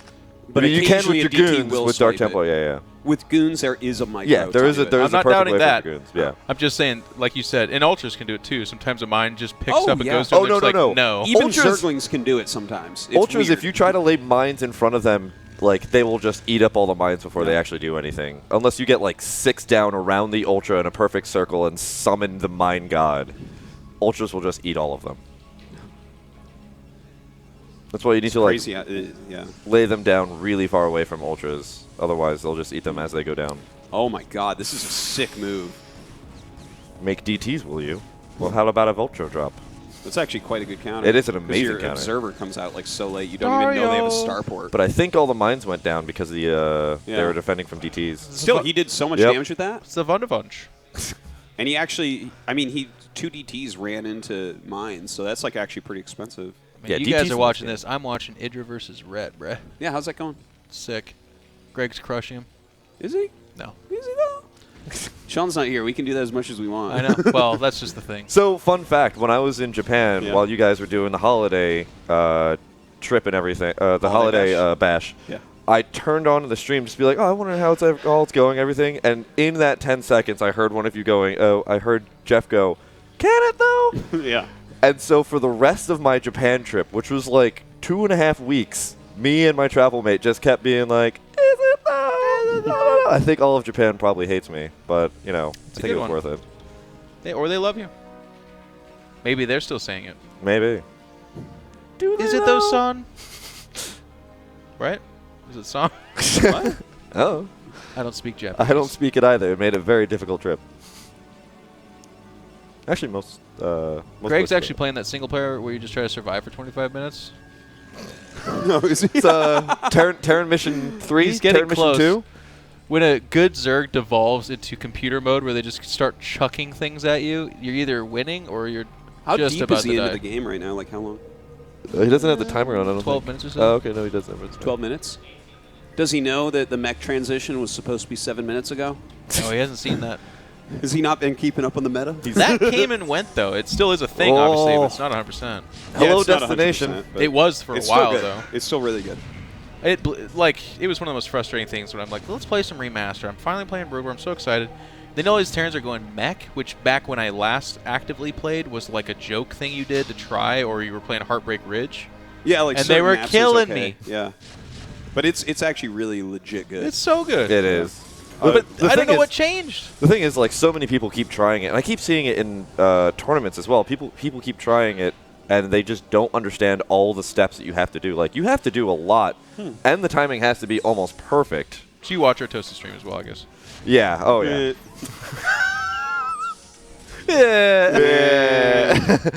It's like it hurts my soul, but I still laugh. I mean, I've just gone back to SK because that stuff is just too hard. Nothing's harder than SK against Defiler. I don't know about 1-1-1 is okay. What? Okay, hold on. Let me backtrace. I'm really bad at the game, and so my opponents are also bad. So okay. SK, I just push units across the map and hopefully win. Backtrace sounds like something I would say. It's backtrack. By the way, yeah, you're right. Huck's harassment. But I like it. Huck's harassment is pretty crazy. He's Yeah. killed so many probes this game. God, that destination trick that he did there, where you put the 2 siege tanks Yeah. on the other side. If How you're does he know Terran, all these things? If you're Terran, you can do that to pretty much any race, and they will probably just lose half their mineral line before they even realize I mean, in you did it. TVT, every game that I play on this map, that ends up happening to me. I'm like, why do I never block that? And there's that second little spot. There's the second little spot where you can just hit only the Vespian Geyser as well, which is just right up that ridge. So Man. there's 2 little spots. Huck probably played the Arrow where it was Lost Temple with cliffs over every expansion. Oh. So all the Terran would try to do is it was like 3 shuttles or dropships, excuse me, and one of them had like 4 SCVs in it to make missile turrets and freaking bunkers. And you're like, oh my god. Well, I guess All I don't need my matchups. natural anymore. And all we played was Lost Temple, so it was like, ugh. And then Python and now Fighting Spirit is the bee's knees for everybody plays Yeah. it all the time. Well, Destination. Python may it rest in peace. I never want to play that map again. Isn't it still on the ladder So pool? done that. It's not on the ladder pool. Oh, right you're now. right. You're right. They took it out finally. It's Circuit Breaker and Fighting Spirit that everyone's playing right now. Yeah. Good maps. Yeah, they're actually decent maps for pretty much all the matchups, unless it's cross-position TVP. I don't mind Python, then I just give up. but when I played, the maps had it so that you couldn't get close spawn, and that's not the case now, and it was terrible. Oh yeah. Close spawn Python is Oh horrible. yeah, close spawn Python for Zerg is unwinnable. That's like how I would Just take games about. off Yost, because I would leave my base and he couldn't start creep colonies and have them be sunkens by the time I got there. He'd be running his lings around. All of it. You had to play preemptively I did defensive. in close spots on Python. Ask him. God. It's like, would Yost admit to losing to Artosis in a ZVT? I don't pretend to have won many TVZs, guys, but close spots on Python, you get there before could the happen. sunkens are done. It could happen. It could happen, and it did sometimes. If you did win, it would be that your sneaky ass. Just like all of a sudden, there's Marines and medics there, and you're like, okay, Dan, here's your one win. Yeah, and I took that win. Yeah. But Greg tries to take it away from me. Well, that's Greg. Yeah. Give them nothing. Is that a shield battery? No, I wish it was. It's a single Oh, cannon. That is the cannon, weirdest thing I've ever seen. That Well, cannon it's, right Yeah, it's that's- creative is the word you're looking for. Yeah, it's unexpected and creative. And High Templar are back out again. From here, we make a base camp. Going into seize the Arbor Tech. mines. Oh, hello, dropship. See, that's where the cannon should have gone. Well, there was a cannon there, I think. It was a Dragoon. Oh, was it? Yeah. Oh. Oh, fun fact, in StarCraft Brood War, dropships are also invincible. What? Compared to, like, medevacs and everything, like are in StarCraft 2. Are you the craziest person on Earth? No, I'm not. They don't have boost. You just boost away in StarCraft 2. Yeah, when you get those things up to max speed, they just shoot across the map. Who's winning this game? Yes. Yes. Well, there's no third base. I can't. Yeah, there's no third for base. Huck, but he killed a lot of probes. I mean, Terran can stay on 2 base for forever because, balance. And but only barely getting up to third base over here, so. Yeah. Of course, you guys seen that little corner camera. That's Greg warming up on Brood War after God knows how long, 8 years. I'm really curious to see if we're going to have Greg play any televised matches, broadcasted matches. I guess he's going to play a StarCraft 1 game today. Oh, wow. That's So why he's is warming Dan. up right now. I'm loving this. My day looks so good. Am I going to? Yes. That's what somebody said. Excellent. That's the rumor. The rumor mill. Against Noni. Yeah. Can't wait. Get my revenge. Who's Greg going to play? Or Idra going to play? I don't know, actually. I mean, there's so Who many are you people playing? here that play Brood War. Who is So special, by the way, in the Nation Wars event, which is going on right now, just all killed Korea. What? Did you hear me, Dan? Wow. Sorry, say that again? Special. Yep. All killed Korea in the Nation War event. Oh, that's sick. He beat MMA, Innovation, Sue. They resurrect Innovation, beat him again. Wow. Oh, that's awesome. That's amazing. Now listen, it is Nation Wars, so Korea was playing on 16 days of no sleep. From Middle of the night. From pure a lag rhino. only for them. From on top of a rhino, yeah. Yeah. But it's still pretty cool. That's... So you're saying it's some sort Actually, of special circumstance? I kind of feel bad for Special because he keeps hitting TY in like every tournament and losing. Like that's who's eliminating him. It's like his friend that they share everything, and like that's like who beat him in GSL quals and stuff. Yeah. It's just He's had some bad luck. Who took him out in BlizzCon? In BlizzCon, it was Elazer. No, Sue. It was Sue. Sue, yeah. Elazer. Right. Yeah. Major hit Elazer. They both celebrated. Right. Elazer beat him. Yeah. That was the What are first we bracket, talking first about? match. BlizzCon is what he BlizzCon. said. What are you talking about? The WCS finals. Yeah, explain it further to Artosis. So there was this Look at his tournament brain that right now. happened at BlizzCon. Major got top 4. He lost to Sue. Oh, he beat Elazer. Beat What it is. Elazer. Did he? Sham 2, you fool. You can let yourself out, Jeffrey in Control Robinson. It was all a ruse. It was all a ruse. Oh my I knew this God. whole time. All I remembered is that the two of them fought in the first round. It was the foreigner knockout, basically. Yeah, but that cannon though, you got to get that to the cannon though. Yeah, I mean, it's creative. I want Huck to win so bad. I want Dario to sit around just feeling like he lost to Huck again. Something that only happens when you host an event like this. I don't think there is a future in which TLO wins. It's like getting a wet willy from Biff from Back to the Future or whatever. Like, magical things have to align for it to happen. TLO, you Bojo. I'm just straight up Bozo. impressed with Huck's play overall at this event. Yeah. Damn, he was a great choice for Overwatch team captain. Yeah. For the lead design of Overwatch. Well, he's lead designer at Overwatch as far as I understand. Yeah, he personally modeled the Bridget, the new Bridget character in Overwatch. It was pretty impressive. Yeah. So. And then designed all of her skills and everything. Oh, Stasis. Oh, he's gonna break this. No, he's not. What There's a more takes great in the and back. talented skill that Arbiters have. Let's just win this game. Does this look like winning to you? No. Did for a couple seconds. It must be hard Until to I stream. saw the tanks in the background. It must be hard for you, Sham 2, to stream StarCraft. You have no idea. You have no idea. Working with this limited information, and it's tough. I just look at 3 Protoss units and I'm like, I'm going to lose this 200 army, aren't I? Yep. And I do. It's just crazy because Terran can plant mines that at first glance are like inanimate objects, but then they pop up, hunt down the greatest spot to hit, and blow up 6 things, and you go, it was a trap all along. And then they go back to the future. They're smarter than the player. They take out their family as well. They kill everything in their path. If it means Terran, sometimes it's fine. If Terran didn't do its own friendly fire, imagine how much more broken they would be. If Terran didn't do its own friendly fire, it would never lose a game. Correct. Yeah. Correct. It would never lose a game. And yet Reaver Scarab shots don't do friendly fire. That's well, they don't also hit anything sometimes. Yeah, so if you really want to complain about Scarabs, I don't know what game design was like. Let's put it into a giant number simulator and call it -30, and let's just see what happens. He goes, and it's like, where am I going? That would be fun though. Like we have different skins, like confetti and stuff in StarCraft 2. Have celebratory skins in Brood War, like someone in the design team just had a kid, and have the Scarab shoot, have the Reaver shoot out literally fetus babies, and they just cry. Nobody likes that idea. I think that'd be really cool. I will buy any skin. It encourages the throwing of babies, which I'm not super on board with, obviously. Well, but it's the shooting of babies, shooting them out. Yeah, shooting is different from throwing. It's the launching them. It's the birthing action. Yeah. It doesn't And have they're to be only a 15 violent minerals thing. apiece. It's a bargain. Yeah, it doesn't have to be a violent thing. Yeah, but that can's been holding us down. Here we go. Here we go. Oh, that's Storm Spider. Are you guys excited about this? That's a thing you can do with Is it Storm. pretty good? Is that a good Storm, you think? I'm interested about the one on the spider mines. Yep, and then there's a GG.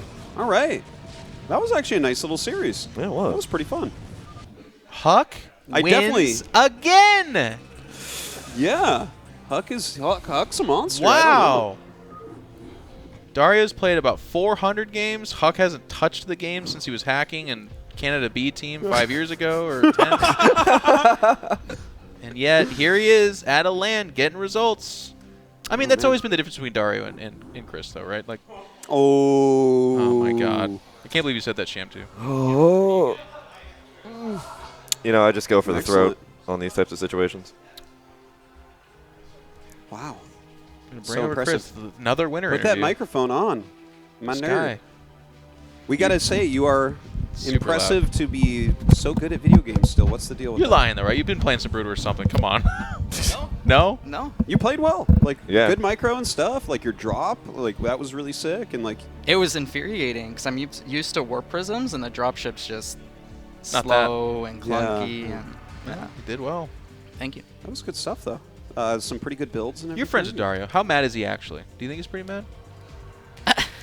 He's right there. I know. Yeah. He can hear, too. He's got very efficient ears. He's smiling. He's right there.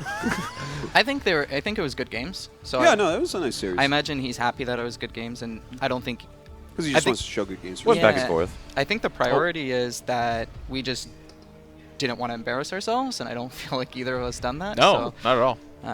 I guess it's good, right? Well, that was nice. That was actually quite an entertaining series. I like that. How bad was it? No, seriously, it was good. It was nice. What should I work on? I think a nice thing Dan said that's actually been pretty true is you can watch players that are not super top tier play Brood War, and it's still really fun. Like Entertaining. Yeah. Oh, it's absolutely. great. It's what I do with the NA scene all the time. I just watch them, and I'm just like, oh, all right. But no, I mean, I thought you played well. I think that you could have had a few more vultures. Just a few little bit more? Yeah. Are you serious? It was or like is it the last game you had a good amount of vultures. I'm talking The more previous? about game one. Yeah. Game one, you could use a few more. Literally vultures. sieging a tank, it's the 5 Dragoons, is like your only mistake I'm going to talk about. You can't siege. Yeah. Like when they have that many goons, you gotta. Yeah. With the second game, or? Game two. You keep your tanks I on mean, siege and repair until you have like 2 or 3, and then you're like, okay, I can't run in there anymore. Game 2, I was already like mind tilted because I knew it was Longinus, and then I scouted the 2 gate, and I was just like, oh my god. Yeah. I'm not good enough You to made do the bunker, you went siege, you did the right things. Yeah. But Protoss, what can we do? Yeah. Wow. No, he's right. He's totally right about this. Yeah, but Protoss. We have a 2 vs 2 coming up in StarCraft. Terran's complaining about Protoss in a series where the Terran won after not playing the game for 10 years. Might be not the best time to pick. Talking about how bad it's Terran always is. the best time. It's Chris like accidentally won, and we're like, yeah, Terran's terrible. It's like, We have a StarCraft remastered best of 3. Hang on, I'm not done 2 vs. analyzing. 2. It's funny because you haven't been watching Brood War, right? No, not really. So Chris did what he thought was correct from 10 years ago, and it still worked. It's like riding a bike. You don't really forget. I mean, you're not going to be Terran Chris. is like riding a bike, yeah. They just okay. make tanks. Hold on. And they just kind of do the rest. That's exactly what I do on a bike. I'm like, make tanks. Oh, okay, here we go. And the best part, too, is Sham 2, they're observing it, like, oh, this is bad for Chris. And then your tanks went, and you're like, well, okay. I was surprised he got stormed so early. Was that odd for you, too? Yeah, You should have been shocked by the Archons to see those exist. That was the one shocking thing in the series, actually, was the Archon drop. It was shocking that they existed. Weird. That was weird. I've never seen an Archon drop in this match. That's a Zerg. That's a Zerg I think playing he's Protoss. playing StarCraft 2 Protoss right now. Definitely. It's a Zerg playing Protoss where he's like, Archons are just great. And then he uses them. He's like, man, what is going on? That's so weird. Why do they do these things? They don't actually Can't pick 'em up attack from anything. Distance. Oh no. Yeah. Okay, we're gonna go to a quick break, guys. Congratulations again. And we'll have a 2 vs 2 coming up. Yeah.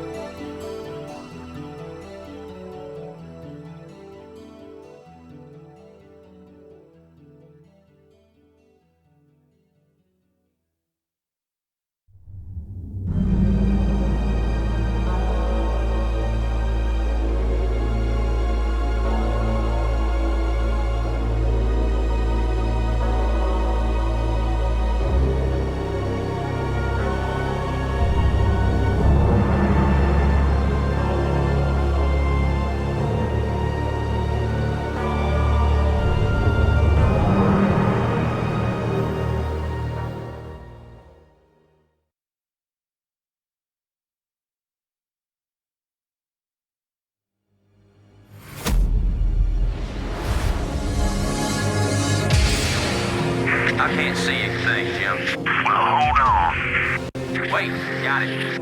Oh, hell. This thing ain't gonna hold. Shut up.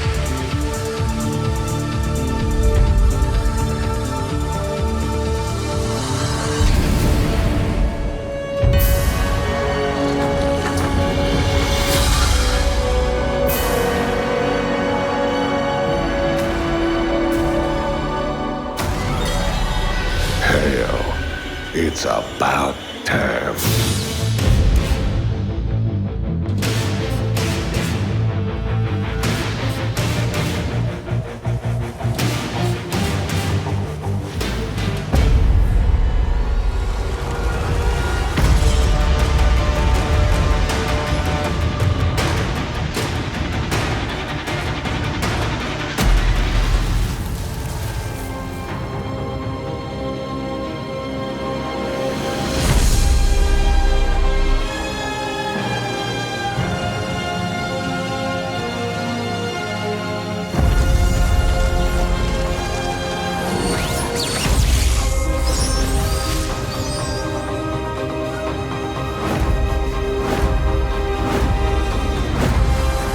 My life for hire.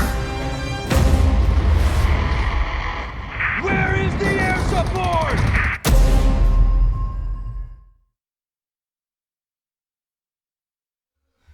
Well, welcome back. Got to turn my mic up. Welcome back. Start the whole show over, guys. All right, there we go. Okay. Welcome back to the StarCraft 20-year anniversary.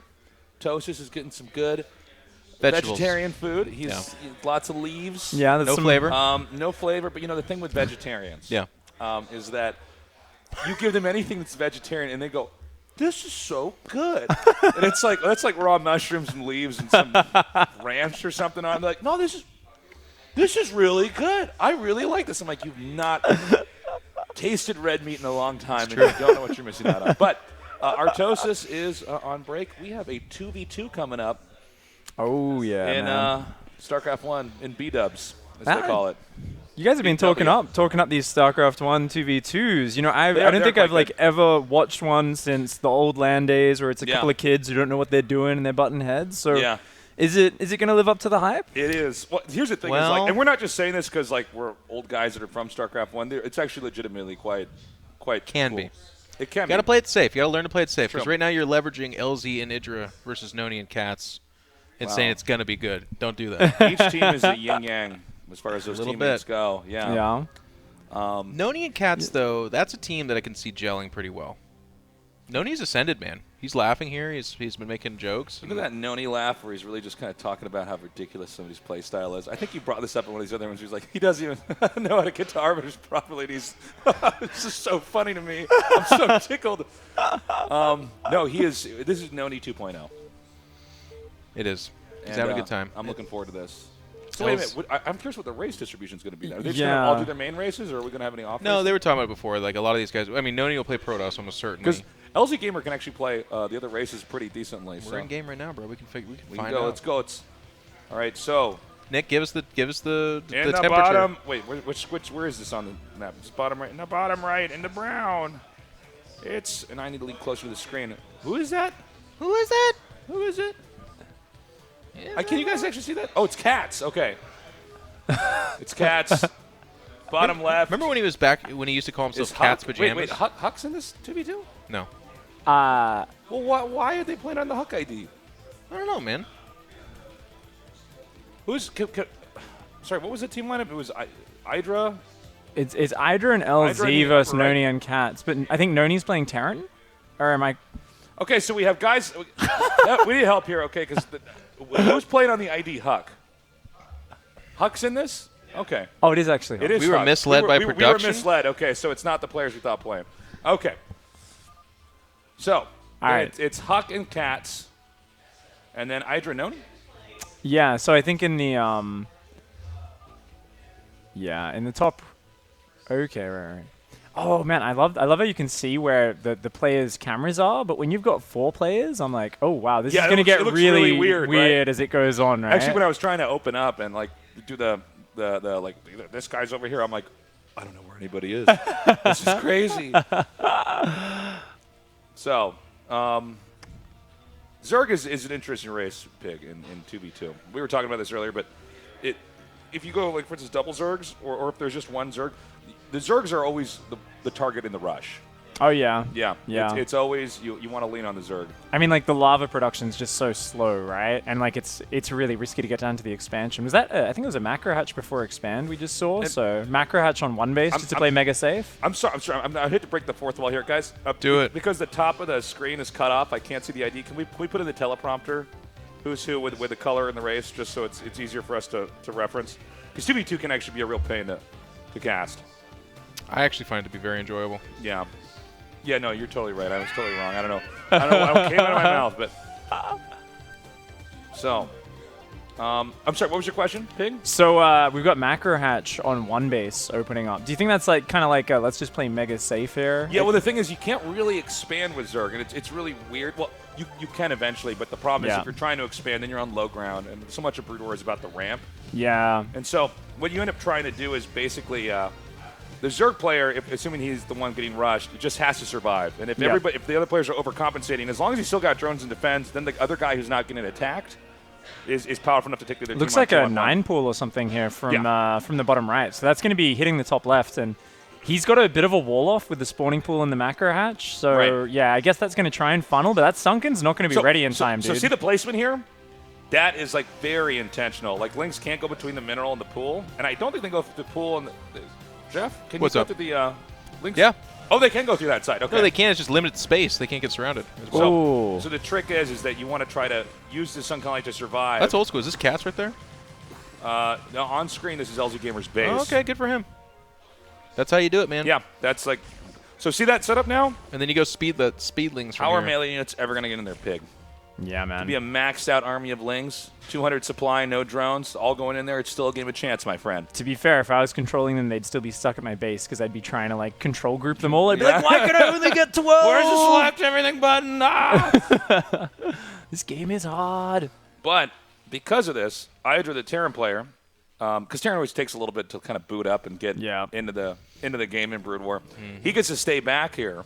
Ooh, is he going... He's going bio. So yeah, it's a bio build. Rookie mistake, man. You always go vultures. Do you think so? Oh yeah. You're they the 2v2 control beast, the mid right? game. They're so good. They are crazy. Yeah. And then what do you do from there? I guess if they're going Zerg, you do make Goliath then, or what? You just go into mech. Yeah. You can. Who's well, this? we have. This is Idra, right down here. That's Huck down there. So he's actually doing the alternative. He's doing the right thing. He's doing the mech play. A little hard though. Yeah, you can go Goliath from there too. So if like Meta starts showing up. Yeah, it's when you go mech in 2v2, you don't really make that many tanks. In 2v2, unless you're trying to push a natural. Yeah, you're not like we gotta get tanks out. Yeah. It's a very fluid. Usually, 2v2 is very fluid, where it's like there's never really a time where you're just sitting back doing nothing. Oh, it's a lot of Zerglings, especially if any Zerg's involved, because Zerg can't afford to sit back. Like, oh look at this, I forgot we could zoom out. Yeah, it's actually a lot nicer. I'm like, oh, this is way easier to follow in the middle of the map. Guys, isn't this just nice that we're here? I feel like at this 20th anniversary, I feel like I'm grandma and I got the whole family over Thanksgiving. I got my little nephews and my little babies and the cousins, and they're all around. I just want to sit in the living room and Grandma Tastes just wants to watch us little nerds talk about games.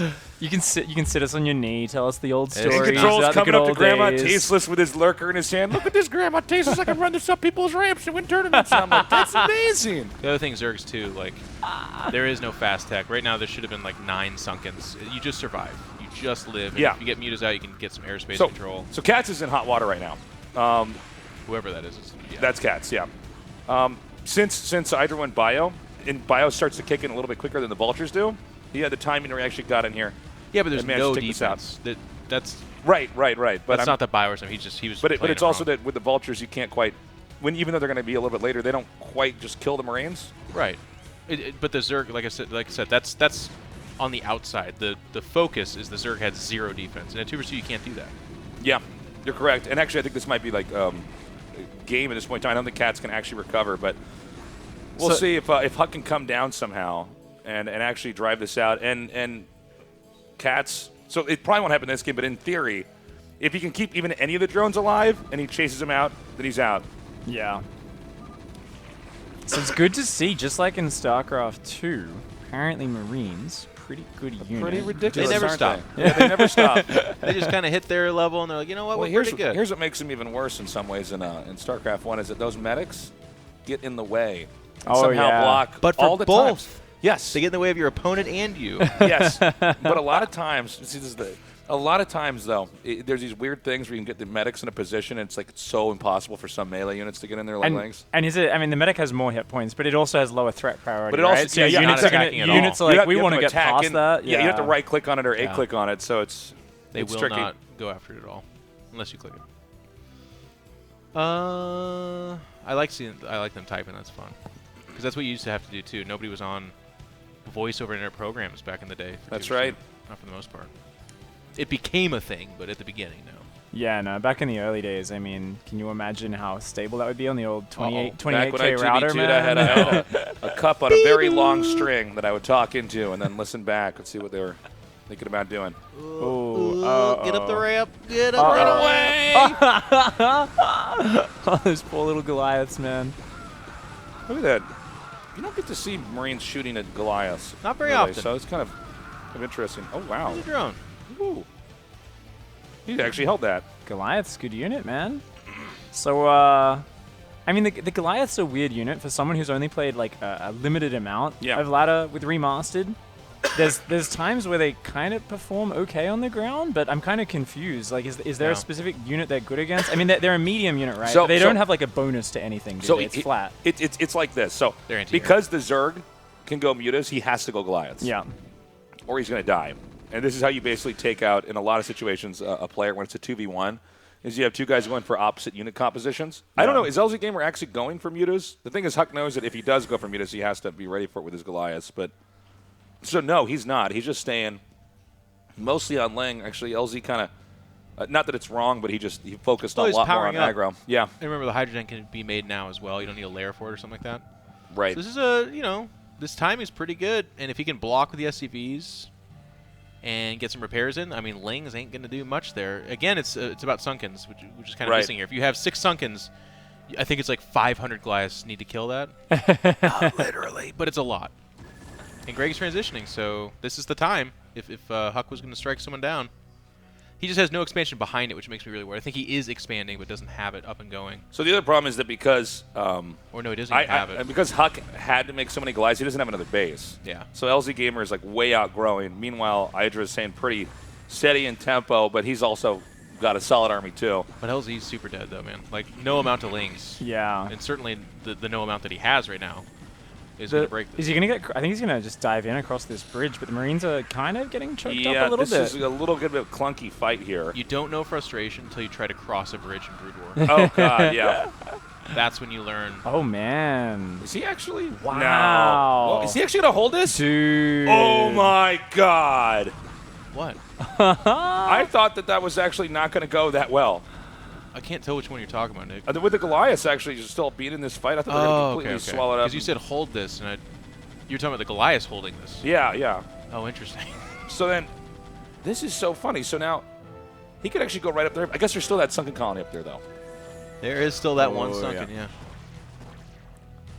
Couple of rando Hydralisks coming out now. Not really going to be the answer, but... Yeah, well, so here's what's also weird. So did Hydra switch back into mech?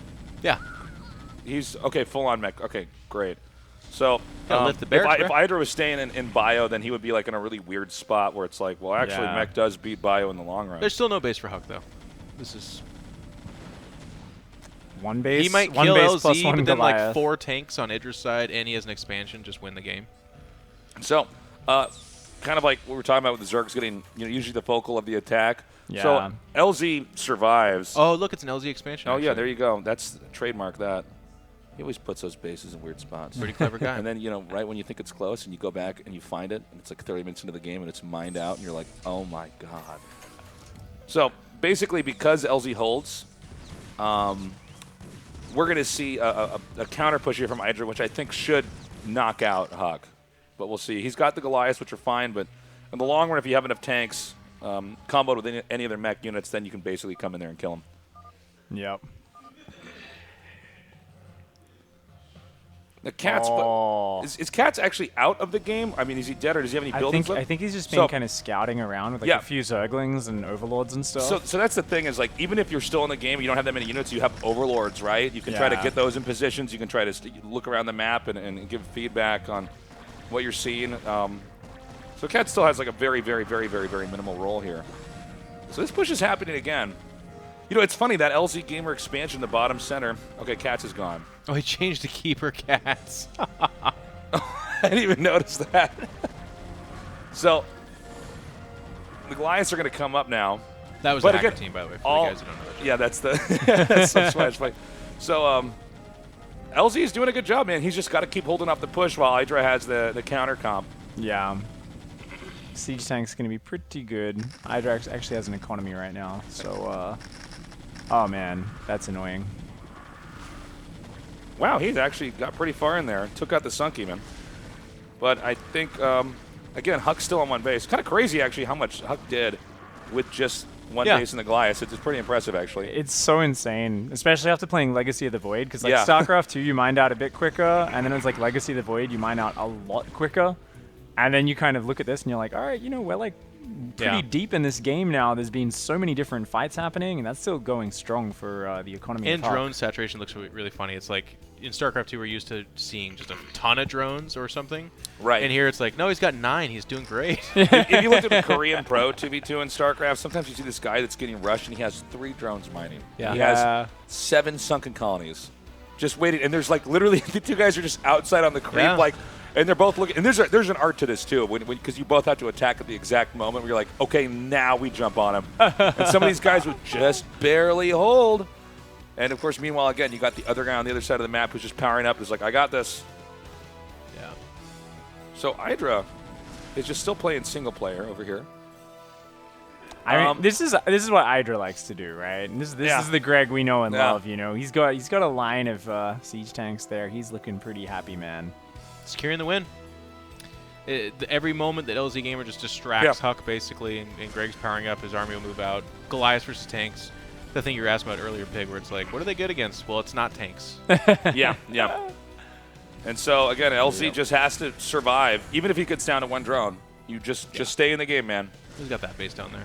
Because, I kind of think of them as like the landed Viking of Brood War, but they are, I don't know, I guess they seem a little bit more versatile. They're a lot better than that. Yeah.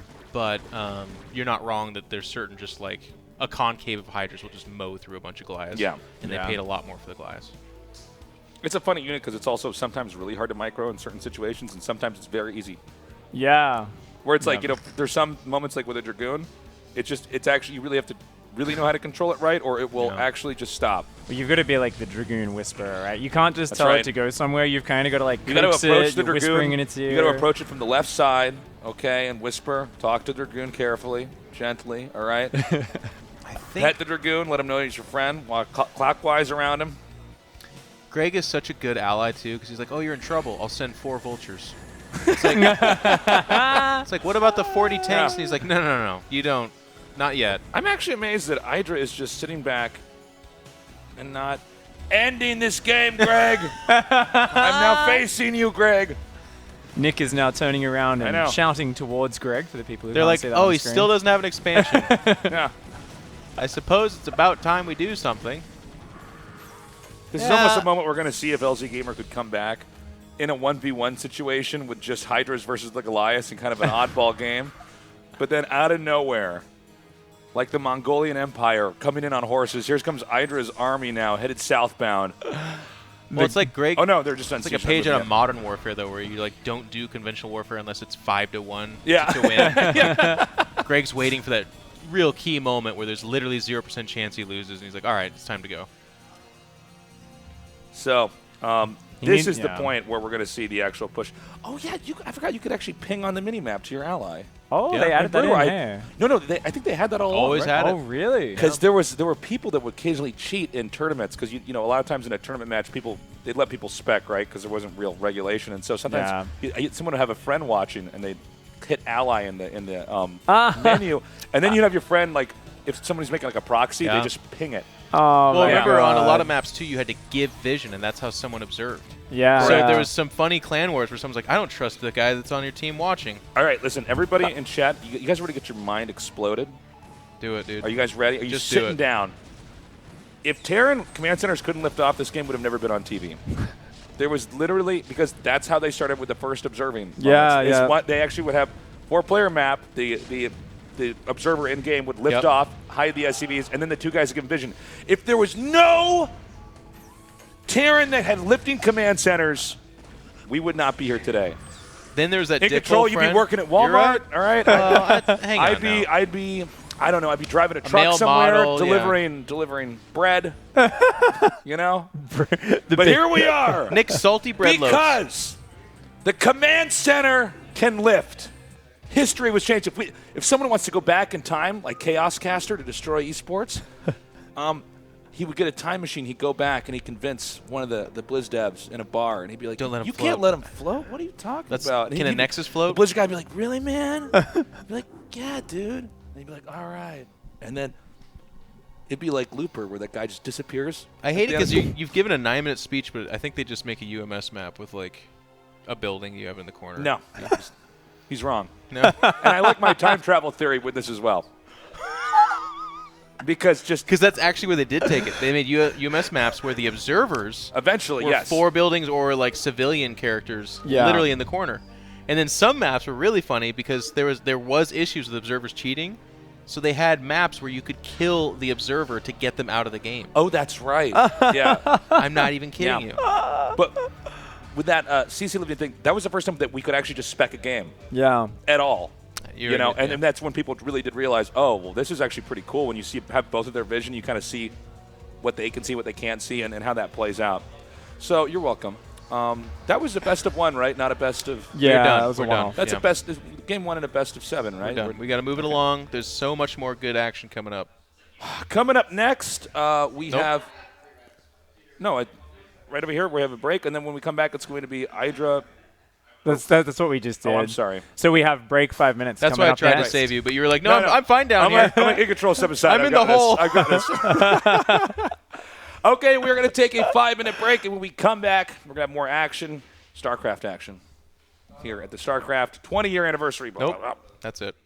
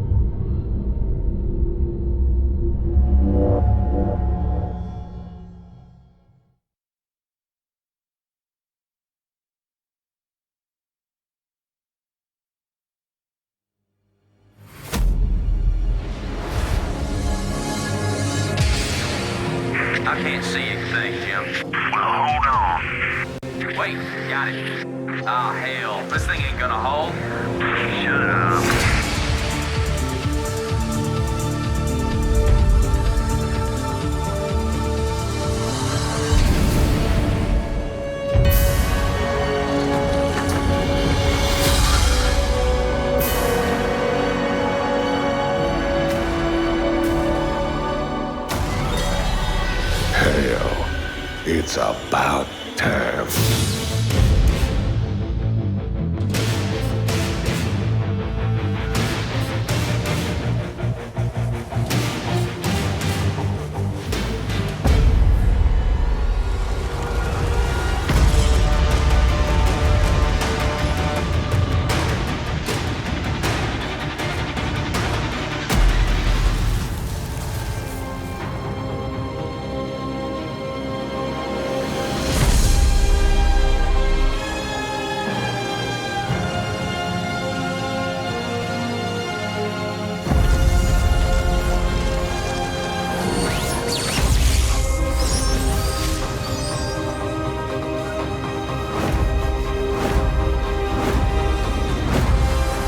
My life for hire.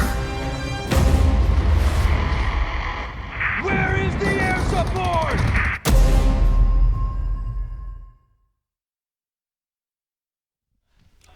What's up, guys? We're back. We're going into another 2v2. Hopefully this one will be a little bit more even at the start because Cats got rushed, just got taken out early on. But that's 2v2 though. That man. is, yeah. Like, it's all super like low, low econ, low tech. Like, yeah. But, so we got White Raw and Machine joining us here. Hey. On the couch. Yeah, hello everyone. Finally. Twitch Can you absorbed move that both mic up these just a little guys. bit? Yeah. Okay, Yep. perfect. So yeah, I mean, I guess the game's already loaded up. We could just throw it up on screen then. Or you can keep looking at us. It's fine. So it's to Terran to Zerg. Yep. But it's Terran Zerg, right? So wait. Let me up see, here in the actually. brown, that is Hydra. Okay, so we got Hydra up there. Alexi, have you not been playing? And then in the center right, it's Effort, but really it's Red. No Brood Wars much for Then you? in the bottom, it's Snony. I have not played Brood Wars. And the left is LZ I Gamer. And the team lineup, I want to check this again. With you. Is who with who? It's So it's Hydra Rhett on a and team. Hydra. Okay. right there. Yep. Oh, yeah, there we go. We changed the Noni colors. LZ Gamer. It's literally on the screen. This is a little unique. You don't see Protoss in 2v2s as often, just because like their units aren't as mobile. I'd say I feel so. like Protoss is fine in 2v2. You think so? Yeah, like Protoss Zerg is good in 2v2. I always Right? find like. Am I wrong about this, Jeff? Ling Vulture. It's harder, seems but pretty strong. But I just think it's funny when we start talking about the 2v2 meta in a game that it doesn't have a meta. What do you mean? There's like there's a meta pro for- there's a meta. tournaments for. For 2v2 Brood War? Yeah, absolutely. Right Just now? seeing Yeah, I team think they actually leagues. still might have that. You guys in been Korea. watching it? No. So Can't that's say what I'm I've talking about. We're like, I think something bad. All right. You could be right. I would imagine that now Draw your attention to Protoss that, is still that viable. drone right there, though, by the way. Watch that drone. Oh, go back. No, or not. So it Sham should 2, be go to as the well. other. Should be a good game. 8 o'clock It's all good. Zerg. Yeah, it should be a good game. Oh, it's going to be good. Oh, looks like Terran's walling Watch that off drone. early, Watch pretty it's getting standard. wider. Yeah, look at this. Look at this Oh, way this drone's wow. mining here at Just the bottom. wiggling around So as well. this is it's not straight. My eyes. Oh, they heard us. Yeah. Who is that? Guys, that's cheating. Oh, but one replaced it actually. Oh, look at that. Now he's down there. It's like no. It's like, I shall mine as wait, over here. Okay, got it. Right. I always think it's a little bit further over. But then when I go back up, it's like, wait, okay. That's one of the great things about this I forgot. game, though. Like the pathing was just so ludicrous, and you had to really babysit like every single unit. Peaks to bake do, man. Yeah, now it's fixing. And now we're drones coming. Okay, I think that was a hatch and main from That's LZ cool. Gamer. And, well, the other, yeah, right, the other LZ one. Gamer was hatch main. Okay, I'd actually say this is a little bit He of fixed it, ability by the way. advantage. A little bit of advantage for LZ Gamer here. Jeff, But do you take part in a 2v2 event official? If there was an official one, yeah. That'd be fun. A lot. oh, that's cool. I'd be down. I think like if they get 2v2 on ladder in StarCraft Remastered, I want to try it out. and Brood War I 2v2 think they more mentioned interest that- compared Yes. to StarCraft 2. I agree. Agreed, Alexi. My first event was 2v2 and they come with when I broke hand playing this game and it was very angry because I can't use normal micro. Yeah, And yeah, of course. waiting Yeah. 2 or 3 more weeks. I You're a could much not braver imagine- guy than I am. Yeah, right. I couldn't play with a broken hand. Like, I wouldn't even try it. Well, I didn't know I was doing that off and on for a while. I would like. Yeah, be you like, did it, I guess. Yeah, I It's was true, actually. What's weird because I was like, it feels better, and I'm like kind of. I like slowly get my hand close to the mouse and I like click and I'm like, no, I'm okay. And then I get 5 minutes in the game and I just pull my hand up and be like, ah! Looks like someone lose Overlord. It's funny when you don't think it's something serious that you kind of Yeah, your I think mind will you're like tone it down. I had that staph infection not too long ago, but I Yeah. thought I just had a fever. Yeah. So I did all of TwitchCon with staph infection, and like at each thing I was like, man, I just need to tough it up and drink some water. What's going on? And then I get to the doctor and they're like, your blood's gonna turn septic if we don't do something. And I'm like, oh, it makes me feel better, I guess. I wasn't such a pansy. Oh, that hatch! I remember that, dude. That's what I did all the time. Wait. Oh, that's the hatch on top of the ramp. I forgot about that. What is doing Protoss? Protoss, let's get a shot. Then you go one base muta from there. But you wait, sunk yeah. in the ramp. Like Robo. What is it? Shh. Oh, that's not a thing. Because that's Nonya's not so what you smart. normally do it. Who's doing that? It's the Protoss player, Noni. Noni's a silly goose. He's a wild child is what he is. Let's get him on camera. Let's get him on camera. Nick, I only do wanna these know, events. What does it look like? What does a Protoss guy who goes Reaver in 2v2 look like? I only do these events to get your sound bites and put them on my stream. I have to imagine that he's crazy with long hair and his fingernails are really grown out and stuff, because that's a madman. Now you're talking about G5. Yeah, I was just gonna say that's G5. Yeah, absolutely. That's exactly what you're describing. Oh, very smart build second hatchery near on the ramp. Yeah, as soon as they put that one or two Sunkens, you can can't break it with also anything. huge army. If you have an ally that can defend you, or you're really bold, you do what the Zerg at 8 o'clock's doing. Well, that's actually the third hatch. Never mind. But Let me ask you, can though, pass expand. if you have Greg on your team, can you rely on him to defend you? Greg was not much of a 2v2 player back in the day. Not You can for say lack that of again. skill. Just it's a very different mindset. Yeah, but if he attack now Zerg or Protoss, it will be big problems. Yeah. So many mariners and. Well, the super fast meat is going to be hard on the Zerg. I'm not liking this for blue. I think here on Zerg it's a little bit better composition compared to. Greg keeps going bio, which is Protoss. cute. What's weird because I felt like in a lot of times when you Tyler did wants to help. When you did have Protoss in 2v2, usually Zealot rushed into lots of Dragoons. Yeah, you just keep the pressure on. Looks like Tyler kind of Yeah, got so caught out without here. rules. Those Zealots are just And then I Terran mean, shows up so with vultures immobile and without speed. contains and supports because Vulture Ling is very strong. Oh, it's like Protoss OP here gamer. not bad. Medics with Zealots. Yeah, They heal never everything. die. Man. Yeah. Okay, so actually this might work out because of what Noni's doing. He can actually probably save. It looks like they're just going to LZ. skip the Where's LZ's natural Yeah, altogether. looks like You think this is minus good? But what about the Reaver? Can we get a shot of the Where Reaver? is Steampunk? There it is. Go back. Reavers are so cute and cuddly. They're like, I'm getting in there. Yeah, what the It's the mutas they're going to show up, guys. man. Yeah, Reavers it's can the make mutas in the friendly big picture. fire. You're right. Actually, This is all fun I don't and even stuff, think Rhett has to move in with the Zerglings here. Oh, never mind. And that's why you can't go Big bio scared normally shot. against a Protoss player. No, back, It's back. that unit. It's friendly fire. Oh my god. Scarabs are so stupid. Wow. It's just like, nope. Yeah, but this imagine if they were smart. this one's a headshot, you guys. Just falling forever. Here we go, stupid Scarab.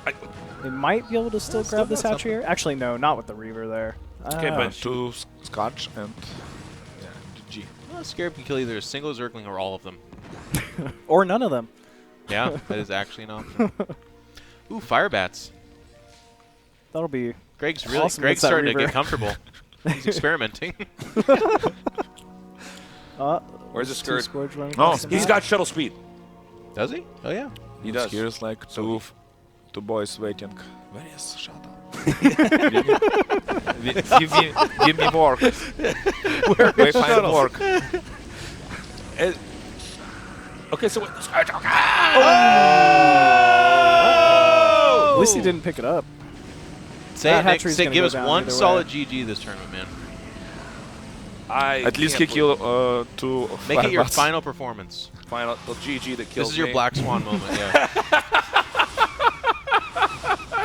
He's out there on stage, the lights on him, he's just unfurling into a suit caster. Oh, wow, looks like LZ Gamer did clean up almost all the drones inside Rhett's main there, though. This is still, I mean, Wow, it's still it's winnable for either one-on-one. team. Yeah, it's still Noni even. have good position. Oh wait, how many Reavers drones? against- How many Rhett drones does did- have a good amount of Mutalists, though. Bryce is what would happen but if he has NPR commentated StarCraft. Oh my god. Oh, it's too true. So this game's actually getting pretty cool. There's These that one Mutalists part- are just kind of tearing up the space right now. It's pretty bad. But, you know, with the support of a good teammate and a couple of anti-air I units. believe it's possible for him to come back from here. In San Francisco, Anything can can have happen. gotten together to have a good time. StarCraft, what is that? You're probably asking yourself. You sat aliens down in space fighting each other, but You it's sat more down. than that as well. Oh my god. Dude, that was too good, actually. That We was a sat good down voice. with Bryce Bates of Palo Alto and had a discussion with him. Bryce, how are you doing? Bryce, thanks for joining us today. Oh, I'm doing good. Thanks for having me. I've Yeah, totally listened to your fun. broadcast before. Oh, really? No, not at all. So I think it's already GG. It's every minutes Protoss get behind and behind. Yeah, this is one of the things about going for Reaver in this. Okay, but there's Alexi, there's a point. Have you seen Mutas kill a Protoss? And when was the last time you saw that? Yeah, it's happens pretty it's pretty happen- often. Yeah, it's very common actually. Like, trying to make a all joke the here. paths are great to open. Scourges. But I think 2v2 it's 3 gateways, speed zealots and Archons. It's a very great strategy from Yeah. Protoss. Very mobile army and GG. against Muta, against. I was trying to yeah. tease you about your match against Livy B, but you're just too nice. you don't think it's possible for someone to tease Gentleman. you about that, so look at Nick in the background. Hey, Nick, now a little bit more. Whoa. Now you're Which turning is our toward him. Commentate now. No, Nick. Everybody's looking at the LC camera and it just Nick, suddenly it's turn like, to that camera but and who's keep that posting. guy back there? Keep posting. So it's now So- Noni Artosis? Yeah, it's actually going to be Artosis versus Noni. I'm excited about this. The Let me set this run up. back. Yeah, let me set this up. So we, at the Holiday Bash, Dan still is playing a lot of Brood War, but so Tyler was playing some as well. They set this up because the thing about Dan, the thing that I love about Dan, by the way, I do tease him about this, but it's also true, and I think it's a good thing about him. He believes he has a chance against anybody at any Oh, for time. sure. I respect that. Though. It's only like 6 seconds into the match where like reality comes crushing in. And he's like, oh no, never mind. For him against Tyler, that reality didn't happen until about minute 9. But what I liked about it was the whole time, because Tyler also is a different kind of nice guy. When Dan's like, oh yeah, no, if I get to this certain point, yeah, I'll beat you. And like if I can contain this and get to here, Tyler the whole time just kind of smiling and like very zen, nodding his head, like, yeah, Dan.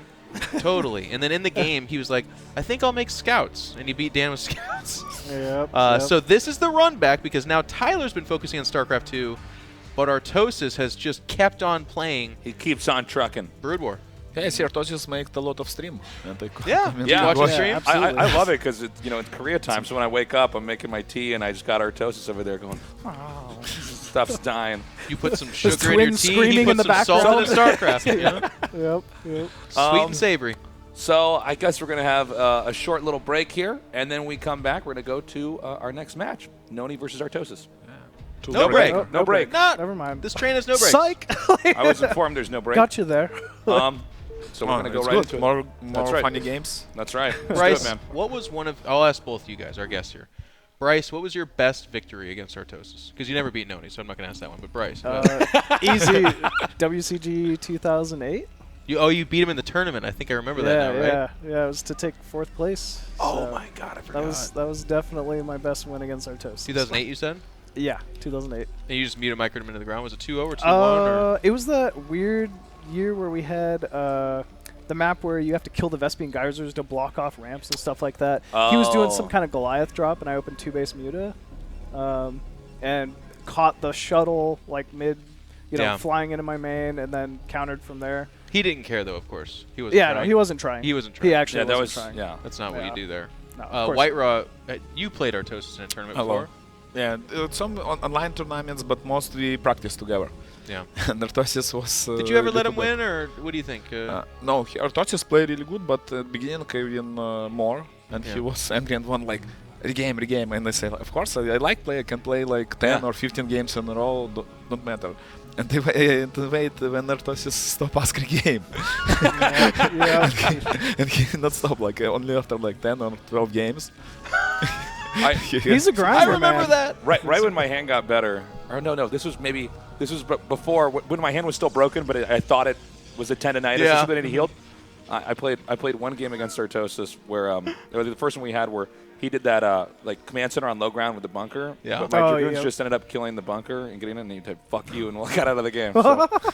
So to balance this out, let me go ahead. Well, I wanted to ask you what your that's your favorite turn. victory. Yeah, so against for my Artosis turn, was. instead of talking about my favorite victory, to balance this out for Dan's favor, I will tell a story about his greatest victory against me. Because to be fair, when we played, I mostly did win, especially in tournaments. But one USA Finals, we hit each other, and this is the one that Dan...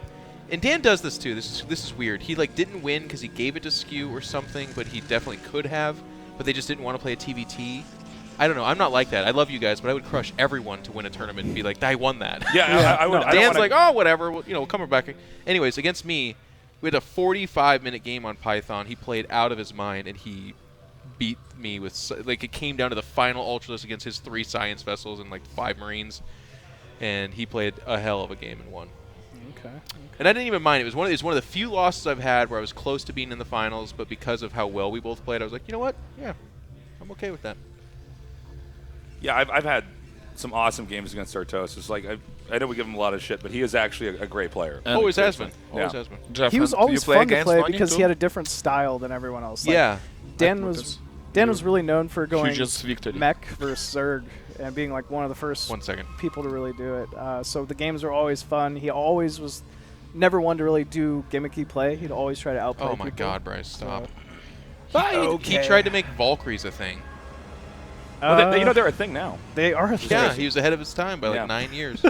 And way ahead of his time because he won a total of like 0 games with it. But White asked about Noni. No, like Noni's a funny thing because like Idra, he hit a certain level where he was chest, head, and shoulders above everybody else. And he won a WCG without... Idra did this too. Idra won a WCG USA, only dropping 1 map, which was to me, and I did 4-pool in Sunken Rush on the map that had the little patch of creep in front of your base. Coliseum. I hate that map. Yeah, and then Tyler won a WCG, I believe dropping 0 maps, or maybe it was 1.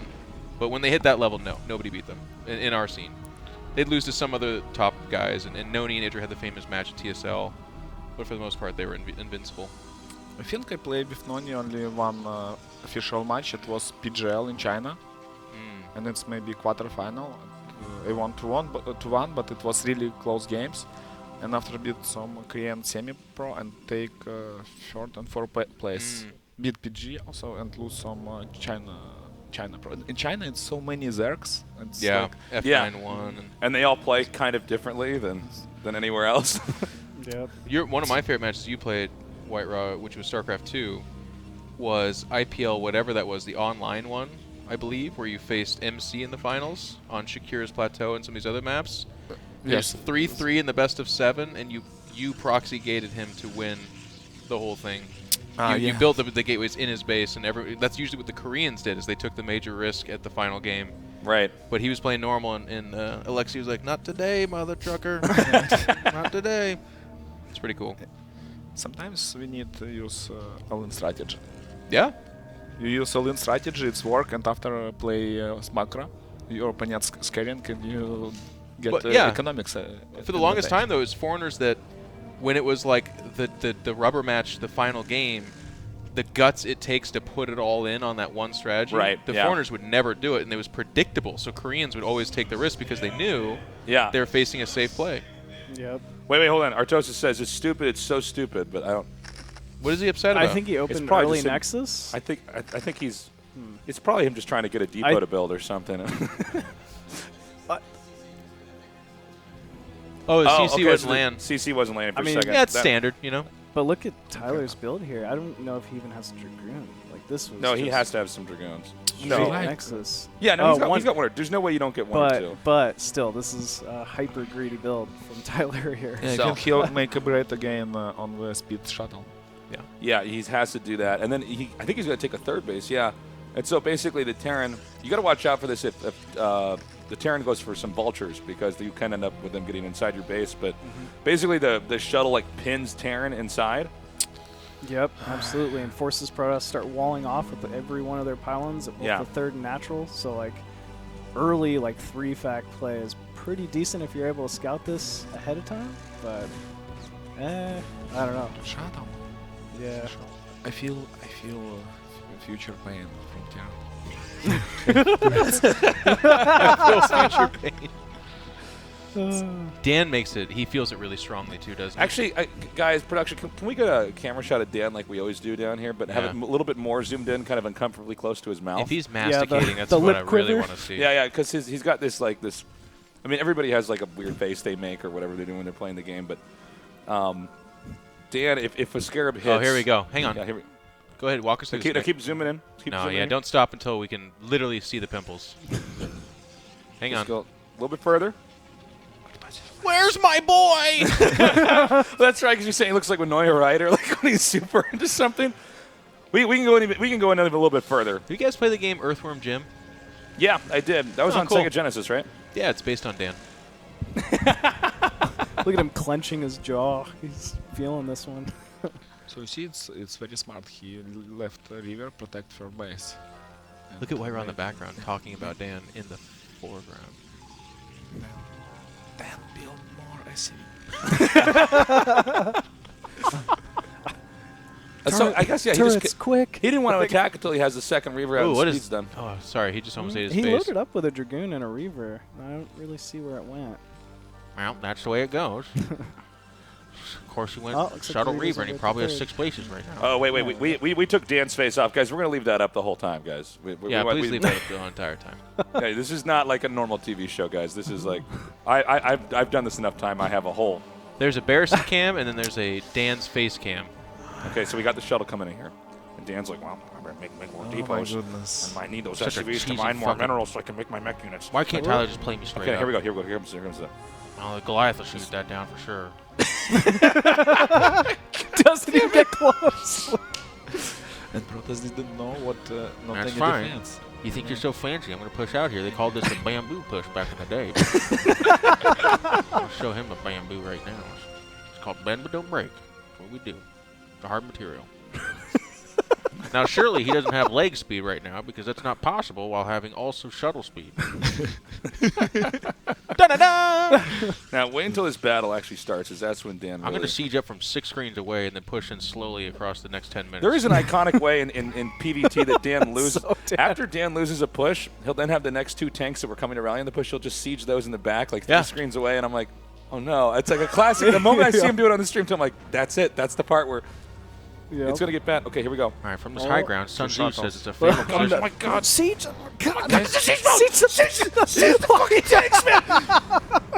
My Goliath. Oh! He got one! Did he forget siege mode? Oh, there's a lot of Protoss here. Maybe he forgot siege mode. No. Oh, okay. Did he forget siege Okay, mode? I don't know. He might have actually. Look at the Reaver. Reaver, what is this guy? It's in hot pursuit. Ooh. Yeah. Oh no. Oh god, the mine almost went. Oh, there we go. Oh, that was actually wasn't so bad. Scab! Ooh, Dan might have this. Dan might do it. Yeah, well, of course I do. I've been working hard.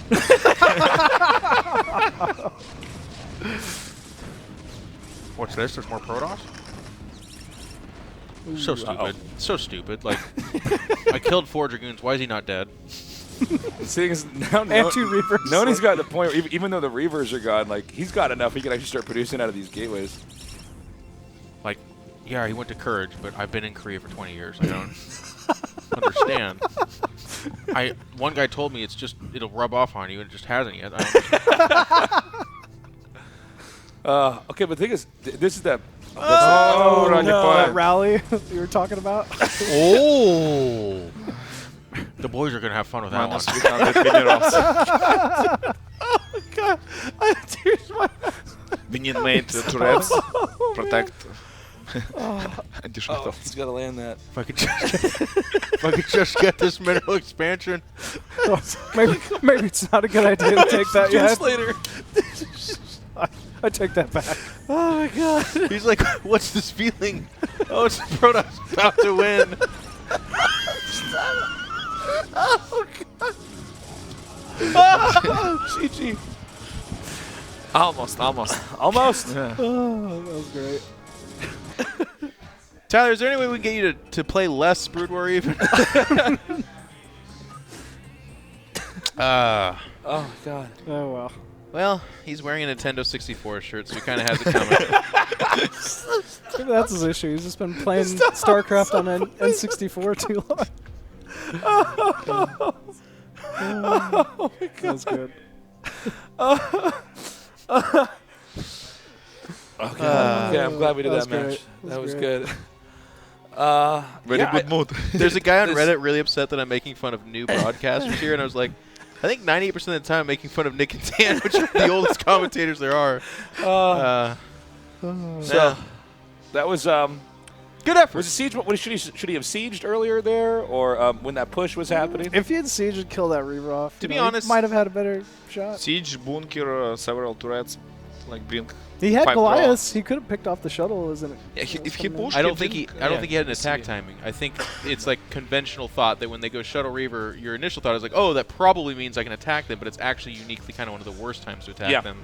They can stop reinforcements, which Tyler didn't do, but pushing into it's hard because you're just eating a scarab, and if 2 of your tanks are next to each other, they're one shot all of a sudden.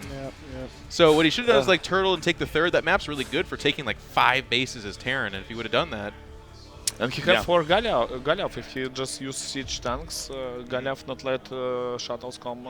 I thought he was going to turtle more. Absolutely. So I'm saying, the Goliath upgrade is also like you're investing in something that offensively is less good. As a shuttle's coming at you, you're less likely with 2 or 3 Goliaths to stop it from doing what it needs to do anyways, which is drop off 2 or 3 Zealots. But defensively, the Protoss now can't use Reavers and shuttles to do that much. If I go speed commit. Reaver, Yep. I feel like I'm most scared of the Terrans that just turtle and don't move out, and I'm like, oh, well, I can't, because you need the Reavers and the shuttle speed to pay for itself and more. Yeah.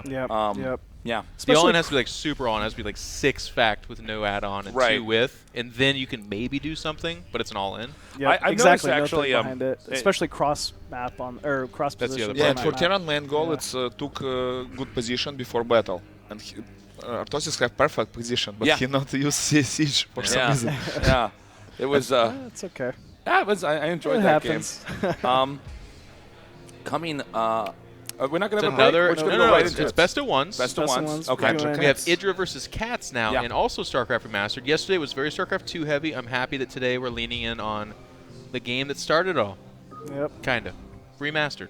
That's right. Best of one, it's good, I think. Yeah. Very fast. Get a little taste. Get some variety in there. A little sample. Yep. What map? I don't know. Unless you can see that. We could see down there. What map is Is that Fighting Spirit? Is it though? Oh, Destination. It has to be Destination because it's too skinny. Oh, my eyes are terrible. It's guess. It's just a big blob of color over there. So it's a pretty we're moments away from loading that up. Here's Cats. You guys Unreality. know, you guys remember how Cats plays in Remastered? He's always known trying for to remember Proxy Hatch. Yeah, there was a lot of weird stuff. In Remastered?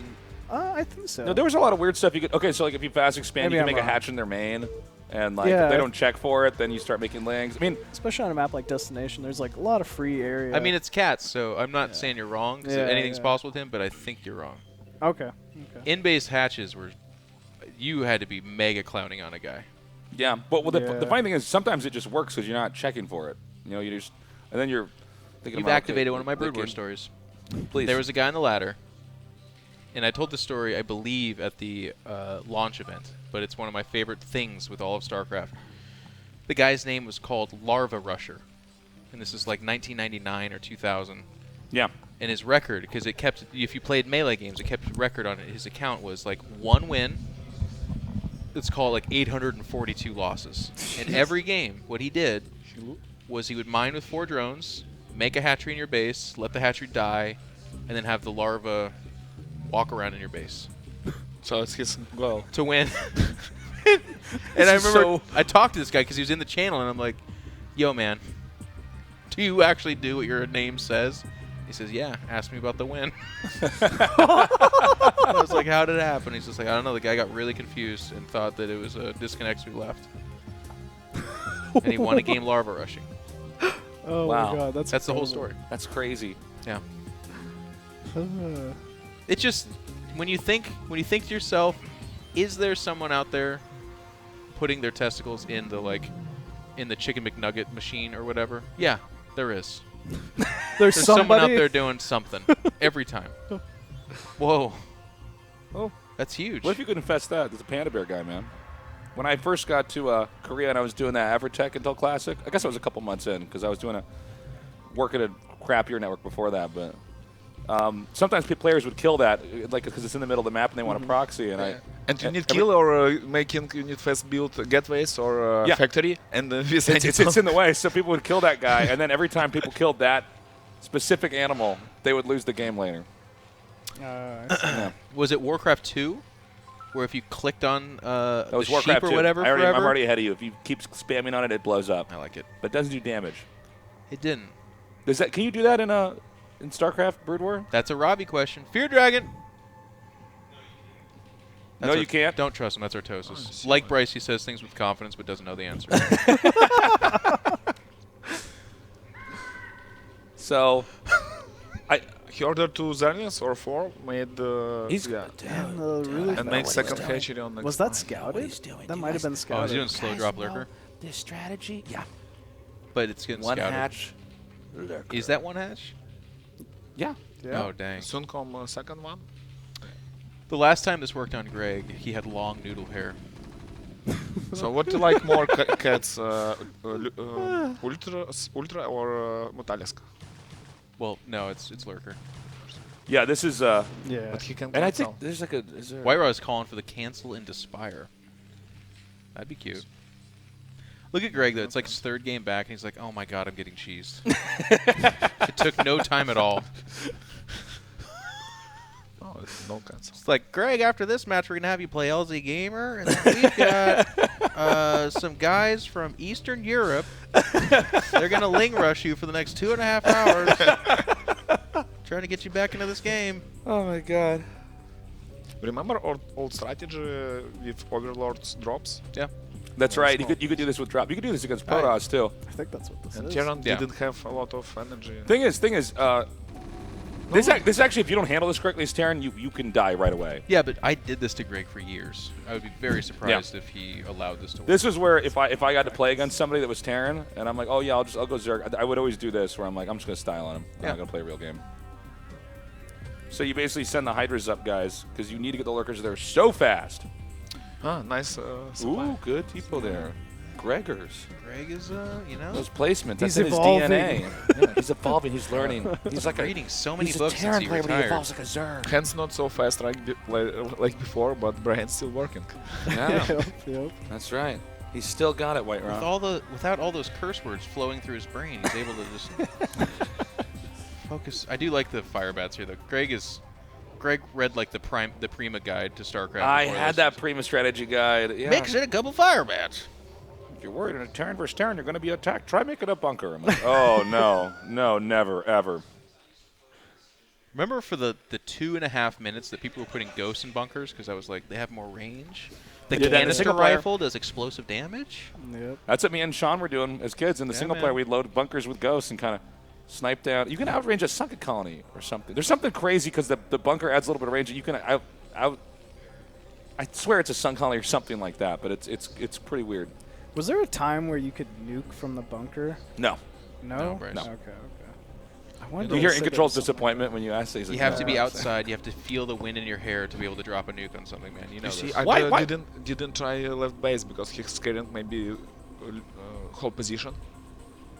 Yeah. No, Greg's in a weird spot. I guess, but you just sit in your base and make a science vessel and you win. Because on base there, you need to wait a second hatchery. The thing is, for Greg, based off this 2 vs 2, I believe he's going to sit on this one base until it's mined out and then float over. He should have about 17 so he gets tanks more by efficient now. use of his one command center. So you see, I read what doing cats. God, he's gotta get out!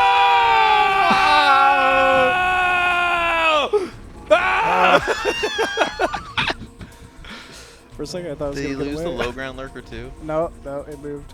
Cats is like, oh my god. Cats though. We get cats on camera. Cats did the adorable Cats little on brother camera thing, production. where the There's so Overlord much. peeked over the cliff to be like, "Is the coast clear?" Cats Then it like, came back like, "Ah, "Load it up, God, boys. dude." We're good to go." And that's when Greg was like, "I know what you're doing for 5 minutes." Cats. So there's a variation of this where you send the Overlord up, and you don't have anything in it. Sure. And that's what you do is then you run up the But ramp. you've already all in to do that trick, so you just die. No, I meant before when that thing actually happened, where he shot it down. Sure. You can't have just an Overlord come up and then run the lurkers up through the front. It's like Think the of how Jeff brave you special. have to be though for like to do this in front of 30,000 plus people. To be like, I'm gonna do. No, I respect this. A poorly executed, terrible build, and Greg's gonna face stomp me. It'll be a big problem for Zerg.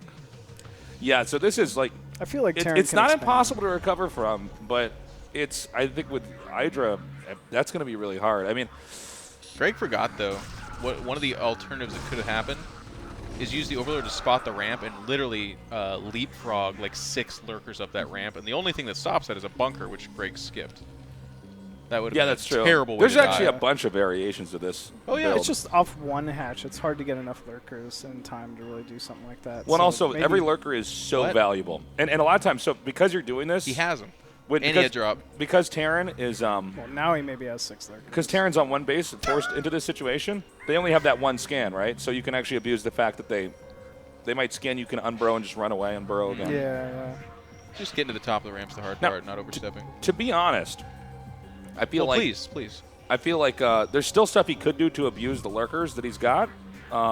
Even if Lydra gets an expand, that area behind. Wait, can you burrow a lurker behind there and then it hits the SCVs? Yes, okay. Absolutely. Okay. It doesn't hit many of the mineral patches. Oh, yeah. Maybe just the one what am or I two, talking about? but- I've lost Yep. countless games as Protoss where there's a lurker back there. What am I talking about? Yeah, it's a pretty good tactic for sure. You're just getting ahead of yourself, though, because I think that might even be a science facility right there. Should be, yeah. So when he gets a science vest slot, that's when you're safe to push out. And this is going to be really hard for Cats to hold. Oh, it's a barracks he's building then. Yeah, there's no CC, right? No second CC? I think. Oh yeah, you're right. Oh, there it is. There it is. I was wrong. Oh, done. Not today, Greg. Now boost. Oh, you God. imagine? Could you even imagine running if away you could from boost sorry. with that? I apologize. That would be terrible. Good protection. Yeah, really good protection. But here. Zerg, like with love economics, it's not Zerg. If yeah, it's really it's like the larva limitation at this point. Like he just Zerg hasn't been able to spend his money. Zerg compensate very aggressive beginning. Only if he make some damage. Yep. If he not make any damage and with this strategy, it's like maybe 90% lose. Yep. Ooh, now this is tricky. He does have That's a actually lurker really inside well the placed. mineral line Yeah. now. Oh. Cats is handling this as well as you can, basically. Yeah. If he overcommits and goes in there, one scan stim, it's dead, and basically the game's over. And he's scanning what he don't have Spire. So he can fly as much as he want. It's not looking good, old Alexi. If Greg now come with 2 silence vessel, 3 tanks, and easy. Yeah, it's a easy. Who is your thing. favorite European Zerg? And don't say Mondragon. Demaga? What? Demaga, he one Demaga? of the best, Okay. but before we have many talents Zerg. Such as? And for example, from Russia. Not for you? No, from Ukrainian, like best it's Demaga, of course. Yeah. Not for you. Yeah. And from Europe, Mondragon is like more title. Yeah. Zerg who won like a lot of I lose so many. GG. Thank Poland you. had a lot of good Zergs. Yeah. Red was really good. First time yeah. with Red I meet on WCG 2003. Hey Pro. Hey-Pro got good later on, yeah. Yes, Sweden Zerg. Sweden had a lot of good Zergs. If you make any mistake with these boys, they not let you make them back. Yeah. Oh, yeah. Yep. Okay, now this is the tricky part. Is that if Terran oversteps with his army, the lurker still will kill everything. Yeah. Yep. But no. Looks like they're just getting outranged. And Mariners just waiting their time, like. Yeah.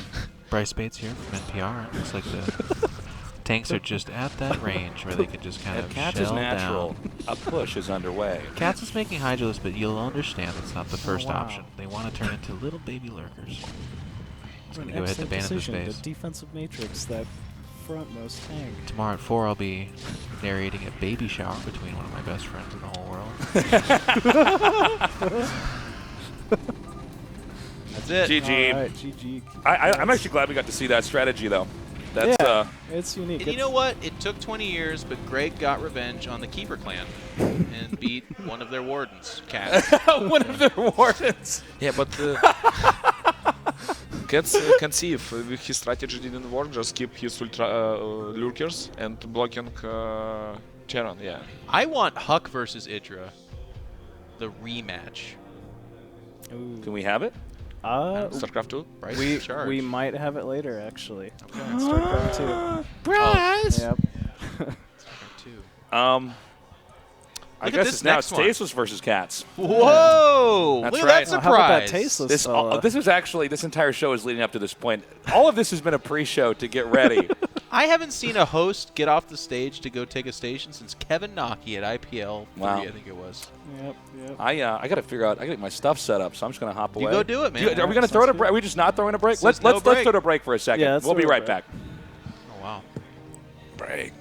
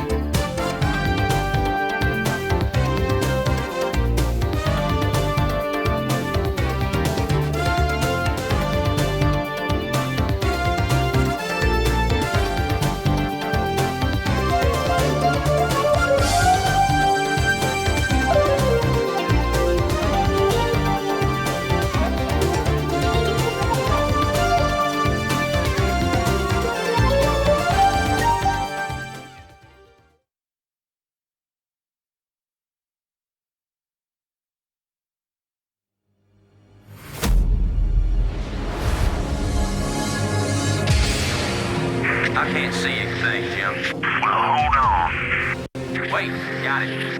Oh, hell. This thing ain't gonna hold. Shut up.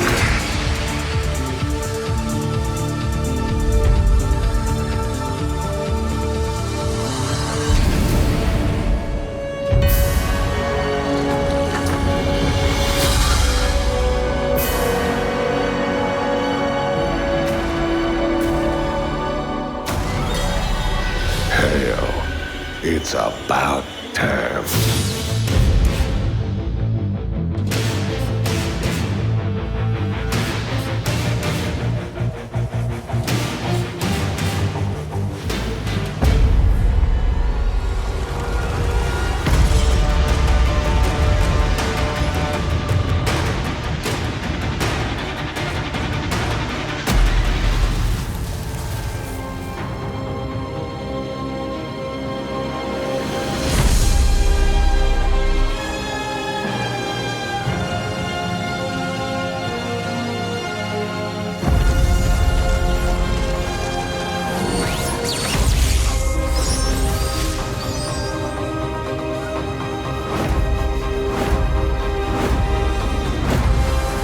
My life for hire.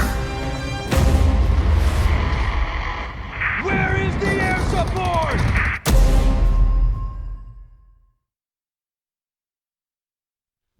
And we're back. And we're back. And we're back. And welcome back. We're welcome back. Okay, the next match is a grudge match, That's but right. it has quite a story behind it. Now, Katz was a Brood War player as well, and so is Tasteless.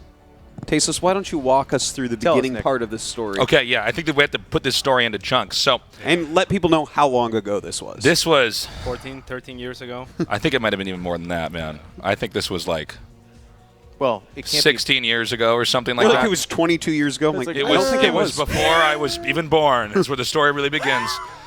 So back in the day, you had to find certain people to practice with, right? Okay. And you needed to map out builds. This is all early on in StarCraft. We're still trying to figure out, okay, can I get away with this?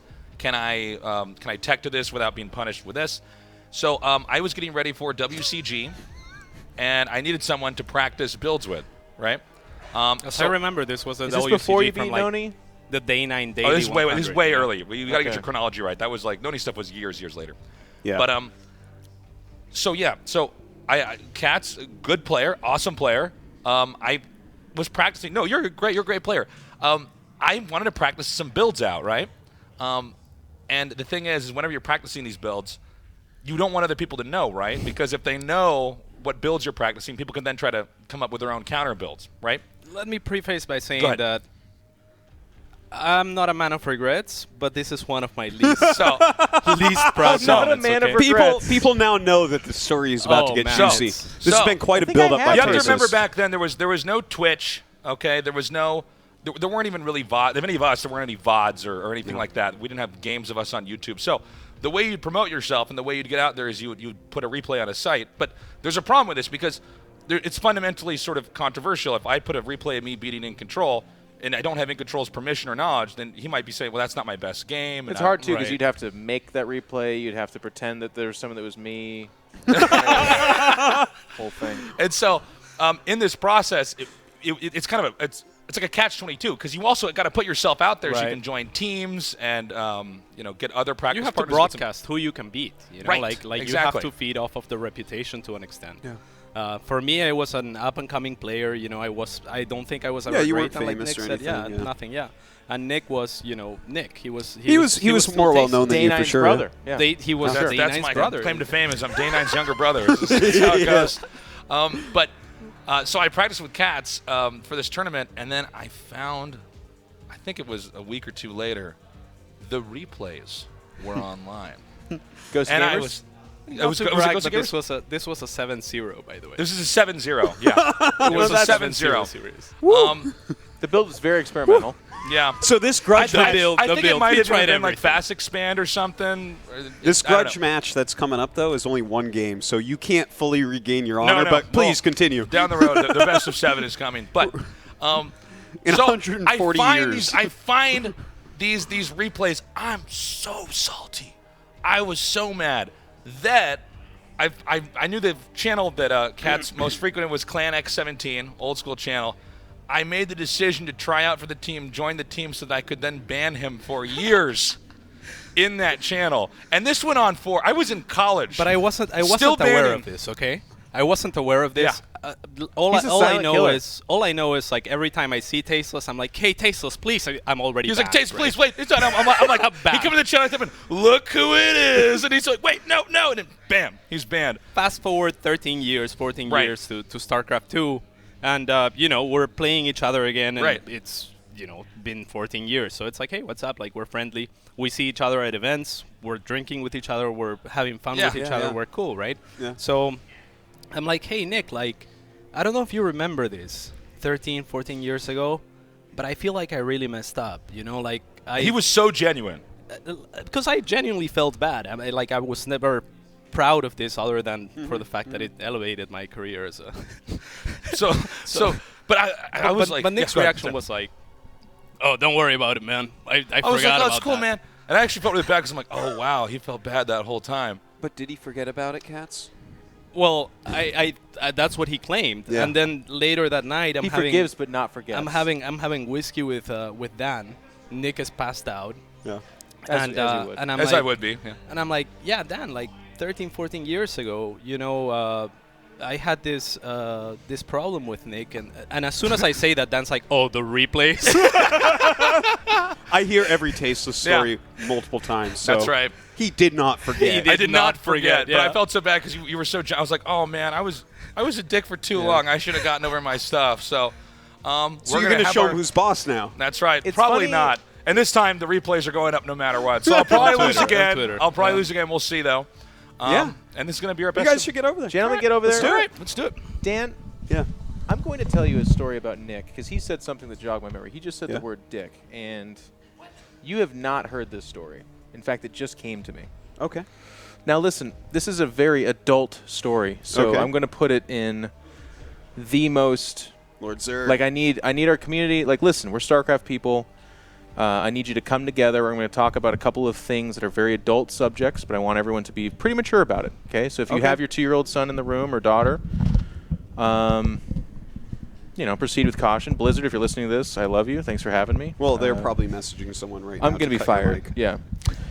Just before that WESG tournament where we were coming to Korea and G5 was coming to Korea, one Nick Tasteless Plot reached out to Eric and said, Eric, I've been living in Korea. They've got a lot of really nice things. But one of the things they don't have is an appropriately sized condom. And he said, Eric, I need you to buy some condoms for me. And Eric told us this story. And we were like, yeah, I mean, that's really nice of you. Why are you telling us this? And he knew. He knew that one day I'd be standing here, sitting here. And that was a I great get to tell that thing story. Because you were talking about what friends do for friends. They do many a thing, don't they? Ah. Quite the sacrifice. Yeah. And that's a taste of story you've never heard, isn't it? Can I tell you what a good friend of mine did for me? This friend, who will go nameless, but he was a Terran player on Eastro. I moved out to Korea a little bit after him. I feel like that's Idra. Go ahead. Yeah, it might be. It could or could not be Idra. Yost played Terran like a third of the time. Yeah. Ooh. Well, not once he moved out there. Anyways, it was Idra. And I don't know what this story is. I went out I'm there. Nervous. Okay, so there was a quote-unquote non-Korean room, right? And it only had 2 mattresses, but there were 3 of us. It was Puerto Rican, myself, this is and gross. Idra. I've heard this, yeah. But Idra had to stay up practicing late, and Puerto Rican and I had to get up and go to the office every day. What was the name of that company? The thing is, I was still trying to be nice. Remember that? Yeah. Well, it was. Well, I don't remember it. IEG. Oh yeah. Yeah. Yeah. Who owned Eastro and now they're Spo TV. Anyways, so I got really sick, like really, really sick when I got over there. It might have been like the air. You go from New Hampshire air to Seoul air. It's like really dirty or something. Maybe I just had a cold, but it was like I had a deep cough. I had a lot of congestion. So I piled up all the dirty laundry that was in the room as a pillow. I took Greg's mattress for the night. Oh, my God. And I was coughing like all night long. And so Greg comes in to go to sleep, and he is so annoyed by my coughing, man. He's like, shut up. And I'm like, Greg, I am not meaning to cough. If I could stop coughing, believe me, I would stop coughing here. But yeah, that's my story. I don't remember this, but I'm sure it's true. It is completely true. I believe Been there. Because when Tasis was telling us before how nice a guy Greg was, I'm like, I love Greg, but this always stands out in my mind. Greg, I'm sick, man. It's not a story, but the way you guys described it, because you guys went over there, or it became summer, I don't know which it was, but they crammed the 3 non-Koreans into a room that was like the size of a closet, and it was a sweltering, like, 120 degrees so hot. In a tiny Seoul apartment/house with 15 people in it. And Dan, we're like, Dan, how is it, man? And he's like, it smells like feet all the time. And to be fair, that was the entire house. That wasn't just the white guy room. But they did throw their dirty laundry in our room. And he's like, Puerto Rican and I don't want to sleep head to head, so we sleep head to feet. So in a place that smells like feet, I'm next to feet. And I like audibly gagged. I was like, ugh. I was like, okay, not asking you about Korea ever again. Good Lord. Yeah. Puerto Rican, by the way, that's a reference that nobody on the channel listening right now, nobody knows who that is. There's a great guy, one of the original, like, not a player but community people things. Yeah. But he blipped on my radar of weird when, for one of the WCG qualifiers, I answer the phone to this random number, and it's him singing the WCG theme song to me, and that's it, and then he hangs up. Oh, that's amazing. Yeah. But I just like wake up at my hotel, I'm like, hello? If you would have done that to Dan, he would. I can't remember the name of the song. He would have started singing along. Oh my God, there's a hatchery. Well, it is happening. Rick was a great guy, though. I miss him. What is he doing now? He's very kind to me. He's on my Facebook. He pops up every once in a while. No, he's still around. Occasionally, he'll tune into a stream and stuff. Well, it's not a cannon rush. All those SC for All videos that are on YouTube, that's all thanks to him. He saved a lot of the good content. Oh my God, this Zealot is just wrecking everything. It actually didn't kill that much, given that it was a Zealot fighting against drones. I think he got like 2 or 3. Welcome to the cast. Yeah, he got Greg. 3. Yeah. You should have seen it 3 with Bryce over drones here, is too. actually a lot for a Zealot, though. Second Like 4 kills. Given that he Yeah, had it didn't nothing. do a lot, dude. Yeah, that's true. Given that he had nothing, it was better than it should have been. Oh, but look, now he's look kinda at this. Look at this micro. Only in Brood War. The Zealot's just like, I'm done. Does he have another Zealot on the way? Yeah, probably. He's also got a hatch on the way, though. Yeah. I mean, I'm not sure how important that's going to be. It's actually so hard, by the way, to control drones. Like, some people make it look easy. In Brood War, oh my God, they are so dumb. They are indeed. I can't wait to see what Katz does with this hatch. Is he unaware that I there's think a he's Zealot? actually going to win. This is brilliant. I think he's going to win This is with beating this. Tasteless at his own game. It truly He's is. going to build Sunkens and kill him. Yeah, when that creep starts to come in his vision, I can't wait. He's Because not Nick gonna won't see- see he's not it. gonna Yeah, see he that won't creep. see it. He's not going to. Even if the creep goes near him. It I will. don't think It he'll will. see it. He just won't register it. Yeah. He's too busy microing the Zealot. He's like, thinks he's a pro gamer right now. He's like, Cats is terrible, man. It feels like there should be like another hatchery or something. He probably thinks there is one. I don't know. He didn't micro that Zealot, so he might noticed. Oh, God. wow. You know what? Yeah. I think Called he it. did notice. Oh, he made a drone. He was going And to he go trapped sunken it. push. It's trapped. It's literally Send trapped. it to mine. What are you Send it to doing? mine your minerals. That would be like 3 more mouse clicks than Nick can handle. Or Cats. You don't It's care who it basically is. the They're all same. bad. The funny thing is, if he gets any speedlings out of this hatchery, he can still kill like 10 Or if it pros. just opens up for him to get through Theoretically. the natural. There's lings running across the map right now. All right, in Oh real my talk, God. boys, is this the first game? Oh, wait. Oh, keep Tasis on camera. Nick's keep dead, Tasis dude. on camera. He's going to die. Watch this. Watch the look on his face. Watch him start to be like, my wrist is really bothering me right now. Let the chuckle Look at his begin. face. Look at his face. It's kind of fun Look at to the watch. realization start to come over him. Oh. Oh, God, he has a drone over there. But it's glitched out again. The This Zealot is so fun. stopped. It just stopped. Oh, my God. What am I watching? This is a base trade with like 4 units. It's like 4 tier 1 units against 2 tier 1 units. Oh, my God. Lings are so good in Brood War. Oh, Yeah, they they are are. amazing. So Or refreshing. cracklings when Oh, I know. when Adrenal mattered.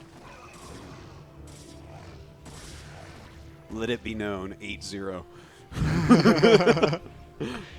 Oh, we're getting a good zoom in on Actually, Nick's face. Yeah. How many pros does he have left? Oh, okay. How many does he have?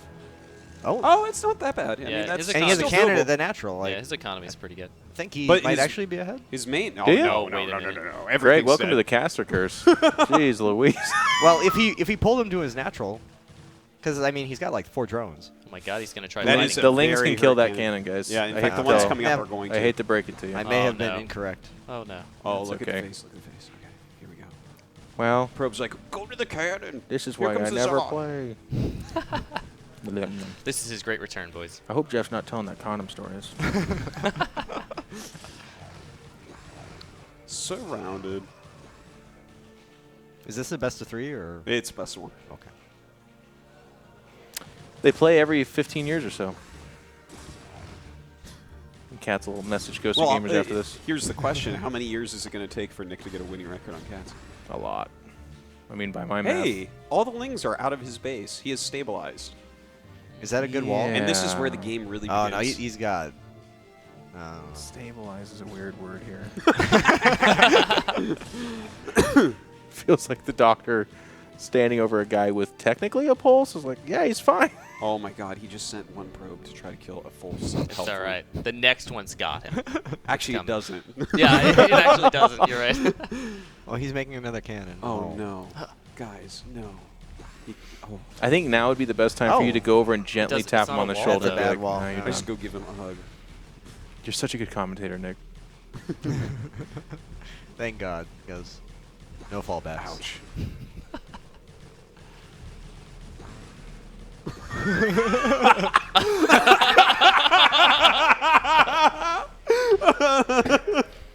Pin that replay on the wall. Oh, Cats. Oh, he's rubbing it in.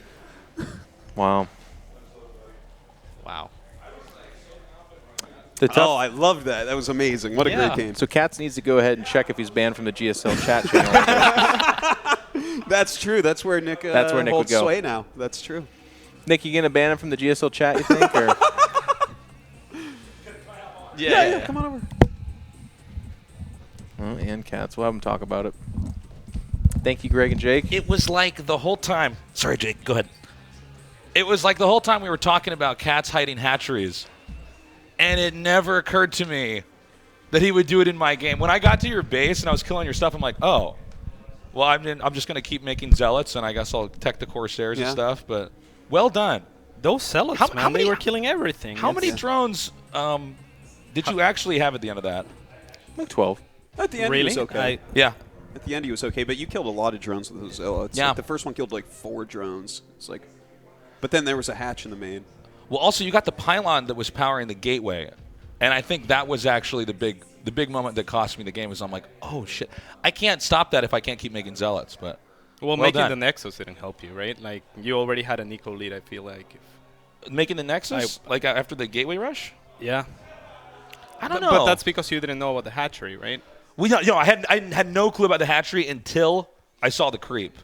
And then that was a moment where I'm like, oh, this is bad. This is not good. But, damn, well done. I'm feeling the salt. Well, I'm feeling the good old brood war I know what salt. that feels like. I just lost Sanoni again. I mean, I know. Is this just the stories of our lives? But history just repeats itself. Here we are. Well done, though, man. Thanks, GG. man. You are now officially unbanned from Clan X-Men Team Chat. A channel I have not been to in a long time, but I believe is still around. Probably. So, I mean, they probably remade it for remastered. Yeah. I think that you should be banned for the next 7 years from it now. I think I got to be banned from something for 7 years. We got to continue the cycle of pain here. No, it was a good battle. Yeah, it was fun. That was a fun game. Yeah. Who we got coming up next? Ooh, SC2 1 vs. 1. All White right. Raw. That's going to be good. Up a Tree Zelda. Yeah, that actually will be a nice match. Yeah. Should be good. Because neither of them has won in 1v1 yet. That's right. Is that right? Yeah, didn't Up a Tree play you? And White Raw played Livy B. Yeah. That's right. That's pretty good. All right. Well, only one player is going to leave a well, me and you, and one player is going to leave a loser. All right. Quick commercial break, and we'll be back with that.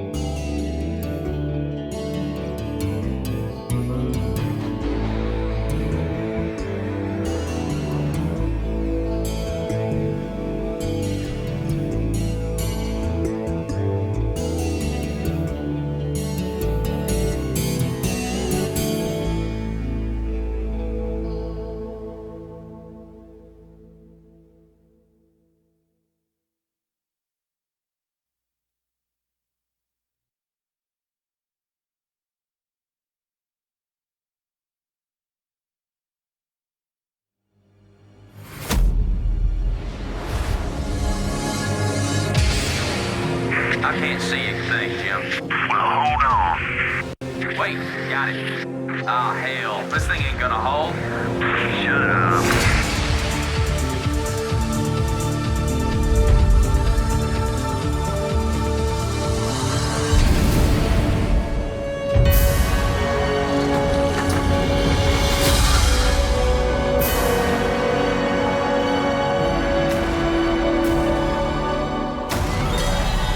Hail. It's about time.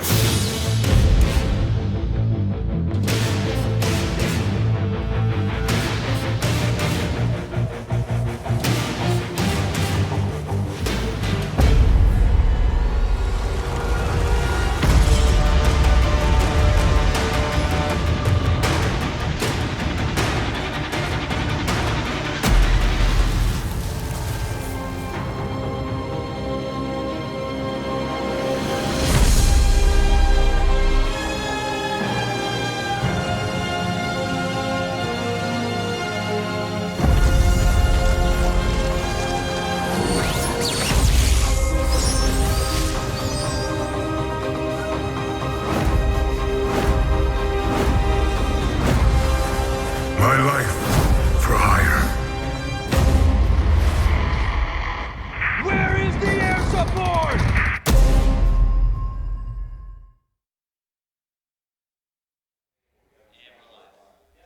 Welcome back, everybody, to the StarCraft 20-year anniversary streamathon amazing event. We have White Raw taking on Uppetry Zelda in a StarCraft 2 match coming up. Trying to keep with the theme of mixing it up here. Yeah, I think that could be pretty close. We saw White Raw did lose to Livy B on day one. It was a nice, tight match, one of our closer matches so far. And Uppetry's been playing pretty well in some of these free-for-alls and stuff. Yeah, I had been asking, "Ooh, production week is still here, you over there. Grab a tree and stay a while, or seat." Anyways, it's tough. It's tough to play against these guys because it's kind of funny. It's a funny mix of like, oh, we haven't played that much, but it's Idra. It's a legend or something like that. So yeah. There's a lot of talent mixed in there, but we're trying to find a little bit more closer matches or funny stories, and this will be a good one. White Raw always hungry for games. Yeah. And a lot of people don't know Uppetry, Zelda, and White Raw hate each other. So that's going to add a really interesting dimension As here. if it's possible. Yeah. Two of the nicer guys. Uppetry, really nice guy out there streaming. Make sure to check out his stream. And then White Raw, of course, as you know, the only reason he's not playing more, because StarCraft is so important to him, is that he's just out there trying to make streaming from Europe, Eastern Europe specifically, a thing on Twitch. He works for Twitch. He's a daddy now, too. Yeah. So don't forget about that. And we're going to have some guys joining us. I believe TLO and Pig are going to be coming over here in a moment. What is this map? This is Backwater. Oh, okay. You know this map. Yeah, I just didn't recognize it You don't at veto first. this one, do you? I don't veto any map. Ooh, look at you. Are you like It takes- Rotterdam? No. Rotterdam does it even more strategically than I. He vetoes a map he just plays to guarantee he gets another one. Yeah. If I veto a map, it must be really bad. Yeah. It has to be pretty awful. And we're getting joined by Pig here. Hello. Hello. What do we got? Some White Raw versus Uppetry, eh? Yeah. Nice. You've probably done battle with Uppetry on the ladder, I guess, sometimes, because you're a frequent terror on the NA ladder. Yeah. When I was very first learning Terran, I was hanging out in Sal's stream a little bit, asking him some questions. Oh, okay. He's got good quality memes, good quality stream. Yeah. Okay. It's Really important. chill Dresses stream. well. Oh yeah, he's a fancy gentleman. You know, he's a well-educated guy. Is he? Yeah. Yeah.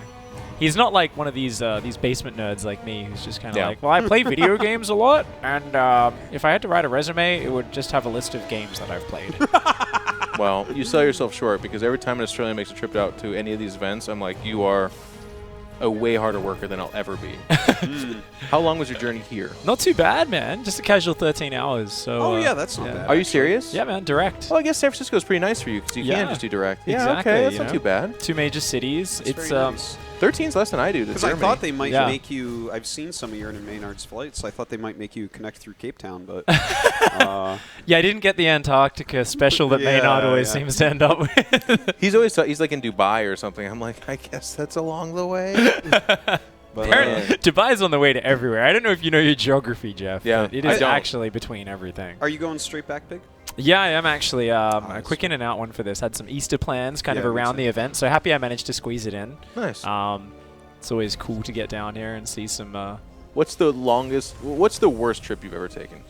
It doesn't have to speak poorly of the event, just what was the worst travel, I guess. It was, I think it was like a 43 or 44-hour transit back from, I think, the first Katowice it did. Or actually, maybe it was like WCS Poland back in 2015. God. I built a nest in Frankfurt Airport. I had a 12-hour layover. And I literally made a nest. Like, I unloaded my suitcase in a corner where I found a PowerPoint, and I just, like, made, like, a burrow. And I kind of just, like, half slept in it while playing Hearthstone on my phone for 12 hours. It was...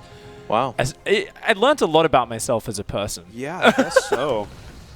I've just learned a lot about you that you'll put up with a 12-hour layover. If I saw that on my ticket, the thing is, what would happen to me is I wouldn't check, and then I'd get there and be like, Dan, wait. That's exactly my story. I'm so glad you and I are so similar.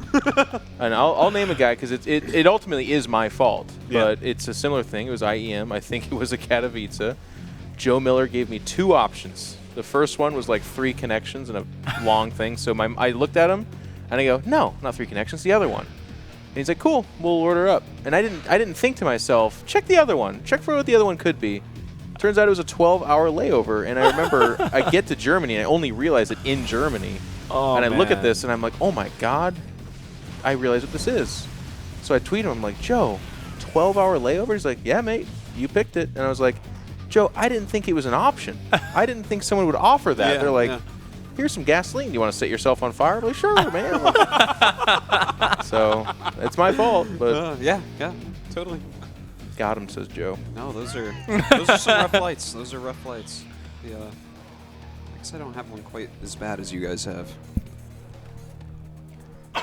But yeah, Korea and Australia, man, it can be rough.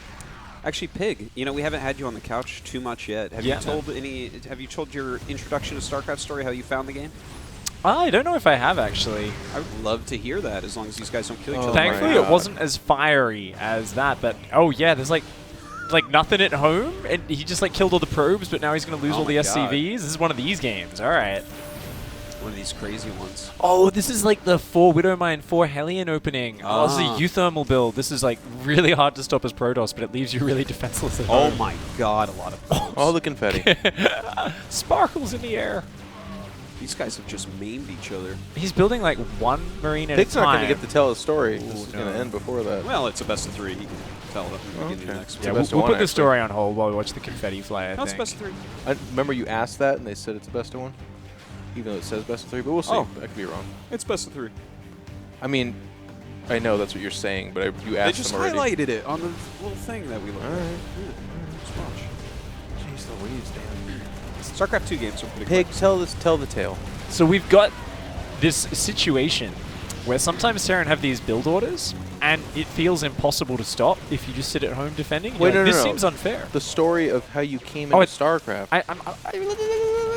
You can try hard commentate White Raw playing his 3rd game of StarCraft 2 in a year if you like. But he's winning. Yeah, no, I think it's incredible, man. Right? Like, you know what? I don't care anymore. Don't tell your story. All right. Now you can tell your story. All right, we're going to do How that. did you, settle down. Pig, why are you here? Why am I here? I am here because I have spent the last 8 years playing StarCraft 2 nonstop. And this all began before StarCraft 2 came out. I played a lot of games at my local LAN cafe as a kid growing up. But I never really watched esports because we didn't have any streams back in the day. I wasn't like you hardcore ballers who went out on the forums and you downloaded the replays and you kind of like, would go down to the events and stuff. But I was on a Korean air flight, and they had Brood War VODs in the sporting tab when I was scrolling through it. Oh, that's super sick. They had like a selection of like Golden Mouse and like MSL Championship games. And it was like always like never like a whole set. It would just be like one game. Yeah. But you didn't care as like a casual viewer. Yeah. And it was something I played the campaign a bunch, played a little bit of multiplayer with like my friends. And it was just like the most eye-opening thing because that's StarCraft, right? Like you'd see these just crazy late game Zerg versus Terrans. There's like drops going on. The first time you see 2 Marines wedged in a mineral line with the Zerglings all bugging out trying to get at them, and you're just like, ooh, like It was just like the coolest thing. A TVT where they were both doom dropping each other constantly with like just like Goliaths and tanks, and they both had like sweat dripping down their face because it was like one of these hour-long just like slugfest TVT finals games. It was absolutely crazy. That's your first time you really saw StarCraft? It was like the best introduction because it was all subtitled as well. Wow. Korean commentary was subtitled. Yeah. Wow, I want to find those. I'm on Korean Air going back home. I'm gonna check. Yeah, I don't know if they still have it. I hope they do because I remember just being. It was like this eye-opening. Why thing. were you on a Korean Air flight?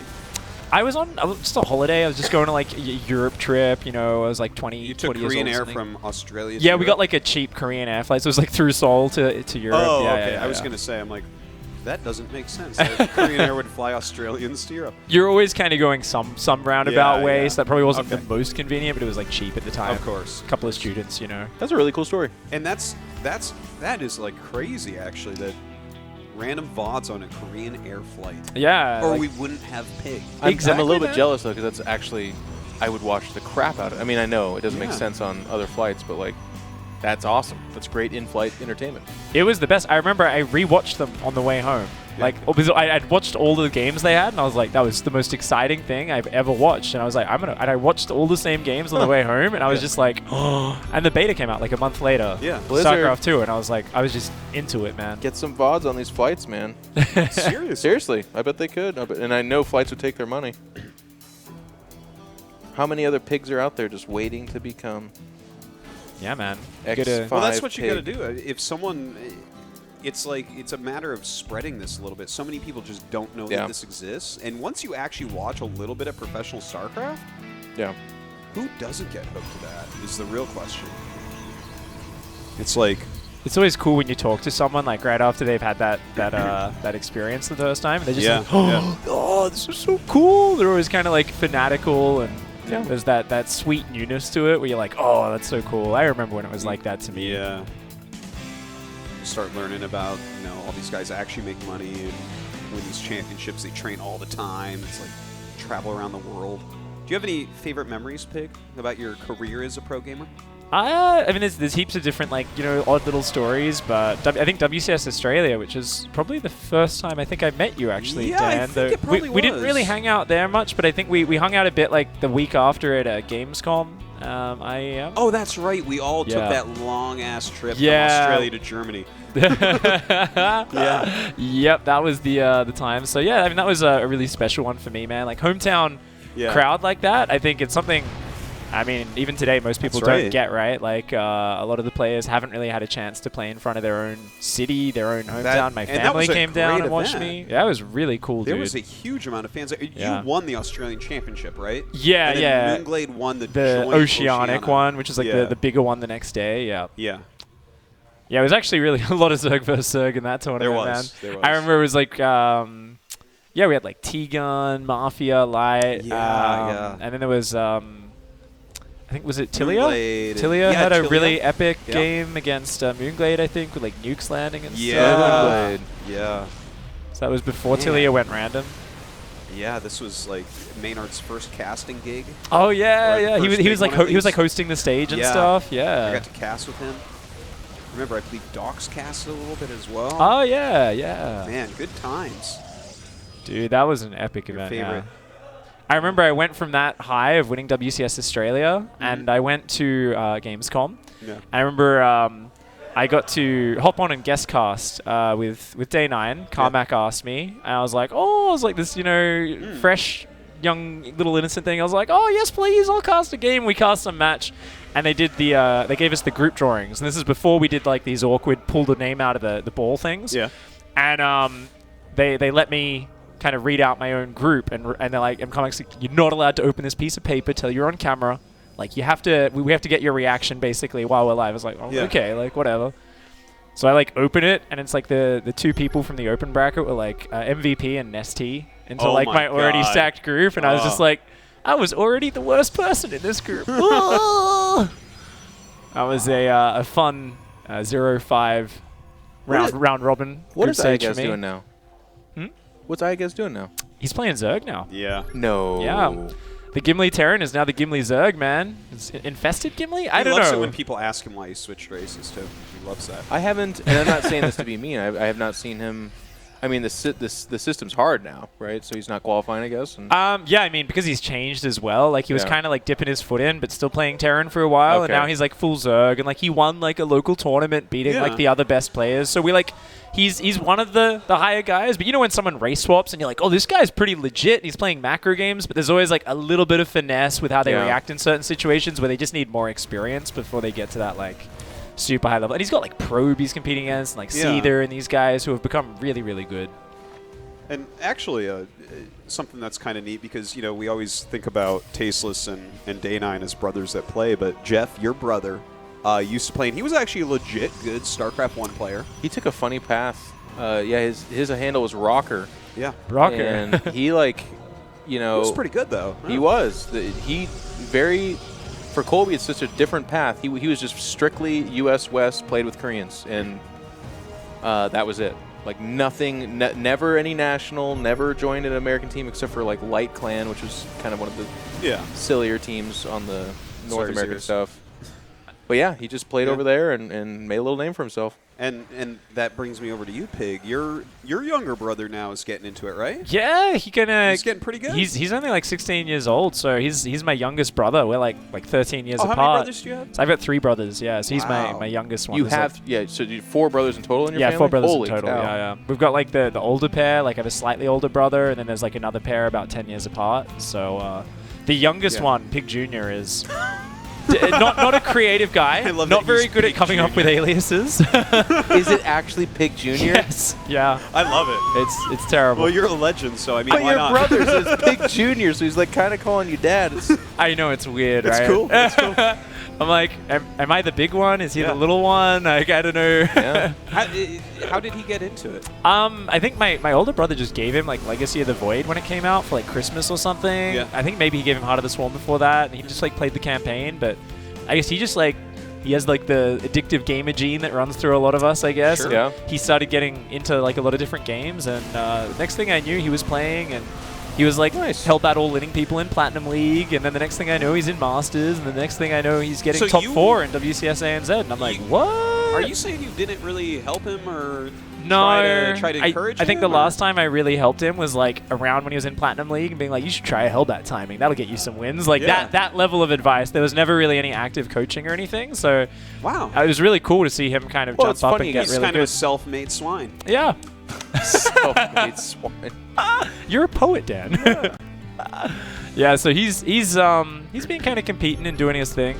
But like he had his big kind of little breakout run within our scene last season. Yeah. He was playing bio and everyone else was playing mech. So I'm like, I want to see now that everyone's kind of swapping back towards bio to some extent. I'm hoping he can like keep his level up there, playing on my my parents' internet, still living at home, which is like. I've got the good internet now, you know? It's like I don't disconnect every other game. He's playing on his like 20 FPS computer with his like really bad internet connection. So I'm hoping maybe if he takes it a bit more seriously, I'll be like, all right, we'll get you a good computer, a better internet connection family. Are you helping him at all to learn or anything? You know? Not really, no. Oh, yeah. That's really interesting. It's not that weird. With brothers, you don't really cross that line unless they ask. Yeah, like if he asked, I'd absolutely help him out. But it's not like Pig would say no. It's just you don't go offer your younger brother to teach them because sometimes they're like, no, man, get out of here. I mean, I think I offered my younger brother. What did you? Yeah, but you think that. And you're just saying that to be controversial. But I mean, he didn't play very much, so he wasn't ever really interested. Yeah. You were just kind of trying to get him into it, right? On land and stuff, you know? Yeah. Just like playing hunters and stuff. This game is actually still going. Yeah, this it's pretty crazy. So back and forth, man. Yeah, these guys are actually quite a nice match right now. I think StarCraft has such a strong sense of competition that for brothers and like dads and sons, it can get a little bit, even like subconsciously, it's a little too much mono-y-mono. Yeah. Like we were just being told the story from Tim earlier. I guess Rainer, who is this amazing Italian, I believe, young guy. He's actually too young to even compete in WCS, but he's so good. But part of the reason he is so good is because his dad kept playing with him. I guess the last game they played, when Rainer was finally hitting that point where he was going to beat his dad for the first time, just before he beat him, his dad reached over and unplugged his computer. And then they never played again. It's an amazing... And of course, he's doing this jokingly, but I'm telling you, there's a little undercurrent of like, no, you never beat me. That isn't 100% joke. It's like 90% and 10%'s like... You never beat me. especially if you don't ever play him again. Yeah. That's, That's He's when like, you really I'm never going to play you again now. Just unplug the computer into GG, no re. Like, no, we're never regaming, literally ever. One of my best friends growing up had a funny story, too, because our parents, and this relates to StarCraft, we would just only want to be at home sharing a computer playing StarCraft. They played a lot of BGH, I was laddering, but they would kick out and be like, go out and do something outside. So we'd go out and play tennis. So we played a lot of tennis. I was never any good, of course. Eric, my friend, was, and his dad and him used to play. Well, it was the same story. The dad was always better, bigger, stronger, faster, beat the son. But that one game where it was like, wait a second, we're tied up, and Eric gets the ball past him for the winning point. The dad snaps the tennis racket over his knee, throws on the ground. They never played again. Well, that's getting weird. That's what I'm saying. Yeah, that's like...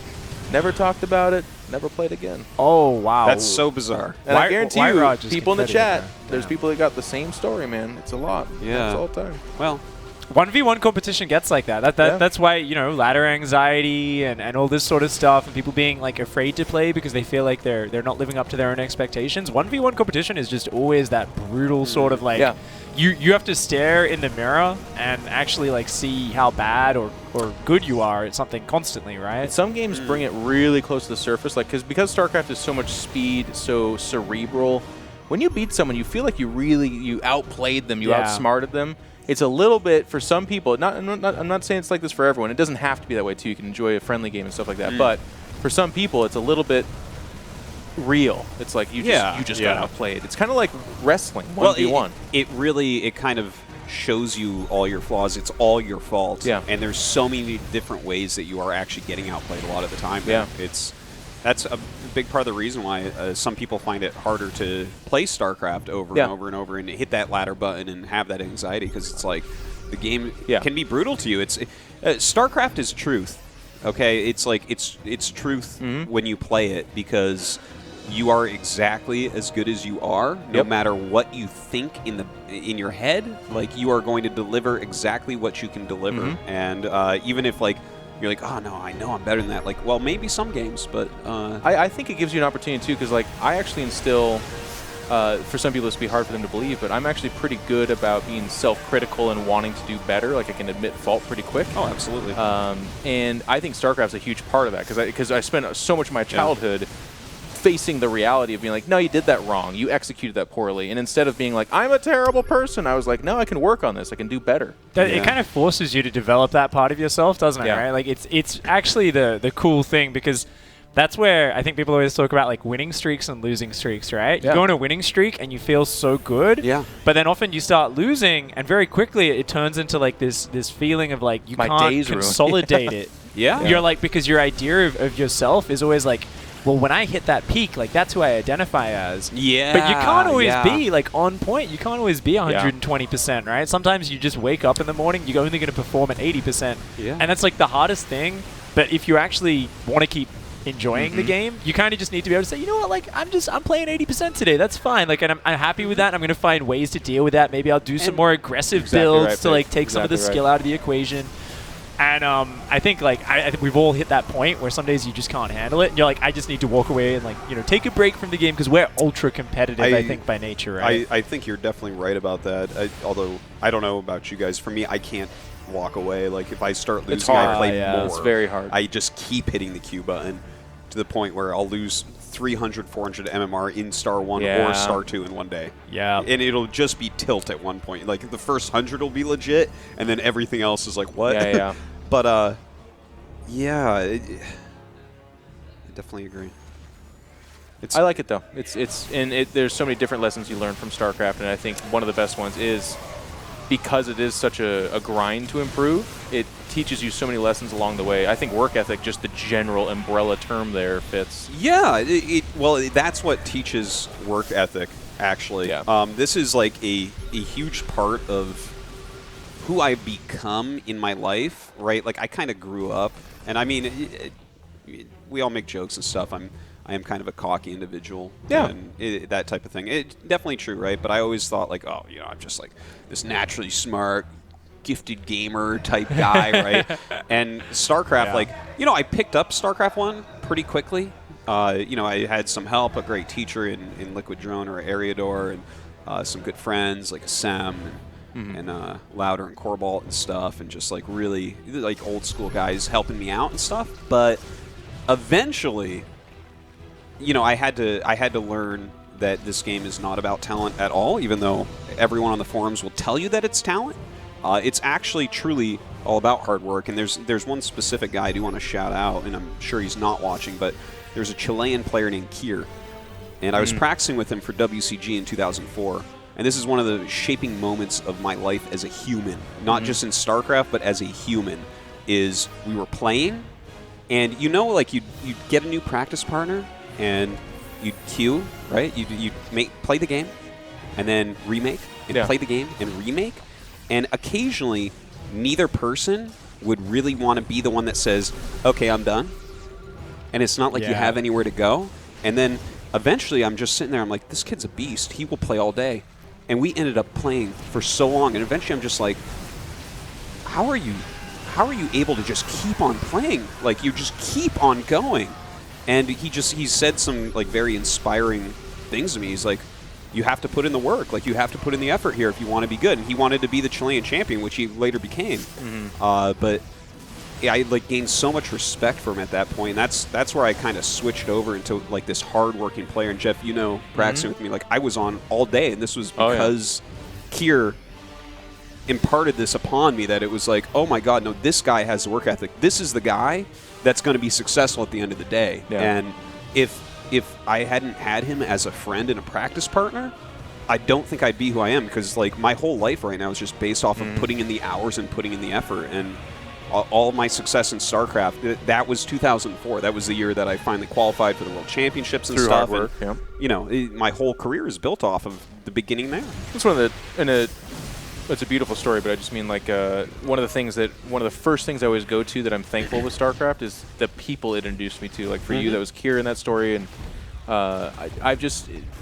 there's not enough time in the day to talk about all the different people I've met. But I've met so many different people who like, for whatever reason, one little thing they said or did just really kind of taught me something and improved my life. And you know, someone out there like, wow, other games is good people too. Yeah, I know. I'm just saying. But in StarCraft, we're really fortunate with how many good people, and it attracted these really hardworking, intelligent, capable people. So I think there's more chances for me to like encounter that, and I have.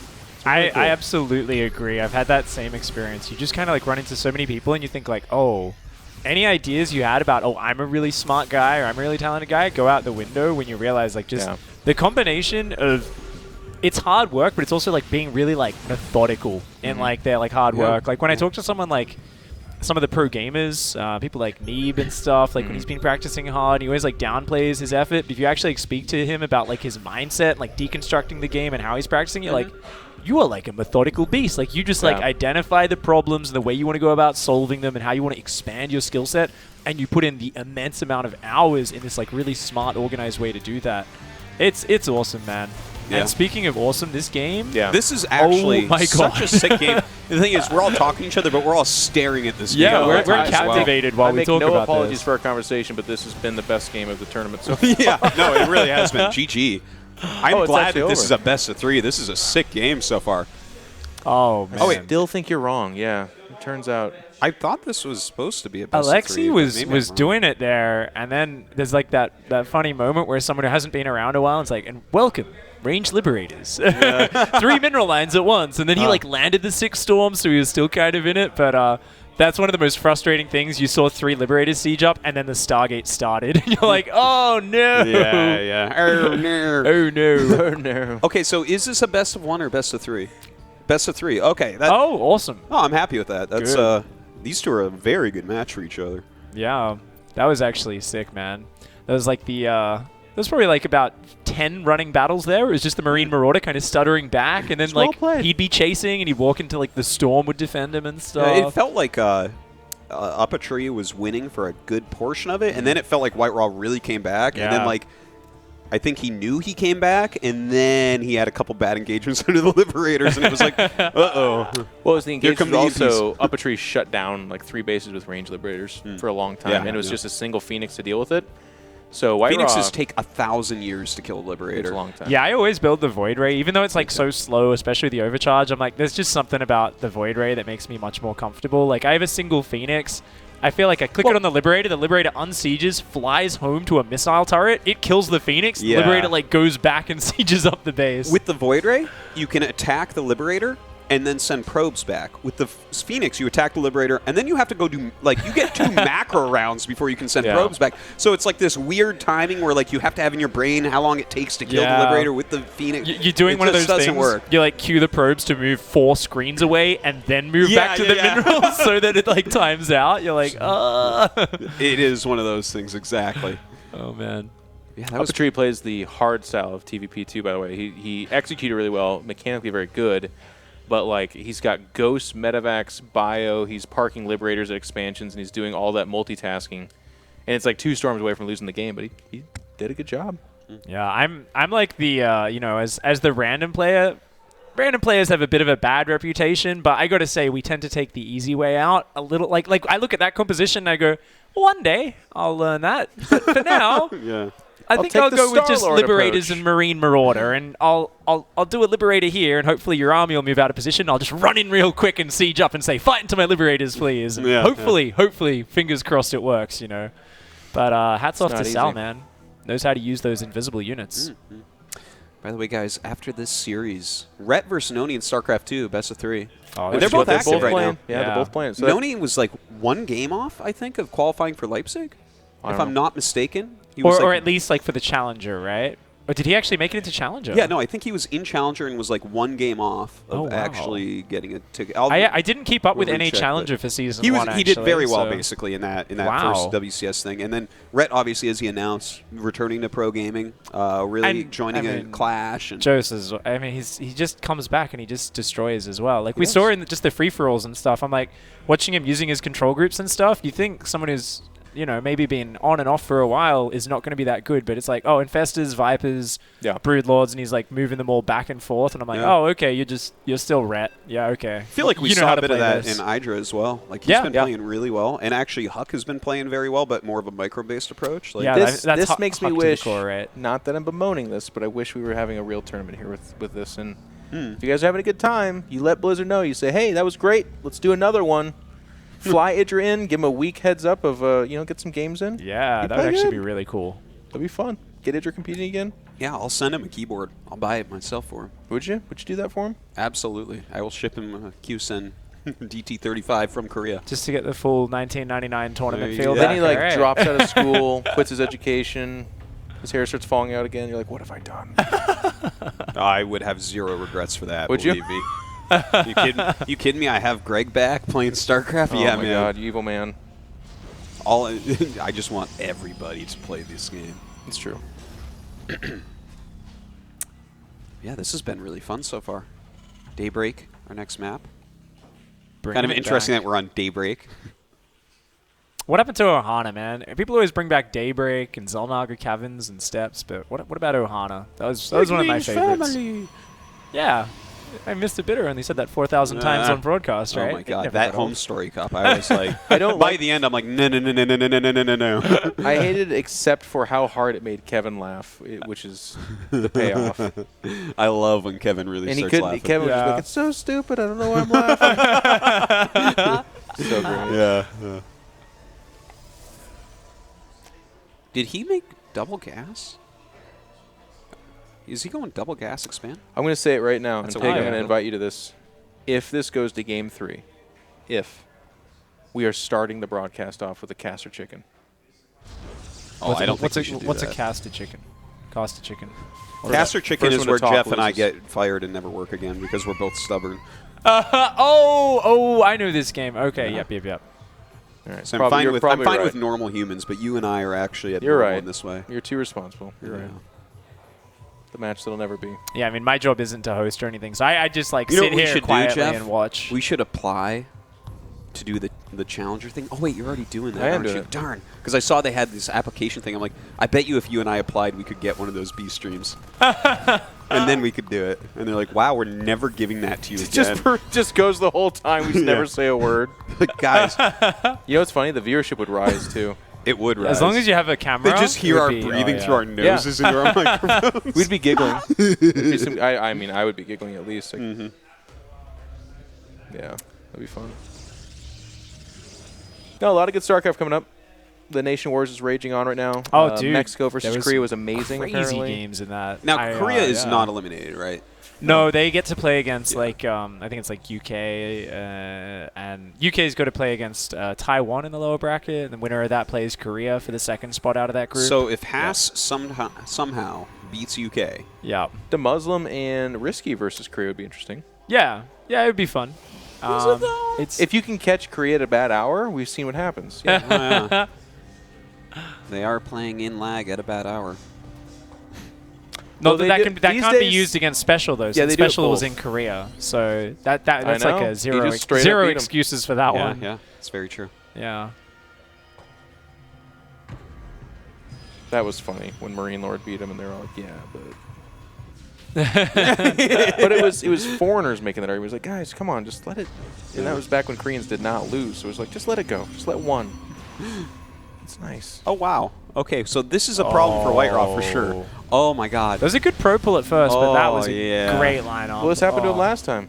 Where's the stalkers? Oh, they're here this time, though, I guess. That's the problem. Oh, my God. It's so many kills. Can we see a control R? Because I think that's like 20? 16. Oh, my Lord. Wow. That is brutal. Brutal. That is a full nexus of probes. See, I at this point, this is where you, I think, pull the robot boys in response. I think you just like, bam, grab all the probes and go. Oh, boy. And then there's one Widow Mine over there, and you're like, oh, no.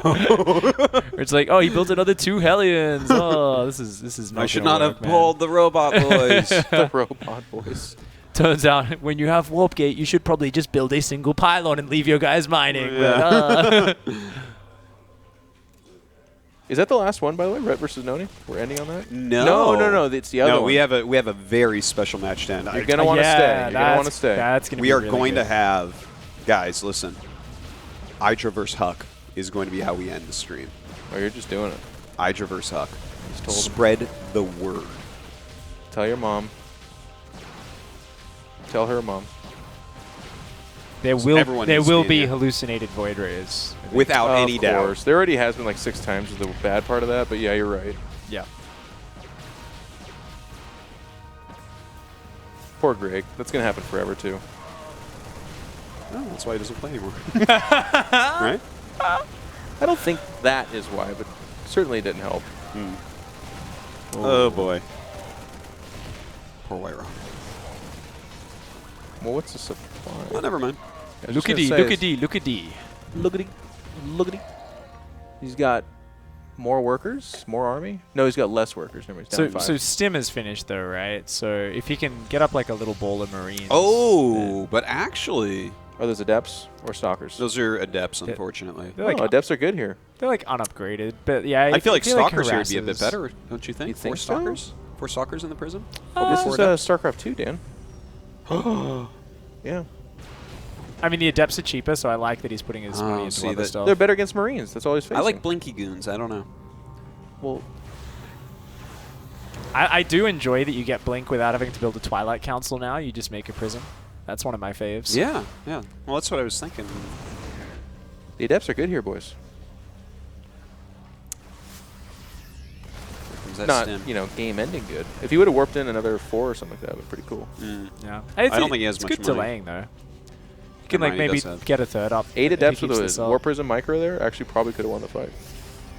Especially considering he keeps stimming. A lot of Orange Marines there. Yeah, really needs a little bit of time and some medevacs and stuff. I like the Dark Shrine, too. Of course. That's good. Always a good call, if you're asking me. Well, I know it's a good call for you, base DTs. I love DTs, man. Yeah. I don't even apologize. Like, people are like, you like DTs. I'm like, hell yeah, I do. I saw a list of in-controlled nicknames back when you were still an MLG player. Yeah. And based DTs was one of them. I almost died. It's because, like, that time that you killed Illusion with DTs, right? Yeah. I kill a lot of people with DTs. If you even a broken clock is right twice a day. It's true. It's true. I got nothing wrong with the people DT. kept trying to, like, it's one of the funny things where people are like, they would shift to, you only make DTs, and that's not true, so it didn't hurt my feelings, or they'd be like, DTs, man, you think they're so good? And then that wouldn't hurt my feelings because I do think they're so good. I was impervious. You couldn't go the DT route with me to make me feel bad. It's just like a funny nickname because it's so bad, base DTs. It's like it's like DTs that don't care. It's like okay. It's oh, true. that's a sick catch. That's a warp prism from White Raw there, man. Classic. Yeah. He had nothing in it, I'm pretty sure, though. Nah. Yeah. And this DT's like, oh, man. You know what? If that had gotten up there and warped into DT, plus he has a DT on top of this army, that could have actually been like a game ender. An army of crack Terran troops supported by healing transports, stim packs, and heavy weaponry. Or one invisible boy with a sword. Hey, man, that's a double-sided sword. Yeah, that's Darth it's like Maul over there. What do you call that? Like a double scythe? I don't even know. It's like a scythe, but he put a blade on the bottom as well, right? Yeah, I don't know. I like that they made it so that there's 2 skins of DT, so that's kind of fun. Yeah, that is nice. It's like, which one are you going to get? I don't know. Have you guys ever had a chance to use the blink on the DTs? Yeah. That's like something like I've never, I think I've won one game with it. Like I've tried it a few times, and I usually get bopped. It's a funny example. I've won a few, but it's such a good late game upgrade. It's a funny example of in their mind, it's way more powerful than it actually is. So the upgrade itself takes forever. It's 150, 150, which is not cheap. Yeah. The ability is good. No, it's but 100, 100. I thought it was 150, 150. I believe it's 150, 150. It's 100, 100. I mean, it's embarrassing at this point, so just pick with me, just nod. But then the cooldown afterwards is like debilitatingly bad. It's like you did it. It is such a long thing, but here's the thing: if you save 1 DT with it, it's worthwhile. Ravi, how much is a Blink DT upgrade? Is it? That's okay. Do you want to tell Dan or should I do it? All right, Dan, I got some bad news for you, bud. Is it 150? It 150? is. Well, if Fear Dragon says so, I have to bow down to his DT blinking might. Well, it's not just that; it's everyone but you. Yeah, that's saying that. Well, you know, this is just my style. Is I'm just completely confident in everything. I know that. You know, I do the sometimes same it goes thing. wrong, and I'm just like, meh. I'm even worse. I'm kind of mean about it. I'm like, no, you idiot. And then they're like, it's totally the other thing. I'm like, yeah, like I was saying. But anyways, I mean, you blink 1 DT and it's still worth it. Yeah. It's a actually cool really upgrade. Cool. I wouldn't mind. No one's talking about it, of course, because it doesn't really matter. But go back, make it 100, and knock the cooldown a little bit. I was watching some stats replays after it came out. And he was like beating Innovation on ladder and stuff, and he was just like always mixing it in. And he was using his like the combat blink, where he'd like try to blink like 6 DTs in to like stop your initial stutter step, and just like if you could just screw up the bio at the start of the fight enough, it was worth it. It was really. Then they're scrambling for a scan. The DT damage is so immediate, anyways. Nightmare. That's you guys remember his GSL? Yeah, his GSL. That was awesome, dude. That was the first time we saw it like professionally. I'm pretty is sure. good. There's no reason like nobody looks at it and goes, "I will not do it because it's bad." It's just such an afterthought, and it's such a niche use that it's like, yeah. Well, it's you don't base a doesn't strategy around it usually, except for that one all in, and even then it's like super niche. It's like, what can you get quicker? Can you get a mothership quicker or DT blink quicker? Yeah, it's like here's a real question. Well, it's no, really. Mothership or blink DT? Yeah, what can you get quicker? I mean, because the Dark Shrine takes 1,000 years, and then DT Blink takes 2,000 years. I think it's about the same, to be honest. Probably slightly faster for the blink, but yeah, it's pretty similar. But the Mothership, makes all your units into DTs. So there you go. That's true. This is the plight of a guy that went DTs, though. If you don't do economic damage, this is what it looks like. Yeah, I mean, this was a when behind plan, so taps out, but that's... that was a nice series. Yeah. That was good stuff. Yeah, the Stalker counterattack was a little bit scarier than I thought it would be that game. He actually kind of tied up the supply, but... Viking from Sal shut down the Warp Prism. Up a tree. Come here. Come here. Come here. See my arm? There you go. Yeah, see my arm? You stay. Yeah, I put it on camera. See, guys, I'm really trying to get him over here. Great work. Dressed for the job you want. Yeah. What are you? Dressed for the job you want. What job is it you want, my man? Streamer. Can I take that job? Well, you got it. There you go. There you go. Hey, man, if that's how we'd have to dress for that. That was an epic first game. That was the best game of the tournament so far. Thank you. Well, I mean, I would say Cats versus Tasteless was pretty good. No. No, that was the best game of the tournament. Or not tournament, but the event. The event. It's a good build. Yeah. Ranged Liberators are pretty good against a single Phoenix, aren't they? Yeah, they're not bad. Oh my God. They just last forever. Yeah, So. took a while for him to clear those. Probes are coming back and die, and the Phoenix is still just. And did he only ever build one? I think so. Yeah. Yeah, because I kind of realized that, so I was just like, oh, I just keep sending more. Yeah. Never mind. Yeah. It's like, why not? Yeah, that was a good series. Though. How are you enjoying? This is great. What's the life of a full-time StarCraft streamer? It's pretty good. Yeah. I'm not gonna lie. Yeah. Yeah. But I could feel Twitch chat. Like I know Gemini's in chat, and he was just watching the supply. Gemini? Yeah. You don't know who like that is? GGE Mini. E-Mini. Yeah. Yeah. No, I know E-Mini. Yeah. So I don't think he was watching the game. He was just watching the supply. It and is every Gemini. time I get supply blocked, he spams Sal blocked. Oh, is this one of your Guaranteed. emotes? Yeah. It's a little pixel art depot with an expletive over top of it. Because I get supply blocked all the time. And I could feel it. Like, I just knew. I didn't have to look at Twitch chat. I just knew. Do you drop your supply depots? Sometimes when I'm desperate. Okay. When I'm like, oh, shit. Like, there's no coming back from this.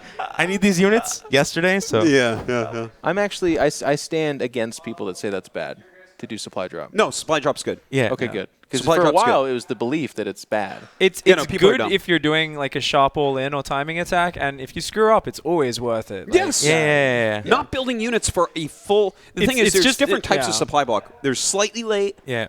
And then there's I didn't build a depot and I thought I had. And now I noticed. There's late. another one. There's when you drop all your production and you get supply blocks. It's like, I mean, come on, I can't build any shit anyway. Like, I'll lose a few units. Like, who cares? But then there's, I need to hit this 2-base timing, and it's like I'm building my first units and I'm supply blocked. Like, this is good shit. Yeah. I'm gonna go over there with nothing. But I tell you what, if I see the extra supply depot somewhere, I like target start it. a Void Ray or an Immortal or something. I'm like, I'm getting that. Yeah. That thing, especially it's like on the edge of the wall and it's like the wrong side of the Terran wall. And I'm like, oh, I can. I'm convinced. I can get that. Like, that's mine. I'm convinced that people that watch my stream and then play me on ladder, like they kill my depots because they know. They go banelings and like. Yeah. They see the SCVs and they start going, and then they turn around and go into the depot. Sometimes they'll like build a Banshee and then they'll fly over a depot and then they'll stop it and then they'll come back. Like they're just like, this shit. I should get this. This guy has a problem with depots. Yeah. The missile turret's still not finished the mineral line, but depot's worth more. It's value play. If you kill SCVs, he doesn't even need depots. Yeah. Like, who cares? It helps him. Yeah. Exactly. Well, that was a really fun series. Glad you liked it. We are going to go into another StarCraft 2 match, Noni versus Rhett, after a quick break. We'll be right back.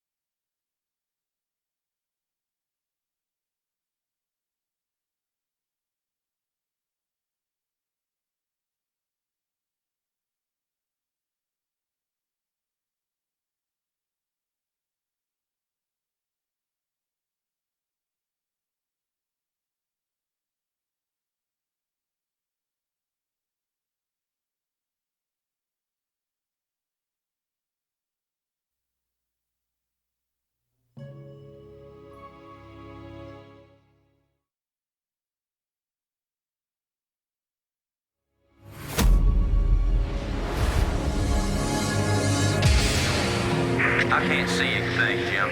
Hold on. Wait, got it. Ah, hell. This thing ain't gonna hold. Shut up.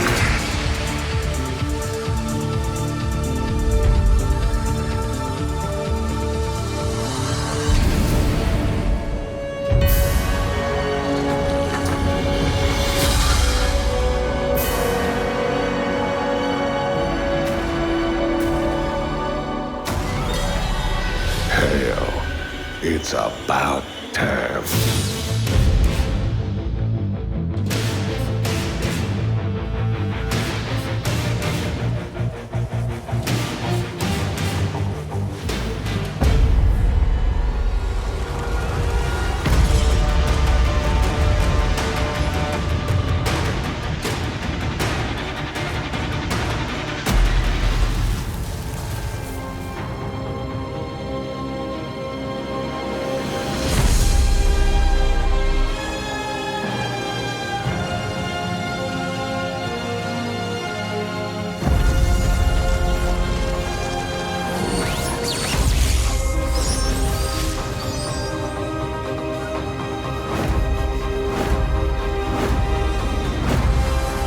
My life for hire.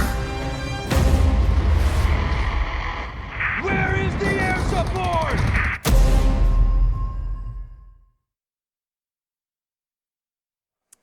Okay, so we have a very important announcement to make. You know how we talk sometimes about how I'm always confident, and it's because I'm always right. Because DT Blink costs 100. So now, live on air, In Control is going to apologize to me. Dan Schwarsky Stemkowski. Yeah. That's your middle name, right? That's my middle name. Look, I owe you an apology. I know you do. I very cocky and arrogantly said that the upgrade is 150. I got a lot of people to confirm it, which misled me into believing that what I had said was true. And ultimately, I do blame Ravi. But on Ravi's behalf, I am sorry. I don't forgive you, but I appreciate the sentiment. Okay, so I am the greatest in the whole world. I win. But I guess we're going to have some other StarCraft 2 games. Rhett versus Noni coming up. Mm-hmm. What do you guys think about this? Are they evenly matched This right is now? the most competitive game we've had this event, I think. Oh, I would say so. Yeah, the most they're evenly both matched players. They're both in really good shape. NA versus EU. Oh, which ladder's better? Is that what we're going to figure out? That's what we're Tyler discovering. barely qualifies as NA, though. Like, yeah, he plays here, but everything about him is pretty EU. Now, if Rhett opens up taking 2 gold bases, Noni's going to know how to crush that because he plays on NA. Yeah. But he's not Cats, so he won't. Yeah, but there's no that's true. gold bases on Blackpink, so that would be the bigger impressive. problem. That's the bigger problem, I think. That there. might be the bigger problem. Come on, Avex. Where's the gold base? Oh, Hey, look, it's me. Oh, it is? It Up is a me. tree.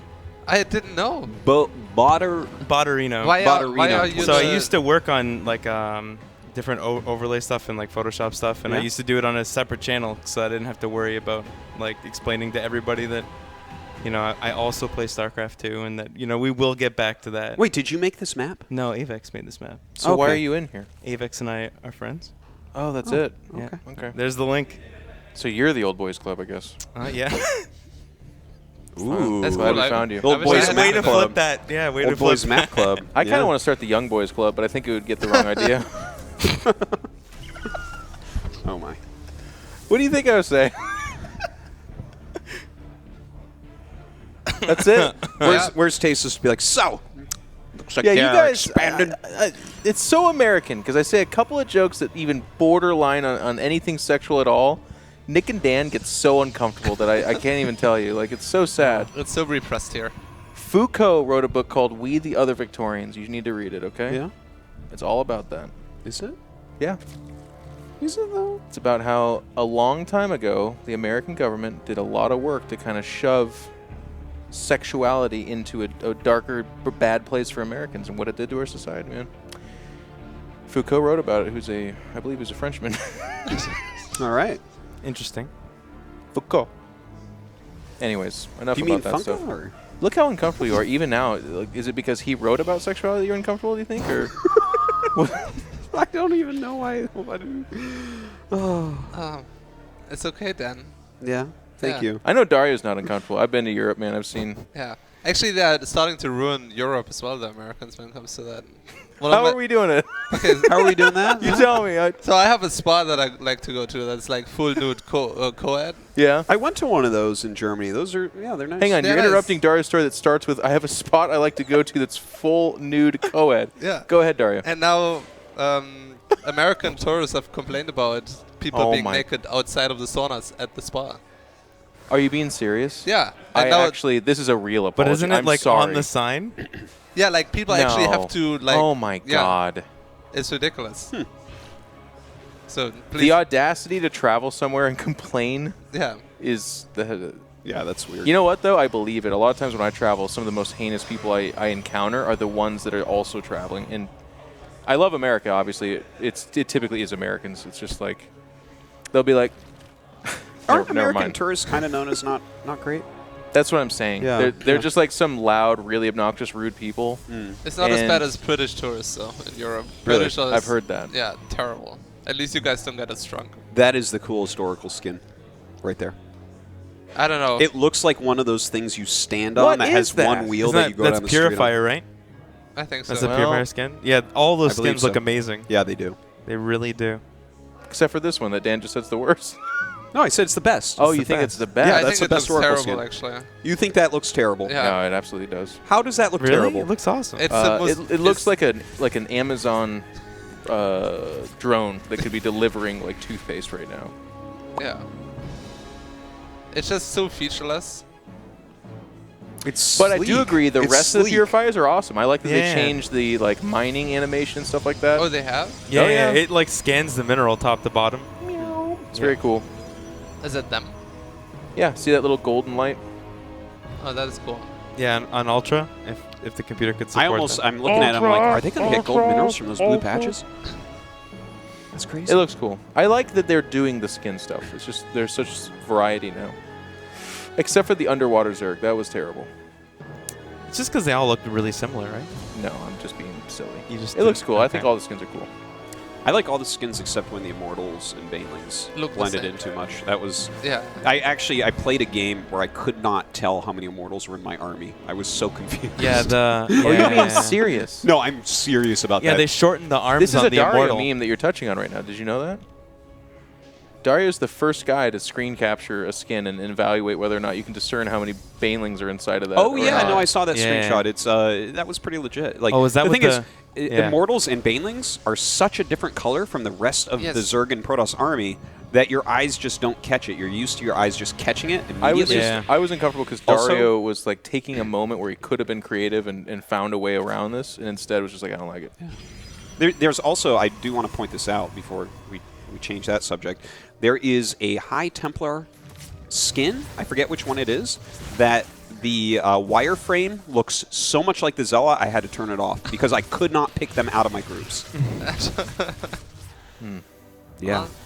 I like the warp prism when you turn into the warp mode. The two sides are way longer than the others. Yeah, it was on before. I like that. Cool. Well, so how's this Symmetrical. going? I just Dario, shouldn't we be able to use skins in pro games? Should we be That's able nice, to? dude. Yeah. Shouldn't we be able to? I do think we should do it by See how I case word by that? case. How You've made him uncomfortable he is? speechless. He has no idea what to say. Case by case basis, I think.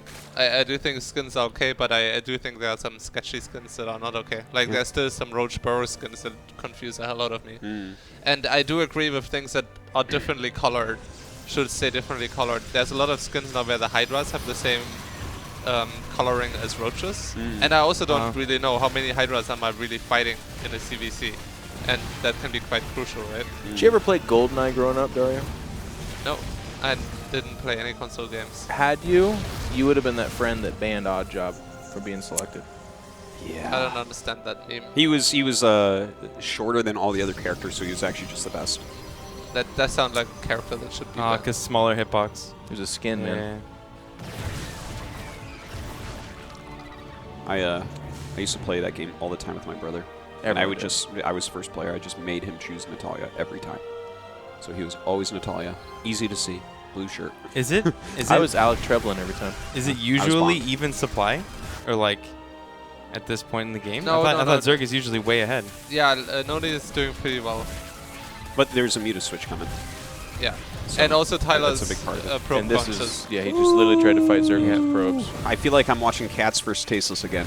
And he lost almost all of his probes. Oh, yeah, that's 15. actually terrible. That's pretty brutal. And with the Mutas coming out, he's going to lose 15 more, isn't he? Tyler's just like, well, I got into that. But this army is very strong. It's like not bad.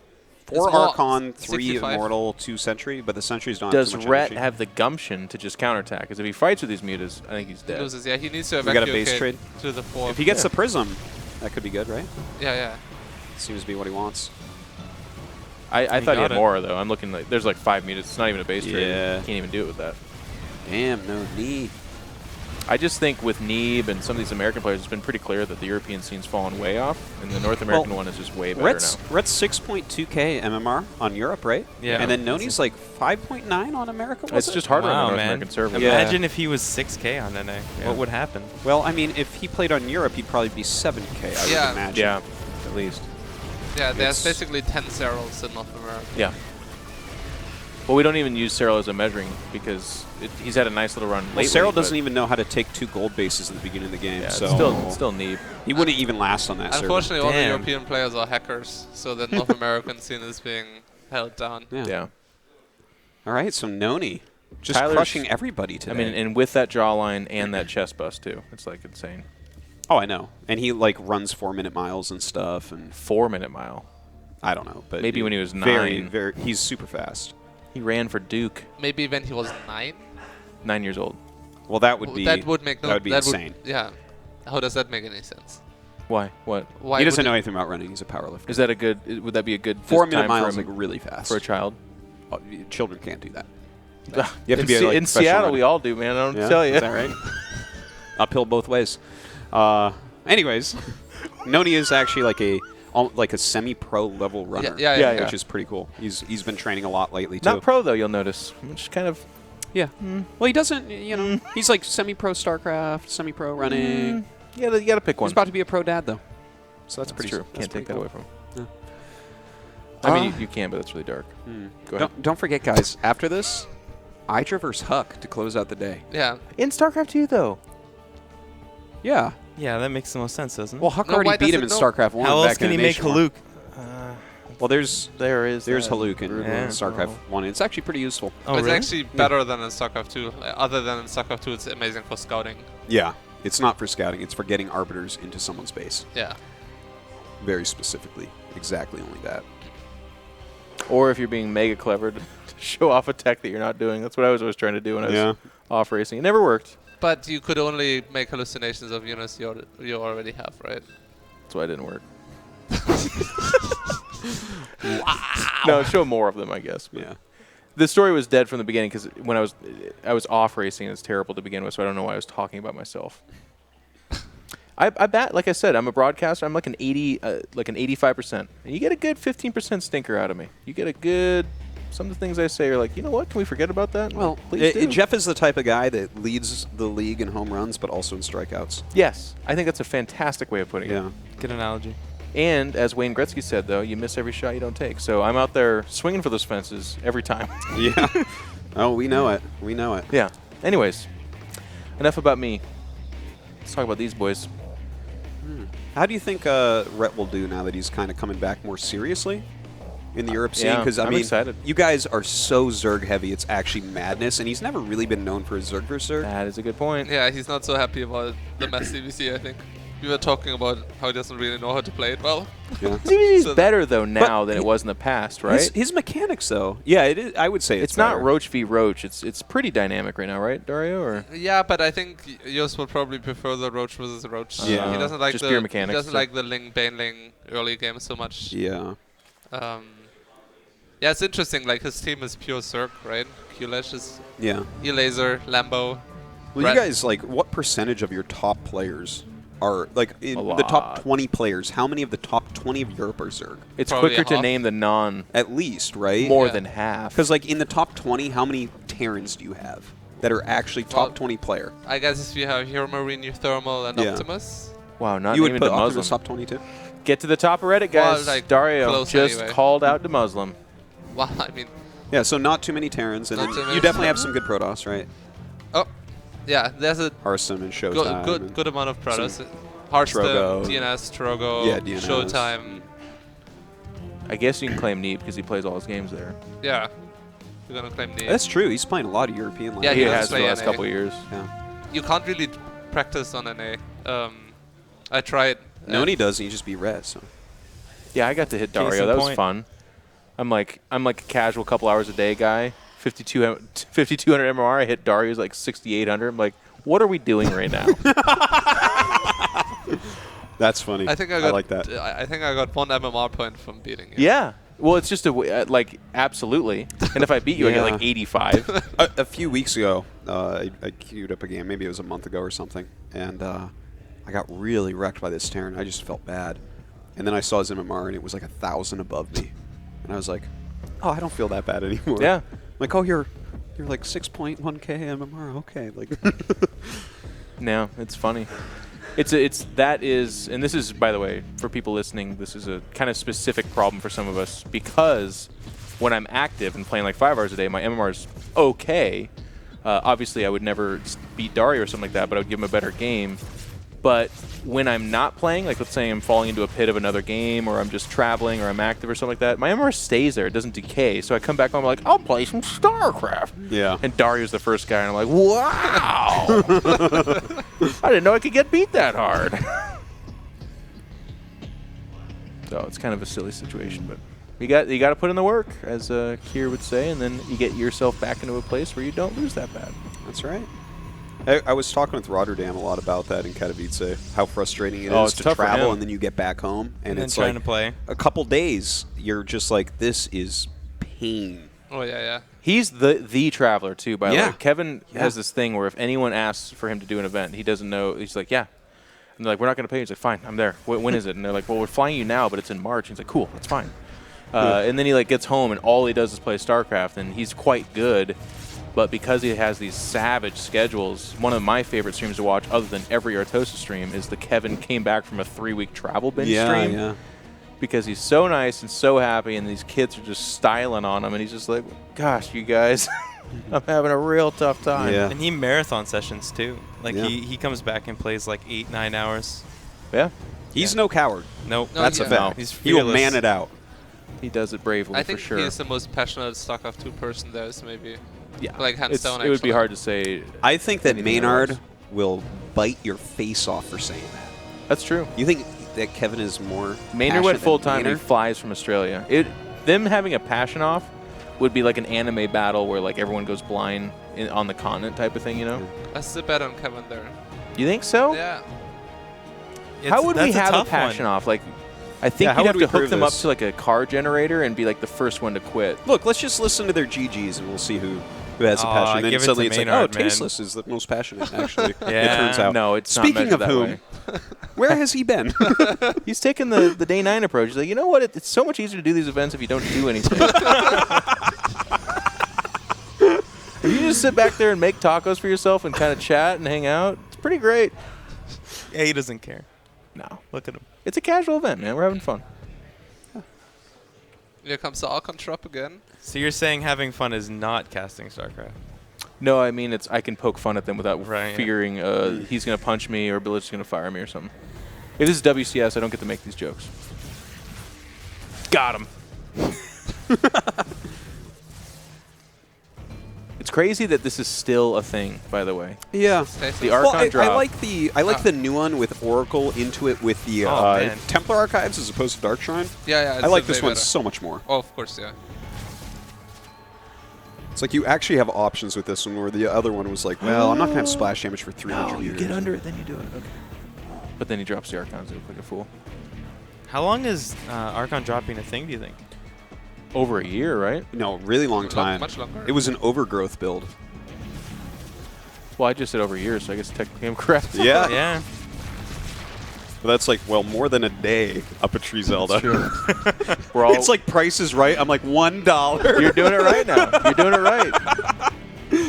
Damn, he's done a lot of damage. He's only lost an Adept. Yeah, but he lost an Adept. What a noob. Oh, my God. He hasn't been as efficient as he could be. He could be at infinity %, like, you know, but he's not. We could have hid that adept in well, his it's an main. EU adept, man. And never lost it. Yeah. You could have 2 more supply. It's like, don't worry about that, just a fluke. Oh, no. Oh.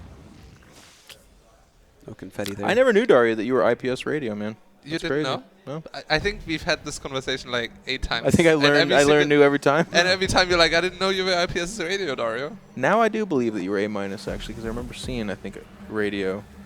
I didn't know it at the time, but I made it like a weird like Highlander immortality thing that every foreigner that got anywhere near A or A-, I like let register because I was like, someday everyone's going to claim this and all of them will be wrong. Everyone claims it. Huck will tell you. Oh, yeah. Ask him. Everyone was A-. Not me, but everyone. I was A- one day, to be fair. Yeah. And only because of TSL. Yep, same here. It wasn't one day, but yeah, it was definitely because I played a a bunch of weird. foreigners. Yeah, well, that's when people got it. Yeah. Idra got, I believe, A+. He actually legit did. He's one of the only few people that do it. That was foreigner. Yeah. But even he had like 110 losses, and I looked at those, and I remember like when I would check his profile and be like, how? Who beat him? Remember that WCG where he lost 1 game only? Yeah, well, of course. It was and me. that was against you. That's how I remember. What was that build order again?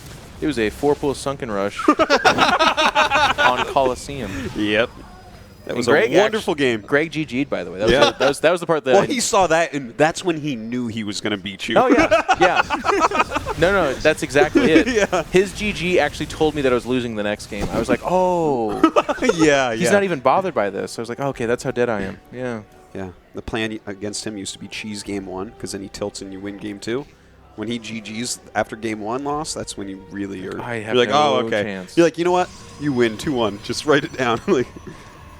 I am impressed with Tyler's play, by the way. He executed these openings, harassed, didn't lose the opening, harass, which is like something that does happen, and then follows it up with a strong composition. Good prism pick off by Rhett to stay in this with the lurker tech. He's staying in. He's just hanging on. But when you're like defensive lurkering and you're not able to confidently push out with it, you're just kind of waiting to die, I feel. It's not so bad now. He's getting Hive soon. You don't think it's so bad? 4 base Protoss versus him just now the taking problem it is Fleet Beacon's on the way already, like before Hive. So like I look at that, and Noni's just staying that step ahead. Like if you get into Hive off these lurkers, and your opponent is kind of staying on the Immortal type trying to bust you, it's tough to check. That's where you can win, It's tough to check because Dario's legitimately smart and good at this game, but also just disagrees with anything you say. So it's like, does he disagree because he has better knowledge, or is he just being Dario? Where did that meme start? Because I've heard that a lot. Cup. Did you just disagree with Jeff all the time or No, something? no, it's Kevin. It's Kevin and I. Kevin is the one that is the biggest fan of this meme because it was. We still can't tell if Dario was being serious or not, but he literally disagreed with everything we said. Were you being serious? Yeah. Were you doing that salt thing programmers do sometimes? You're like, I hate casters. Look, guys, this is going to be pretty okay. This is a good push, you're right. Yeah, he's going to lose the 4th. Lurkers are so strong. And he's going to... Oh, or he'll just push on the 3rd. Just going for the game. Yeah. Killing these gateways is actually a big deal. I hate it when that happens because you're like, I needed these here to wall in, but when you kill them, it sucks too. Ooh, he snuck them in. Oh, hold position is a good button. I lost a game like this just a couple days ago, and it just made me feel like you cannot fight lurkers unless you have this overwhelming those high power Templar line. are going in to die. Well, I think like I mean, lurkers were so popular right at the beginning of Legacy of the Void.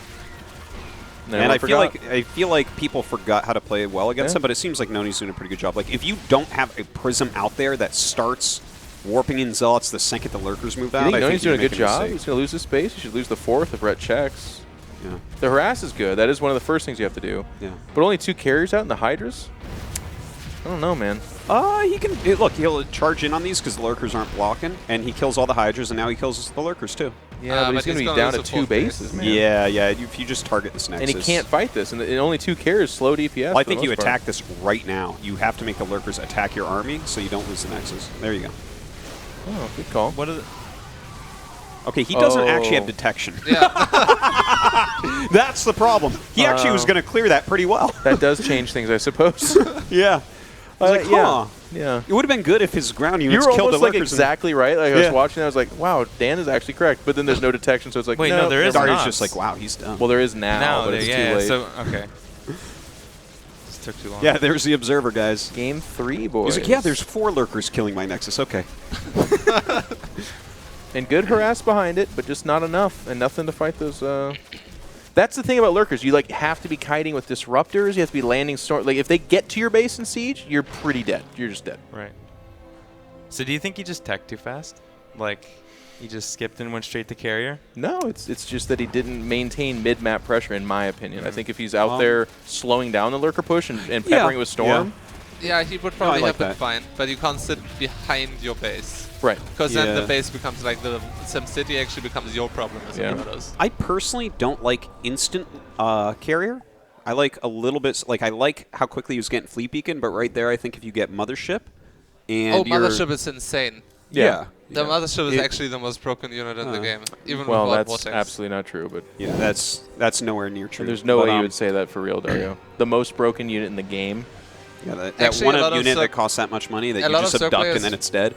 Dario, say it without smiling. You have to no, no, really. The single most broken unit in the game. So it's better than the Baneling. Yeah. Dario, it's okay. We're just friends. You don't have to lie here, man. It's like no. The problem is it's not the single most broken unit All in right. the game. That was me exaggerating. But it's actually such a good unit because you don't know where the High Templar are anymore. Yeah, it's it's very good. hard. Like even if you have detection, it's just such a big unit that you don't know where anything is. Yeah, that's I agree horrible. with that. Absolutely. But then they abduct it and kill it in 2 seconds, and you're like, And oh. it's not so easy to abduct when people are good with High Templar. Yeah, if they're good with High Templar, it's I not mean, as I easy. realize I feel like you will always abduct it, but you're talking about cost for it. It'll cost you 3 Vipers, maybe. Yeah, and that's not a good trade, is it? Did the Overseer 3 vision- Vipers for a Mothership is not a good trade? I wouldn't say so. I mean, What it's would an be a okay good trade, Dario? Like 1 No, Viper? I think that's fine. That's okay. It's okay. Quite literally in cost. It's not what you want exactly, but it's okay. Did the Overseer range thing help? Like now that you can switch? A little bit. The problem is, so they finally changed it that Overlords can become Overseers without stopping. But the setting up to become an Overseer can only happen when an Overseer goes to full stop, which makes it really hard to use in a battle. Because you press a button and nothing happens, and then the Overseer just overshoots the target and it's in the Protoss army. Wait, they slide while they're doing it? No, they just won't do it until they're stopped. Wait, you have to stop it first? Because I can just click an observer somewhere and hit E on it and it turns. Because they don't have a weird acceleration and deceleration like an Overseer. Oh, okay. Yeah. I wasn't aware of that, very actually. annoying when it comes to that. I haven't used that on the Overseer yet. It is so hard to balance StarCraft. Because what you're saying is completely legitimate, but I guarantee it went over everyone's head when they were like designing it. Because who would think that necessarily? Yeah. Excel decel things are actually gigantic in this game. Yeah. And in StarCraft 1, it's like such a huge It's an deal. underrated stat. Yeah. So, not back to the game. Up a Tree Zelda, why do you play Terran and not Zerg or Protoss? Because it's harder. That's a wrong Lou, answer. You just got a lot of fans. 1/3 of all people watching this just became Up a Tree Zelda fans.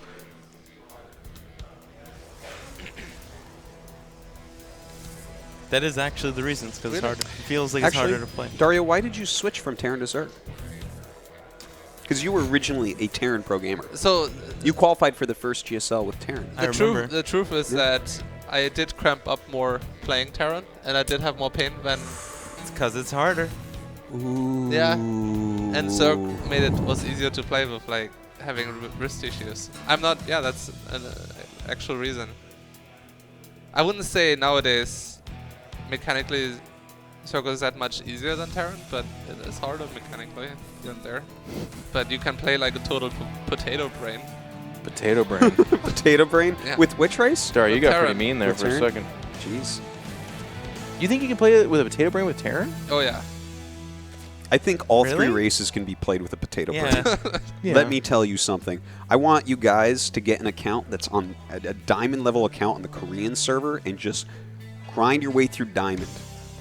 Okay? Just try it out and you'll be like, yes, potato brain all around. Feel the Every potatoes. race. It's like, whoa, what am I hitting? Yeah, trust me. I ranked up an account in NA. I know how it feels. Well, that's some next level stuff. You know, like that meme with the 4 things and the brain getting bigger and stuff? Yeah. That's NA. Well, It's no, it's that really would be fun C. to be 5K on NA because there's like a threshold of like 48 to 52 where like you can win, and then there's 47 to 46 where you don't understand a single thing anyone is doing anymore, and you're so confused that it's almost harder to beat them than 5,200 players. See, this is something Idra and I have been talking about for years and years and years and years. Sometimes people are so bad that they win. They do something so confusing you can't figure it out. Absolutely. I've been winning that way for a long time. I've said that. That is true. I do a lot of. I call it counter meta. I don't think it's necessarily dumb, but it just means it's when you do it, it is definitely. But it's funny because when I say mean things, it sounds natural. When you say mean things, it's like, oh, Dan, that doesn't sound right. Oh, is he just doing the charge all in? No, he's getting a gas. So this is like not exactly the super duper all in. Unless, wait, is an Overlord over this gas right there? Oh, I think so. Okay, this is meta. Yeah. So he's actually going to do the 8K charge all in, right? Is it 7-8 or 8K? I think usually 8. Yeah, I thought so. Okay, but anyways, like I think he just got. Yeah, look at that. He's only mining from that gas because he knows Rhett is good enough and smart enough. I think it's also a thing where when you play Tyler, you don't think he's going to cheese you. Yeah. And he's been playing. Well, he is playing really with that image. He has planned this series out. He's been practicing for this. He wants to win. Yeah. Both of these guys do. That's what makes it so fun. I love, to each their own. People really like the fun stuff. This, to me, is StarCraft. I love this. Yeah, but look at this, how many lings and roaches are being made. So this might be a situation of he's so bad he wins. Because he accidentally put the War Prism right next to an Overlord, and then he even realized it, unsieged it, moved it over, and then set it up again, and immediately Red started the roaches. Yeah, 50 workers against 33 probes. That's pretty much the perfect drone count you want to be up against this. One of his gates isn't converted either. Read it. Oh, and he wasted his charge. That's actually a huge deal. You kind of want to bait it. You want to kind of just send one unit in front. I like the War Prism with this, though, because you can get it behind. Makes it harder. Yeah, that's a nice move. And walls them in, too, kind of. This is... Turns out Zealots are just really good, This is just the most brutally powerful all-in in the game. It is. Think so? Yeah. It's really strong. Amongst all matchups, in my opinion. This is like the all-in where I'm like, I see. Like, I think every time I've seen this in a pro game, it won. And I'm sure I missed a couple where it didn't, but like this build just always wins, it feels like. Like Zerg is just not ready a lot of the time. It escalates very quickly. Yeah. I do feel like Yos could have won this game. He was a little bit impatient. It's totally okay to take a ton of damage on your third base. I even lost my third base versus a solo and be fine. You just want to amass roaches, because the bigger the fight becomes, the worse Zealots become. Yeah. But if it's a small fight, they're actually the most insane unit in the game. Totally. Because they get extra damage when they charge and hit something, right? Yeah. Yeah. It's like extra 8. Yeah, and as soon as there's a lot of Zealots, they kind of block each other, and kiting becomes really good for roaches. But if it's a small fight, it's kind of okay. Hey, he kind of holds. Okay, so he lost 22 drones, so 24 workers, but he's got good army supply. The thing is, you can come back with this still. I like it when people make a couple sentries to go with it now. I think Tyler's dead, man. So do you drone from here, or do you attack right now? You have to drone, because you can't really do anything. As long as the Prism is out, you need to leave some units at home. And Immortals are just insane to defend. I thought the production tab was broken for a moment because there was no number under the roach. I've never seen just one roach being made. I was like, is the game frozen? Like, sometimes this happens in remaster when you're watching a replay. Like, yeah, 21 roaches isn't enough. I'm going to need 22. Yeah. It's like, I need 1 roach and 4 drones right now. That's like really what the situation calls for. This is going to be a pretty powerful attack by Inoni. I think so. Yeah, 2 Sentry, 2 Immortal, Archon. Yeah. Like, it's still tricky, like... Yeah, he's only down 10 supply. The Immortals, though, with the Prism here, what is there, like 2-3 Queens out? So you're not going to pick off that Prism. Yeah. Yeah, I agree. Good follow-up. Yeah. But Rent knows though, because he's already building units again. Yeah, he has to, but he's like low drone count, right? Yeah, like you don't really want to fight the higher quality Protoss army on equal drone count with pure roachling. Well, he's got some Ravagers in there, but as long as Inoni juggles well with his Immortals, these things are They're really good against roaches, guys. The one Archon's hilariously powerful here too. Yeah. You wouldn't think it adds that much, but it makes the the Lings trying to wrap around the Immortals and stuff like that just that much more problematic. Oh yeah. But I'll tell you this: if Creep Rhett can is pick good. off the Warp Prism, it starts to look okay for Rhett. I'm not saying he's ahead or anything, but that's what he needs to do. By the way, another great series. We're ending the 20th anniversary stream with a really great series. There's one more, buddy. Yeah, I know. I'm just saying, like, we did Up a Tree Zelda versus White Raw was sick, and now this one's sick too. Yeah.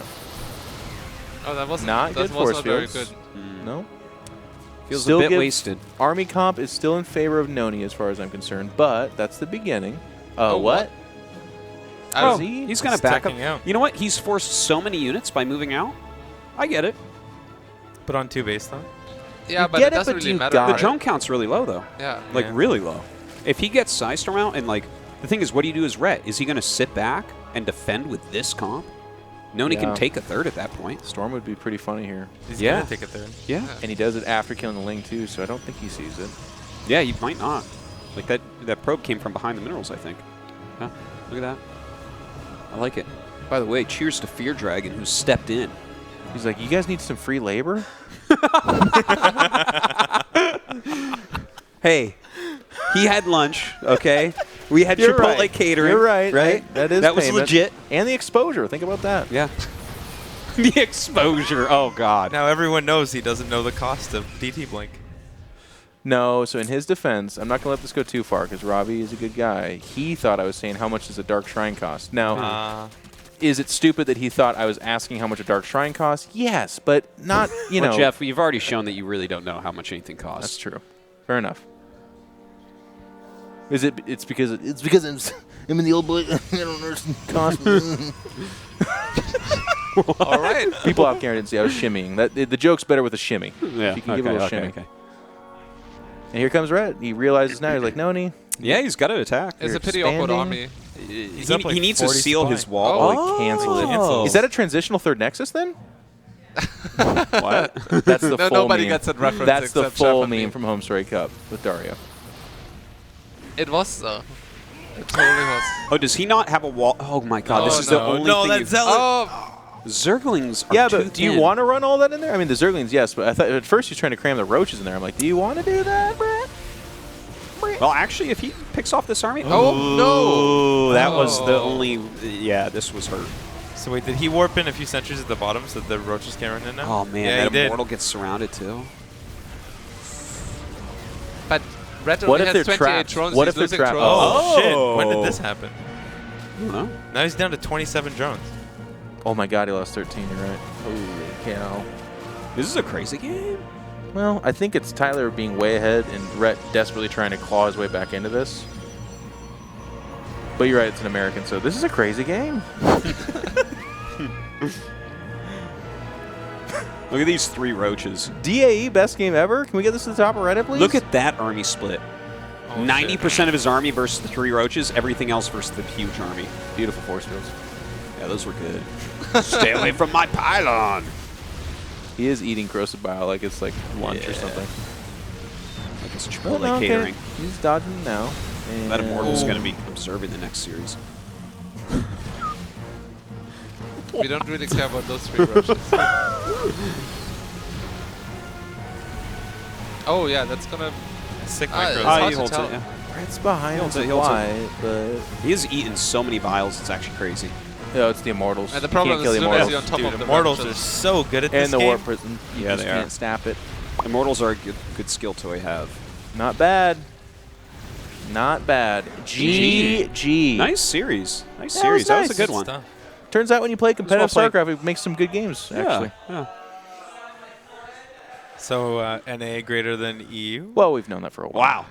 Wow. We should get Noni over here to talk about that real quick. I will get up Here, no, because no. I have to go to the bathroom. You so stay here, bad. Dario. You stay here, Dario. It's fine. You can be a part of this conversation. Nick, no, you go sit down, buddy. It's fine. No. Wow. Sorry, guys. Normally we would go to a break or something when Caster ditches the couch, but Dan just got up and got right out of there. Come on in, Tyler. Yep. You get to sit wherever you want because you won.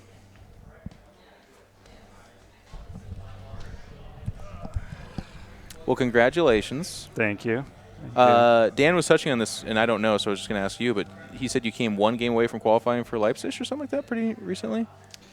Something? For WCS? For IEM, that Olympic event. Oh, okay. Yeah. But that was a fluke because of that thing where like the best players couldn't play in it for some reason. You remember that? I don't. And they had That's like what a I was makeup asking, tournament. Oh, that thing that happened. That was interesting. So I didn't they did the really bracket come wrong. that close, but understandable. I'll take it. Anyways, great series though, and Thanks. Rhett I thought played pretty well. But you have been doing. It's just back in style, I guess. The Warp Prism Archon drop thing is just what we do. Yeah, and I mean you'll see better players do it better than me and make it look better, but I did it the best I could, and I had some effectiveness. Yeah. Well, I think as long as you don't lose it, it's at least okay. Like in each game, it felt like you were there. Yeah, I think the first step, number one, the mistake that I noticed that I was making was my build order was wrong, so it was showing up so late, and then they have so many units. And in those games, I think it was showing up at a pretty good time, and he might have been playing a little bit greedy. I don't know if. No, he did. It was pretty normal. Pretty normal. Yeah, so. We were worried for the all-in. I was at least able to like do something with the Archons, whereas when I first started doing the build, Yeah. I'd show up and there'd be units and it would do nothing. I'd be like, this doesn't seem right. Were you worried that game through? Did you think your all-in was effective and good? I mean, the beginning of the all-in, I guess, with the Zealots. So I was really confident when it first hit.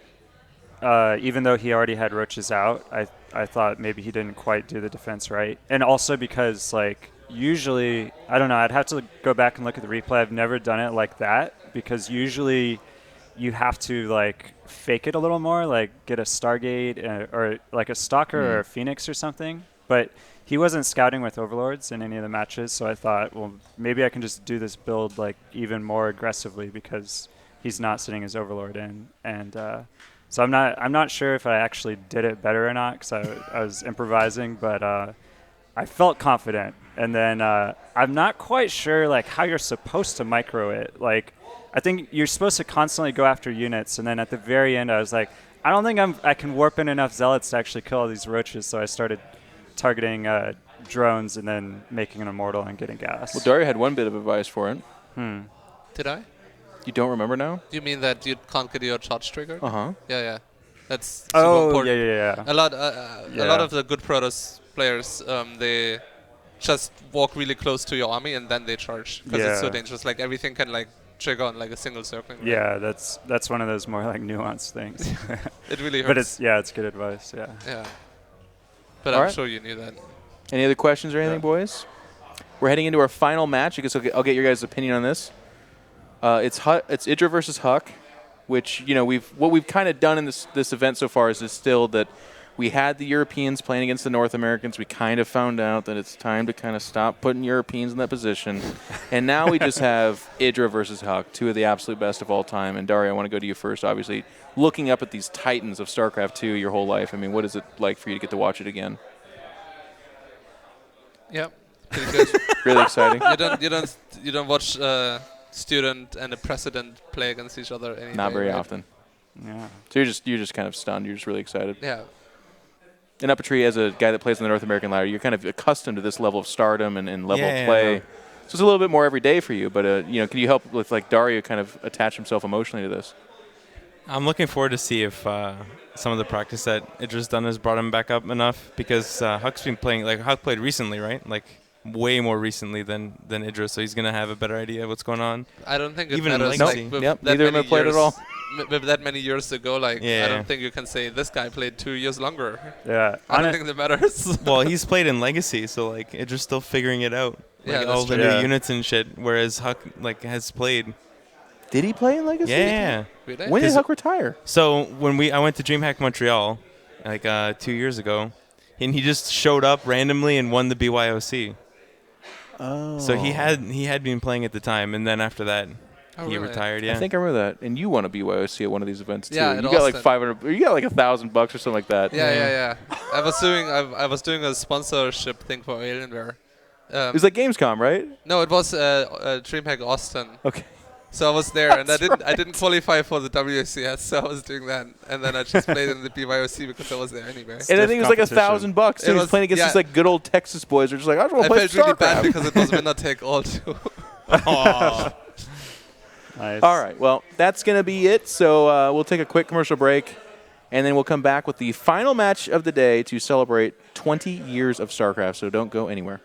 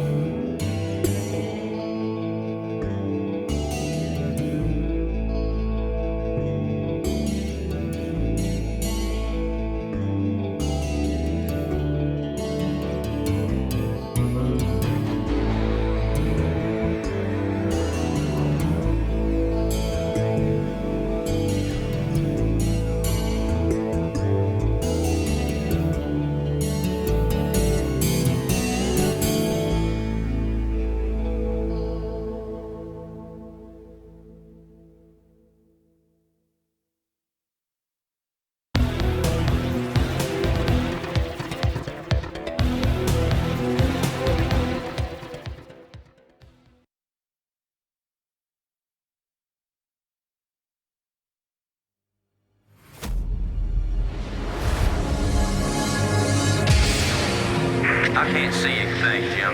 Hold on. Wait, got it. Oh, hell. This thing ain't gonna hold. Shut up.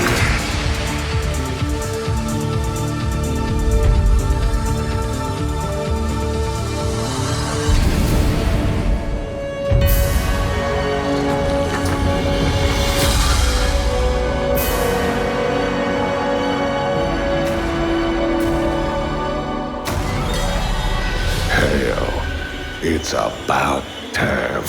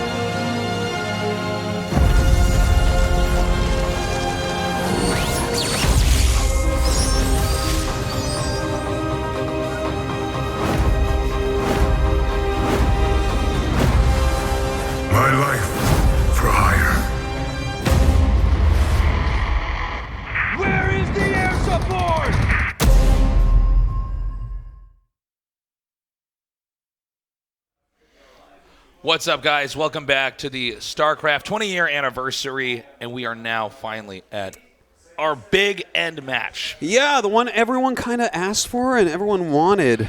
Hydra against Huck. It's a best of 3. The old rivalry rekindled.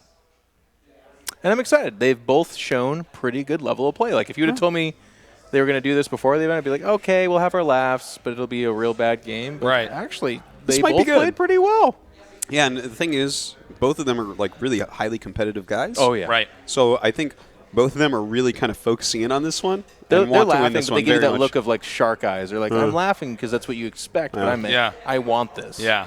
So spread the word, because you'll probably never see this match again. Well, until the next time we get them together, I suppose. What's that going to be, the 50-year anniversary? Well, we could just do I'm another. hopeful. Why not next year we just do another 20-year anniversary? I think that 21 yeah, year no, anniversary. no, Call us out. Damn, it's the joke, man. He's like, no, 21, because I had one more. But no, that was the joke. Is that I liked it. I saw where you were going with that. Thank you. I think if we just literally hold another 20-year anniversary and people are like, isn't it 21? We'll be like, shut up. It's like, listen, the You gonna 20-year stop anniversary was this? so good, we wanted to do it again. Well, it's the okay? 20-year anniversary of Brood War at that point. Look right? at the 1-year anniversary. There is a wild Hydra. No, you know what we do is a 1-year anniversary of the 20-year anniversary. Oh, my God. Oh, yeah. Hydra's arms have gotten so big. And his heart has grown as well. Yeah. And not in like a... That's a serious condition, actually. Yeah, I was just going to say, not in a dangerous kind of way. More in a gold... Ooh, oh. his tricep muscles. And then, well... And there's Huck. And I think Huck's arms have grown as well, but they're covered by those sleeves. But you know what? I'm going to give him the benefit of the doubt. It's great having these guys down here. So good. Look how happy he so is. the whole family's back together. So yeah. It is. Yeah. He's the same, by the way. There's a lot of Huck fans out there. He has been keeping up with the laughs. He's a funny guy. He's very witty. Competitor, can just play. Yeah. I really like Huck. It's been nice. You know what? I don't like him. No. That's my We're joke talking usually. about it. I'm just like, no, you know what? You know what? Not for me. No, I'm not a fan anymore. And that's okay. You don't have to like everyone. No, you don't. It's okay. I missed you guys. Well, why didn't you where'd come you go, over bud? and see us? What was your journey? Where did it take Well, you? I was bonding with cats. Nice. We had a good combo. He is 8-0 against you now. I know. Is there that anyone crazy? else that has that dominant of a record? Yes. Well, not you, because he beat you last time he played you. No, he didn't. We went 1-1, actually. So he did That was beat you. before I was back playing Brood War. Remember our bet right. games when I first came That to was Korea? also when my hand was broken, yeah. No. The bet games when I first came to Korea. I went 7-0 against you, won $70. You never played again. Oh, 7-0, really? He didn't tell That's that so story. crazy. I don't remember this tell at that all. story. Yeah. No, And then you won it all back off me in Street Fighter I 4. won a lot more than that off you in Street Fighter 4. Yeah, that's crazy. I think the Tastosis Archon is matches. more interesting when I can wedge a little bit of animosity in between you two. No, it's good. It's You good don't to need do. a wedge. It's there. It's there. it's there all the time. It's Well, actually I was you can wedging, feel it when you walk and in the I room. uncovered a wellspring, and I was like, oh. I just Jeff, backed let me away. help you with that. That was fun. Yeah, we used to do like money matches or whatever you call it. Yeah, we should do some more of those down the road. We did that in. Yeah, I'm ready. Brood War anytime. Yeah, we did that in Brood War. Sure.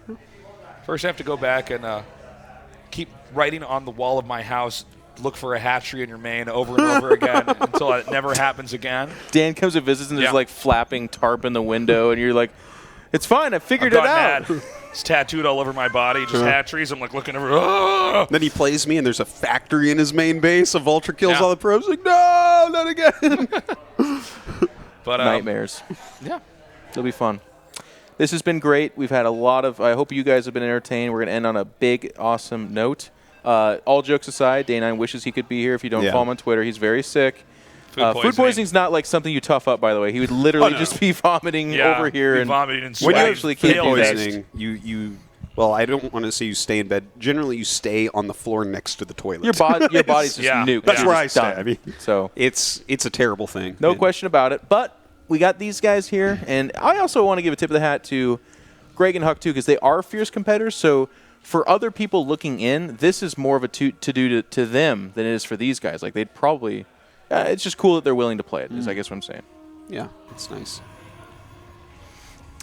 In these modern times, Huck versus Idra. Yeah, and they're playing Legacy of the Void, so luckily there's no Liberators here, so because that would definitely kill Idra. But an Oracle, he faced Oracles though. Yeah. What else? Adepts, I guess. Does Greg know about Adepts? He knows about Adepts. Like, well, I mean, but how well is Huck? That's with true. Adepts? You know, it's he's sort pretty. of He used them during a free for all, and he did pretty well. Basically, with them. only used them. Yeah. What did he say? See here. Hey, do cannon rushes still work? Oh, I like this. Be afraid. I like this. Duck. They never stop Very, working. very afraid. But Huck can't use his top 3 control with cannons, can he? No. You can target them on different, on the queen or something. I don't know.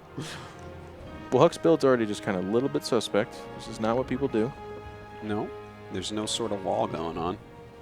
But Greg doesn't cheese, so here we are. Yeah, this was sort of the weird thing about Greg was I understand people having contempt for like cheese or, you know, after just now getting cheese, I was trying to play more of a straightforward game. And I'm like, oh, damn, that's too bad. I think I could have delivered more later on. So, you know, it's frustrating. Yeah. You kind of feel like you got robbed, you know. Mm-hmm. But at the same time, you really kind of have to incorporate cheese if you're going to win tournaments. Yeah.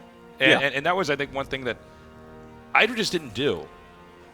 I mean, I'm trying to think of games where did he cheese in any major matches? Not very much. I'd But say occasionally he'll. Yeah. Occasionally. But definitely not known He did for some it. Nidus stuff every once in a while. Like that was the thing. Greg's image was that he would not cheese, so every once in a blue moon he did mix it in. But right, he came from Brood War, where you would just try to outplay your opponent every game, 100%. Right. Well, that's a good way to practice, but you do got to mix in everything, as Tesa says. It's important. Yeah, you got to be a little bit unpredictable. It's funny seeing no wall here, because if Huck was playing a modern Zerg, the Overlord would be here right now and be like, I think I'm going to make a bunch of Zerglings as my speed is about to finish. Go ahead and grab a free win here. Thank you very much. I was I'll like, take your 9 ladder points. Yeah, your 9 ladder points. Yep. Every day.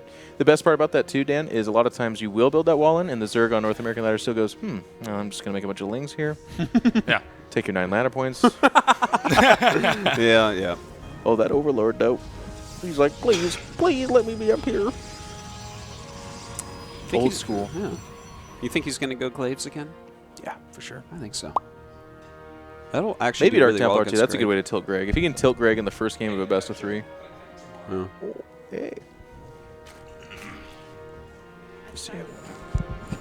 That's okay. Guys, there this it has is. been another. I called it. Oh my goodness. Wow. But this is going to be funny for Huck to kind of discover that you have to have, like... Well, no, he knows a pylon. He knows a little pylon, little gateway next to it. Little something. Little something. Yeah. Greg doesn't have a third base yet, does he? He Oh, does. yeah, He he does. dropped Never it. mind. It's hard to see. The question you should be asking yourself, does he know to build a lair or spore crawlers? So Huck is kind of going in an unconventional path here. Yeah. Well, Greg doesn't have gas. Right? That would be a problem for the lair part. There's a spore, though. That Okay, spore is got pretty one. darn important.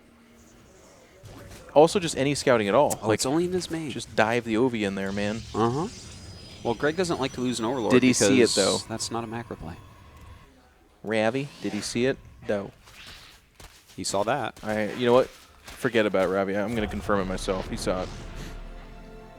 And you know what's funny about this? The terrible moment, thank you, for Protoss is when that pylon gets found, the Zerg goes, there's some shit stirring around here. Yeah.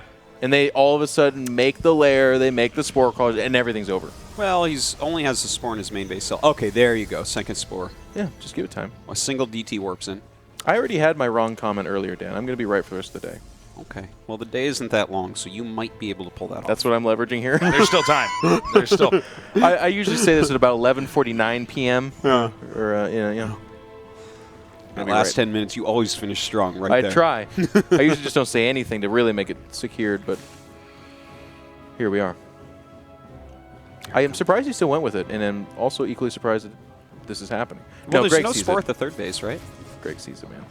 Oh. Yeah, the third base is empty, so he could The end Dark up getting Templar, that, actually. in a lot of ways, was the natural predator to Hydra in StarCraft 1. But I don't feel like, invisible stuff. And I don't feel like that was as true in StarCraft 2 with DTs with Hydra. Ooh, he's going to lose that hatch. Straight up, it's gone. Bye, hatch. See you in hatchery hell. That would be a weird place. Yeah. It's like a bunch of just... There's so many hatcheries down there. Negative hatcheries. What'd you die to, DTs? What'd you die to, Immortals? What'd you die to, Marauders? I'm like, oh, wow, you're an old hatchery, aren't you? Okay, so... That's people will underappreciate that joke, but that was good, Dan. Yeah. Once upon a time, people just like put Marauders into a medevac and drop them in right-click. Just right-click a hatchery, and your Lings would like surround the Marauders, and it would still die. And you'd be like, oh. And they wouldn't lose any Marauders in that process. You're like, wow, that's... You know what? I'm like, wow, Pain user, you're really good. With Huck and Idra here, who is the player that's not here that you guys missed the most? And I just mean in StarCraft in general. Who do you wish was still playing? I wish... just in StarCraft in general. In Someone could be on this couch right now? In whatever. I have Maynard here. Yeah? Maynard. Oh, he's great. So that is not the route I would go, but thank you. I'm talking about someone that's retired and not in StarCraft. Oh, I'm sorry. You said StarCraft in general. I know. It was confusing for you. Well, let's see here. Let me think about that for a second. It's a good question. I mean, it's kind of nice in to a have way. Legionnaire around. I love having Legionnaire around. Definitely Nesty as a person. You think so? I wish. I miss having him as a player because he was such a fun. He would add some of the Korean scene, you think? Wait, I'm sorry. I actually misunderstood it twice then. I think you meant here as in with us at this anniversary, doing something like this. No, I mean like in the scene, playing the game. That's not Nesty. Nesty was he's a pretty good one. Wait, I had someone else, though, actually, in my head. This is kind of a little bit of a lame answer, but I kind of miss someone like a Mondragon. Ooh, he lost a prism. Like a leader figure that was also powerful, good player in European. Yeah. Oh, I had someone else, though. Hold on. Let me think. Why can't I think of it? It's a tough question. Yeah, it's interesting. There's so many different ways that you can rank it. I would want to name a Terran, too. The European scene needs, just foreigner scene is a good Terran. MMA came back, though. That's kind of fun. He's no, that's cool. And Parting's coming back, too. He tried out for GSL. Yeah, he didn't make it, but he's trying. He's I actually see Parting pretty frequently. He lives in my neighborhood. I bump into him all the time. What did he go off to do? Like, I know he retired, but why? What was he I think he just took a hiatus. He just wanted some time off, I mean, he was the world champion. Yeah. I mean, I think you do that, and then it's sort of like, well, I mean... He's one of the most exciting players we've ever had. He could have kept doing it over and over and over. I think he had a bunch of money. He took some time off and just kind of relaxed. And but yeah, I bump into him all the time because he's lives around my area. You guys go to the same dojo, I think, right? That's right, yeah. We go to the same powerlifting gym, and we spot each other. Greg's way behind, by the way. Yeah, well, that was DT's, man. But he's still here, and that's like, even that little personal journey is amazing. Well, he's going to actually learn quite a bit in this first game, too. That'll help him in game 2. So I'm actually pretty good with him staying for a bit. Because it seems like just Huck has kept up more overall. Greg doesn't have timing stuff. Well, like Huck's got like 4 accounts in A. He's just like secretly played 7,000 games. Like, I never stop. I'm going to go to this event. Yeah. Can't believe they invited me. There's a reason why Boston Uprising isn't winning. Yeah. Actually, I don't know how they're doing. It's too real. I don't know either. That's it, GG. Okay.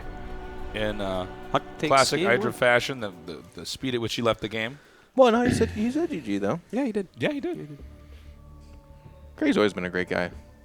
Fun to talk with. Same with Chris. All these guys here. Kind of a Clark Kent, look with those glasses. That's the angry look right there, by the way. Yeah, that's yeah, he's pretty disappointed. I actually don't want to point it out too much because he could hear me maybe, and just put me between his no, chest. I was using that kind of. It's actually pretty hard to hear anything. It's too bad. Okay. Yeah, it was before he didn't even have the headset on, but I think this is slightly more competitive. It's scary when he's got muscles now because when he gets mad, the veins start to pop too. So it's like it's too much. It's a little bit like a Batman Bane moment. What you guys also don't know is he has tattoos all over his body, just not on his neck and arms. It's just really like exactly under the T-shirt. Exactly. In fact, if he takes the T-shirt off, he has a red T-shirt tattoo. Hang on. Yeah, right it's under all it. the color red. It's really painful to get I was that. gonna say, quiet down, guys. He's checking Twitter because someone could be ratting us out right now, but we're fine. All right. Who's he looking at? Where's he looking? No, just look at the screen. To think, too, that Huck not only could win this series, but also get away with stealing pork chops from him is just like a little bit of a... That's it. To win in StarCraft and steal pork chops, it's too much. He's got to be stopped. You think we're going to have a longer game here? I hope so. I hope so, too. I want to end on an epic one. Up a Tree versus Wyro, great game. We had some good ones today, though, actually. I liked it. It's kind of fun to do this, just to get all these... The Noni Ret series was quite good. It was good because that was our Tasteless two most Cats might have been my favorite of the day. That was it's his favorite, yeah. That was the worst. I was so... It's so painful. When I was getting those drones, and I'm like, this was going so well. I was like, tasteless. Tasteless. I was sitting there saying, this guy's... I think I said something, I almost giggled to myself. I was like... These Gosu hands have killed so many nerds before, and I'm like, it's waiting. I had this like narrative, like I don't know, because like you guys know this better. Like I talk like things are so much more epic than they are, and I'm like, God damn, Tasteless, you're just doing it again, aren't you? Look at those, let's go. And then I'm thinking like, man, and I was thinking that Steve Backus Cat seems like he's really like slower, right? I felt like, no, he's not slower than. Fucking hatcheries inside my base. Then you saw the creep, and then I saw the creep, and I thought, and you know, with that strategy specifically, if you can see it before it's done, you just surround it with probes, and you have the right number, and you kill it, and then you basically won. And then he got that pylon, man, with that gateway there. It's crazy that you die in the end to a single Artosis pylon. Like you there's- live by the Artosis pylon, but then die by it too. It's kind of beautiful. Yeah, you know, it's a little bit something there. Yeah, there's something to it. Actually, though, to be honest, I thought that was a pretty fun game. No, crazy. it was like cool. that. Yeah, it was cool. actually a bit back and forth too. Yeah, yeah. So. I think had you had a proper wall in, because it was the Lings running in that got you, not the ones that he made in the base. Yeah, well, I kind of know how to wall it on that spot. This is the thing is I'm not brushed up on that, but when I've laddered now that my hand's better, that's one of the biggest problems. Yeah. You just if you don't have that down perfectly. Well, hey, get in. Just a tip of the hat to you to play it. I think that's awesome. A lot of people. Felt good. I'd love if we can do this more. I'd love to actually play some more games. Yeah. At the time, I was sort of like, well, the other guys can play, and it's not a big deal. I'm happy Dan's to be organizing here on the some couch. practice You know what? games. That's right. I just came up with your question earlier. I thought of some more people that would be cool to have here. Who? The practice games are on. Anyone who wants to join in, media guys, not you guys at home or on the Twitch. You can watch though. We'll stream it. Yeah, we'll stream it. But like Gur or Elky would have been cool additions here. That would have been really fun. Yeah, kind of a different generation. In this hypothetical, if they took it serious. The story of Gur is so interesting because he was like the first best player, basically. And what's weird about it is he's not a Korean. He actually ended up flying out to Korea. He's a mega handsome Canadian. Oh, and he's a mega star in Korea, French Canadian, I believe, French too. Canadian, yeah. To rise up from that. But can you imagine that? Like before we ever knew this was going to be a thing, he was just really into StarCraft. It's like, I'm going to spend a kind of very European style. Tell the story, guys. I like hearing. Tell him what he's doing now. So yeah, first and foremost, I think he was into skiing or something like that beforehand, but he was playing. Just being handsome, I think, is what it is. Yeah, super sharp-looking, handsome guy. Goes to Korea, competes in a bunch of tournaments, becomes kind of a megastar out there because this is right when StarCraft got on TV. Yeah, 1 second too. I just do want to point out when he went over, it was actually a really important and exciting moment. 4 top non-Korean players, Pillars, Thor, Maynard, and all went over together in a little group. That's right. Everlast was over there at some point. There was a few other people Otter in that was very down there early or something, generation, but those guys I remember because I was always on BroodWar.com every day, and just seeing like the picture for them together, and like they go over, and it was super cool. And there's to play StarCraft, and this is like 1999 or and something. And that's literally like Maynard, the guy who invented transferring drones after overbuilding them, or workers in general, named right? after him. And then Pillars, he's actually someone who helped balance and create StarCraft 2 in some ways. And he played right at the beginning, was very good during the beta. And then like Thor, I mean, you don't hear about him anymore, but he was a very strong player. And And so yeah, it was Gur cool. went out there and he was just dominating. He was dominant for a while. I think he won with He could play. This is a weird time, right? Because RTS is really kind of unfolding. But he won, and he could play all the races very well, the matchups. He just had a very good mind for it. He was Protoss, though, by the way. He is a Protoss player, but he could play all the races at a super high level. But he was Protoss. Yeah. And basically, he played for a couple years and then kind of liked being in Korea. He's completely fluent in Korean. Took some time off, became a professional poker player. There was a time when because there was several generations of non-Koreans that were going over to Korea. There was a period where there was a major poker tournament, I think in Korea, and at the final table, 5 of the 6 players in that final table, 5 of them were StarCraft players. That's awesome. And it was just so weird because if you play StarCraft and poker have a lot of similarities in how you approach it. So he was making a bunch of money playing poker for a while, and then he just started doing TV shows. It was on a TV show about a bunch of I can't remember the name of the show, but a bunch of non-Koreans that are living in Korea. It was kind of like a human interest piece. Yeah, they show. talk about things going on in Korean.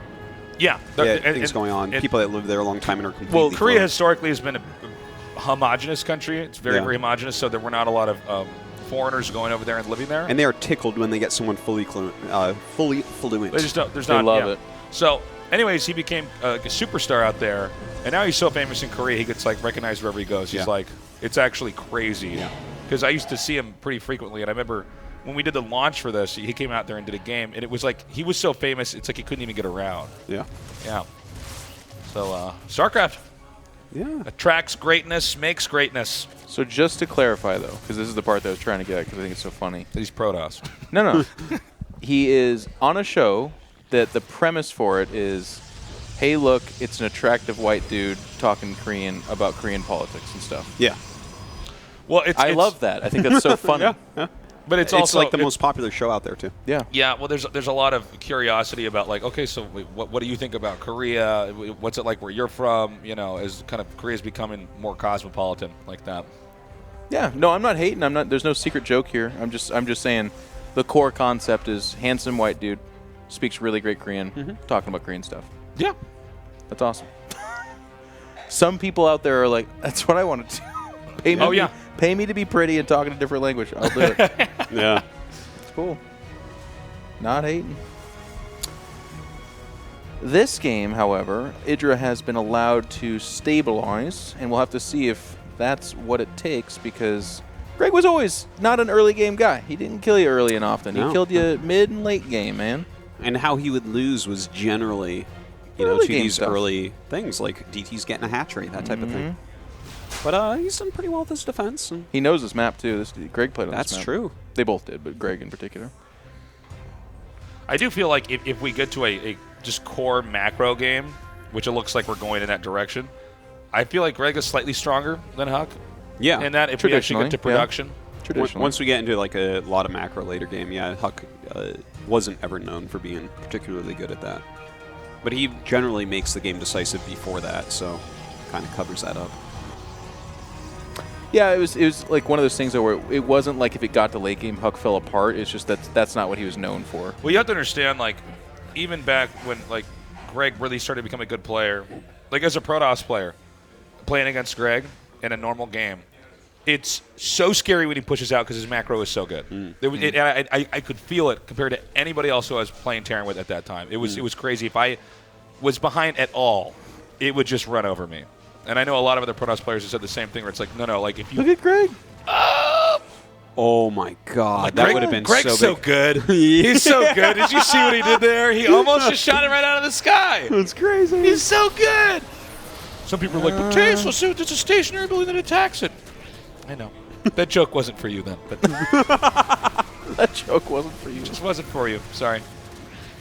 Yeah, this is what's up for Huck. Why don't you see what I see?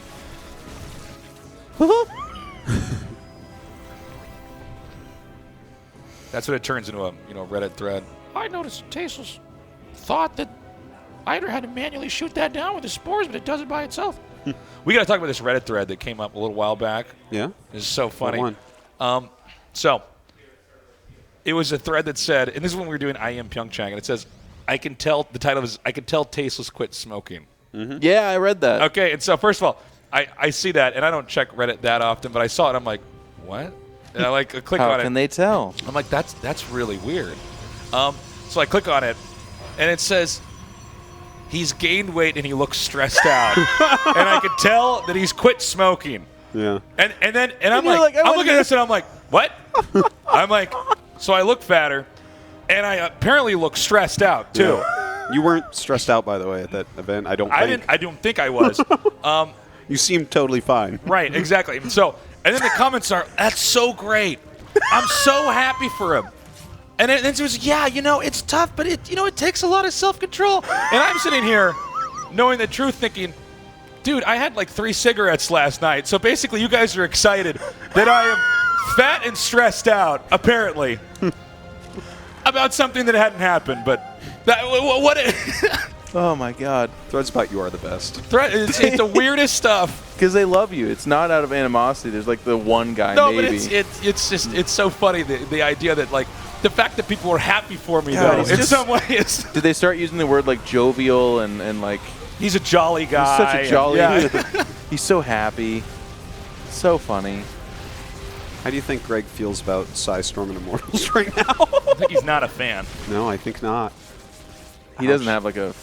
Does he have a fourth behind it at least? That's a no. I think Greg kind of pushed out a little bit too soon there. Greg has a fourth, He tried yeah. to jump the gun. Yeah, he's got a fourth right in the middle. Yeah, guys, He's got one drone mine in it. It's fine. Yeah. That's all you need there. Yeah, check That's it all out. the saturation needs. Yeah, It's there like, you go. does someone have a car? And they're like, yeah, dude, check it out. And they like roll a tire over there. Like, look at it. That is the dumbest metaphor ever. Oh my god! Have you got a car? Yeah, no. Look at this. It's a tire. It's like that's how you get Dan to laugh his head off. You say the stupidest joke you can think of. Dan does have a really unique sense of humor. He hates. I mean, he loves stupid jokes. Like when it's that metaphor is so bad because it's like one drone and its expansion. So it's like that's Jeff's equivalent to like a single tire being a car. Yeah, that's it. I'm like, well, anytime he could send more drones there, so then it becomes a car, man. Yeah, good stuff. Well, he's making lurkers now, though, so this is actually kind of a funny thing that could double back on Huck. Could double back? Well, Is he you wearing need a to be bull hat when he starting does that? to head towards the Stargate stuff if you're going to plan on fighting a lot of lurkers. It just don't work out. I think he got a second robo, so that's like This is okay. a best of 3, not a best of 5, right? Yeah, he's got 3 tires there now. Yeah, there you go. Yeah, it's getting up there. It's almost got an engine in that It's got car. an axle. Yeah. I mean, that's a car right now. It's got some It's windshield it's wiper fluid. It Yeah, is a that's right. Pinto, but it's a car. But right now it's one of those cars that doesn't open on the passenger side, the door. You know. Yeah. You got to unroll the window and then stick your hand out. I like it. You know? A Datsun, then. Yeah. Or it might be one of those car doors where you can't unroll the window, on the driver's side, and then you look like a. Yeah. You don't look that cool when you go pick up drive-through at Taco Bell. Oh, You got to man. open up the door, and then you got to be like, sorry. I had a car that got so cold in the winter. The car was so old and so bad, I had to hold the door closed while driving home at night. Oh, my God. Okay, you win. Yeah. That is. It also had a hole in the floor, so when I was on the highway, I'd throw trash out through Okay, it. I had a car that didn't even have engines. Yeah. I had to use Flintstone feet I to was just just make gonna it say. move around. Let's keep going. You and Barney Rubble, No, what you guys mine's do? actually, what I said is actually true, though. Yeah. It's just, yeah. There's a thing with our toasters where he has to go back and be like, but mine was the hardest. The car. My car was the hardest My race. car was the hardest car to get around in. I just want you to know that. It's a fact. I had to hold a door closed. It was hard. Yeah. No, I mean, I believe you. That's terrible. It's getting a lot of Immortals, folks. I rode, in high school, it was kind of weird and unconventional. I rode Velociraptors. Me and Chris Pratt. His was named Blue, mine was named Red. Yeah? Yeah, and the two of us would just kind of ride around for a while. Pretty sick. Yeah. Yeah. Did you ever run into someone with a much bigger dinosaur? All You're the like, time. Mine wasn't very big. It's part raptor. It's a great movie. It's one of Tasteless all-time favorites. Don't even get me started on that movie. Please man. don't tell me that. No, such a bad movie. That was so bad. It was like just it was bad. Did you see that they're having another mutant dinosaur in the next one? Oh, really? It's like an even. What was the name of the dinosaur in the more recent Jurassic Park movie? It was called. It was like an. Oh god, it was so bad. Omega Rex. It was an Omega Rex. And it like can cloak. I'm like, oh, I don't want to think about cloaking dinosaurs. Like, I can't do this. Like, I look. I think even 12-year-old Tasis was like, no. Like, yeah. That's, well, it's not 12-year-old. I mean, this movie came out like 3 years ago. No, I meant when I was 12. Oh wow. Yeah. You like saw it from the past or something, or? No, I mean, even if I was 12, I wouldn't think. Oh, that's if cool. you were 12. Yeah. Okay. Yeah. Even 8-year-old Taste would have been like, the Indominus. I can't play Thank action you. figures with a guy that actually likes cloaking dinosaurs. It's, I'd be like, I'm going to bring my action figures somewhere else. Nick, get over here. Speaking of action figures, Indominus Rex. And Control is a Warhammer player. I am still am. He's an incredible player. That's my former competition. You've been going to a lot of tournaments, right? Uh-huh. Yeah. I'll be in England in May. Dan and me were thinking about this, and we were wondering, that's really cool that Jeff is so dominant in this other thing. But I mean, is it safe to say that means Jeff plays with dolls? Yes. Yes, you can. This is another thing I'm impervious on. I will feel no shame about Warhammer. No, I you love shouldn't it so either. much. Well, what's so funny is, like, in this line of work when we do this, if you had people try to make you feel embarrassed about doing video games or something. Oh, yeah. Isn't it the weirdest thing? I'm like, I I don't even know what to tell you. Like, this is the greatest job. Most people ever. accept that that's just really cool, though. So it does happen, but it's rare. It's usually like at a family function, someone will be like, exactly. So you play the video games? How are your video games going? And I'm like, they're going really well. Yeah. You just filled up another stadium. Yeah. Oh, that's pretty cool, I guess. This is bad for This Greg. army is pretty crazy from behind. Hydra. I think Hydra's in trouble, guys. Yeah, he's in a lot of trouble. What if they're marooned there now? The final insult is when you teleport out of here. Exactly. Oh, he's like, watch this. And Greg's like, I was wait a just like, second, where where'd did that it army go? Take that. David Copperfield, how'd you make them all disappear? And they're back at the Nexus. It was Haluk. And the final insult would be to get a mothership and then teleport from that as well. And Greg's like, wait a second. Why did Huck spam out crazy person laughing when he did that? Was that? Because I think it was He the recalled first back? usage. Oh, was it just for the? Okay, I wasn't sure if recall. somebody said something earlier. He's like showing off to Hydra that he can just get that army out because he saw Hydra Do camping you it. feel my power? I mean, it's fun to watch this, but for all the Idra fans, this is like the cement on keeping Greg out of the game forever. You're like, let's have him play against Huck, and Huck's just tooling on him, and Greg's like, I made the right choice. I talked to him. He was talking about how fun this was, though, in general. Yeah, he said he'd be down to do it again, too. Yeah. I think everyone here would be. I think no one here at all minds losing at all. It's just this is because this is such we're a fun older, time with we're in a friends, different and time, We're just kind of celebrating the game that brought us all together in the first place. And that's some true. people are still here, some people aren't, but that's cool. And that's and that's a good point. Seeing people sometimes move on, sometimes not, and like just the different walks of life for everyone. Mm-hmm. Everyone's like so different. It's yeah. It's, I don't know. I've always really appreciated that too, Jeff. Like, you look at Jeff, right? Bodybuilder, does Warhammer. Went to college. And Excellent stuff. debater. Yeah. Let's not forget this too. Jeff Go on, Control boys. Robinson did debate. Yeah. You were on scholarship for that, right? No. No, you were not. Okay. It wasn't like, that oh, well, good. never mind. I'm not but as impressed now. I wish I was. Oh man, Cool. I think this game might be over, guys. I think this is the beginning of the end. GG. Well played by them, though, and they both put on a show. No, it was nice. It was nice. So we got to have Huck over here to close things out. Yep. So, at the end of the day, Hydra unable to take down Huck. Huck, one of the big MVPs of this event. Yeah, he did a really good job. I mean, his level of play was pretty damn impressive. He freaking sat down and played Brood War really well. Yeah, he did. He had a nice I was series against impressed. TLO. I don't think I ever played Huck. I didn't really know about Huck and Brood War. Well, but yeah, I was it's watching crazy him. too because he can't see the whole minimap, which is what he's used to. And it's just like, still. All right, here you go, Huck. Here, you want to sit over here? I think it's gonna fit in the camera better. Than Well done, sir. Why did you win like you're everything on, you even did? though you don't see yourself on there, that's a wider shot. For Okay. The people okay. But if you want to cuddle up, we can do that. That's No, fine, no, too. it's All right. okay. Is it? Yeah. Yeah. Okay. I hope I'm so. glad that the show's ending. That now you know that. But yeah. So you won, man. Yes. Pretty dominating game. Were you expecting to win like that? Yeah, definitely. Well, let me ask you this, though. As a guy that, like you said, you've been loosely following StarCraft, but you're just now kind of dabbling into playing the game again this weekend. Are you enjoying the Protoss play style, the game itself? What do you think? As a guy coming back into it, looking at it. I mean, I don't think I'm going to return to pro gaming or anything, but it was definitely more fun than I expected to have. I think the game is in a really good place. I mean, it's all new to me, so I don't know how much that would play, playing it long term, but I had a lot of fun. Yeah. New stuff is exciting. I feel like the meta's in a good place right now. There's a lot of stuff I hadn't tried, like totally remembered that recall at the end when I attacked the top left base. I thought I was in trouble, and I was like, oh yeah, Nexuses can recall now. Do you want me to? Yeah, get in here. That's okay. Here, I'll hop up. Yeah, please. That's purely the perspective I'm asking you from, Chris. Is just like as a guy that was a pro gamer and now coming in, you think it's fun and cool? You're looking at it? Yeah, no, it was. I was thinking about playing it casually again if I can find the time, but we'll see. We'll see. I just don't want any. No expectation is what you're saying. Yeah. Everyone relax. No thread on Reddit saying Huck announces return. Okay. Did you know the recall thing was a thing? No. Okay, because it seemed like you thought you had trapped him. I did indeed.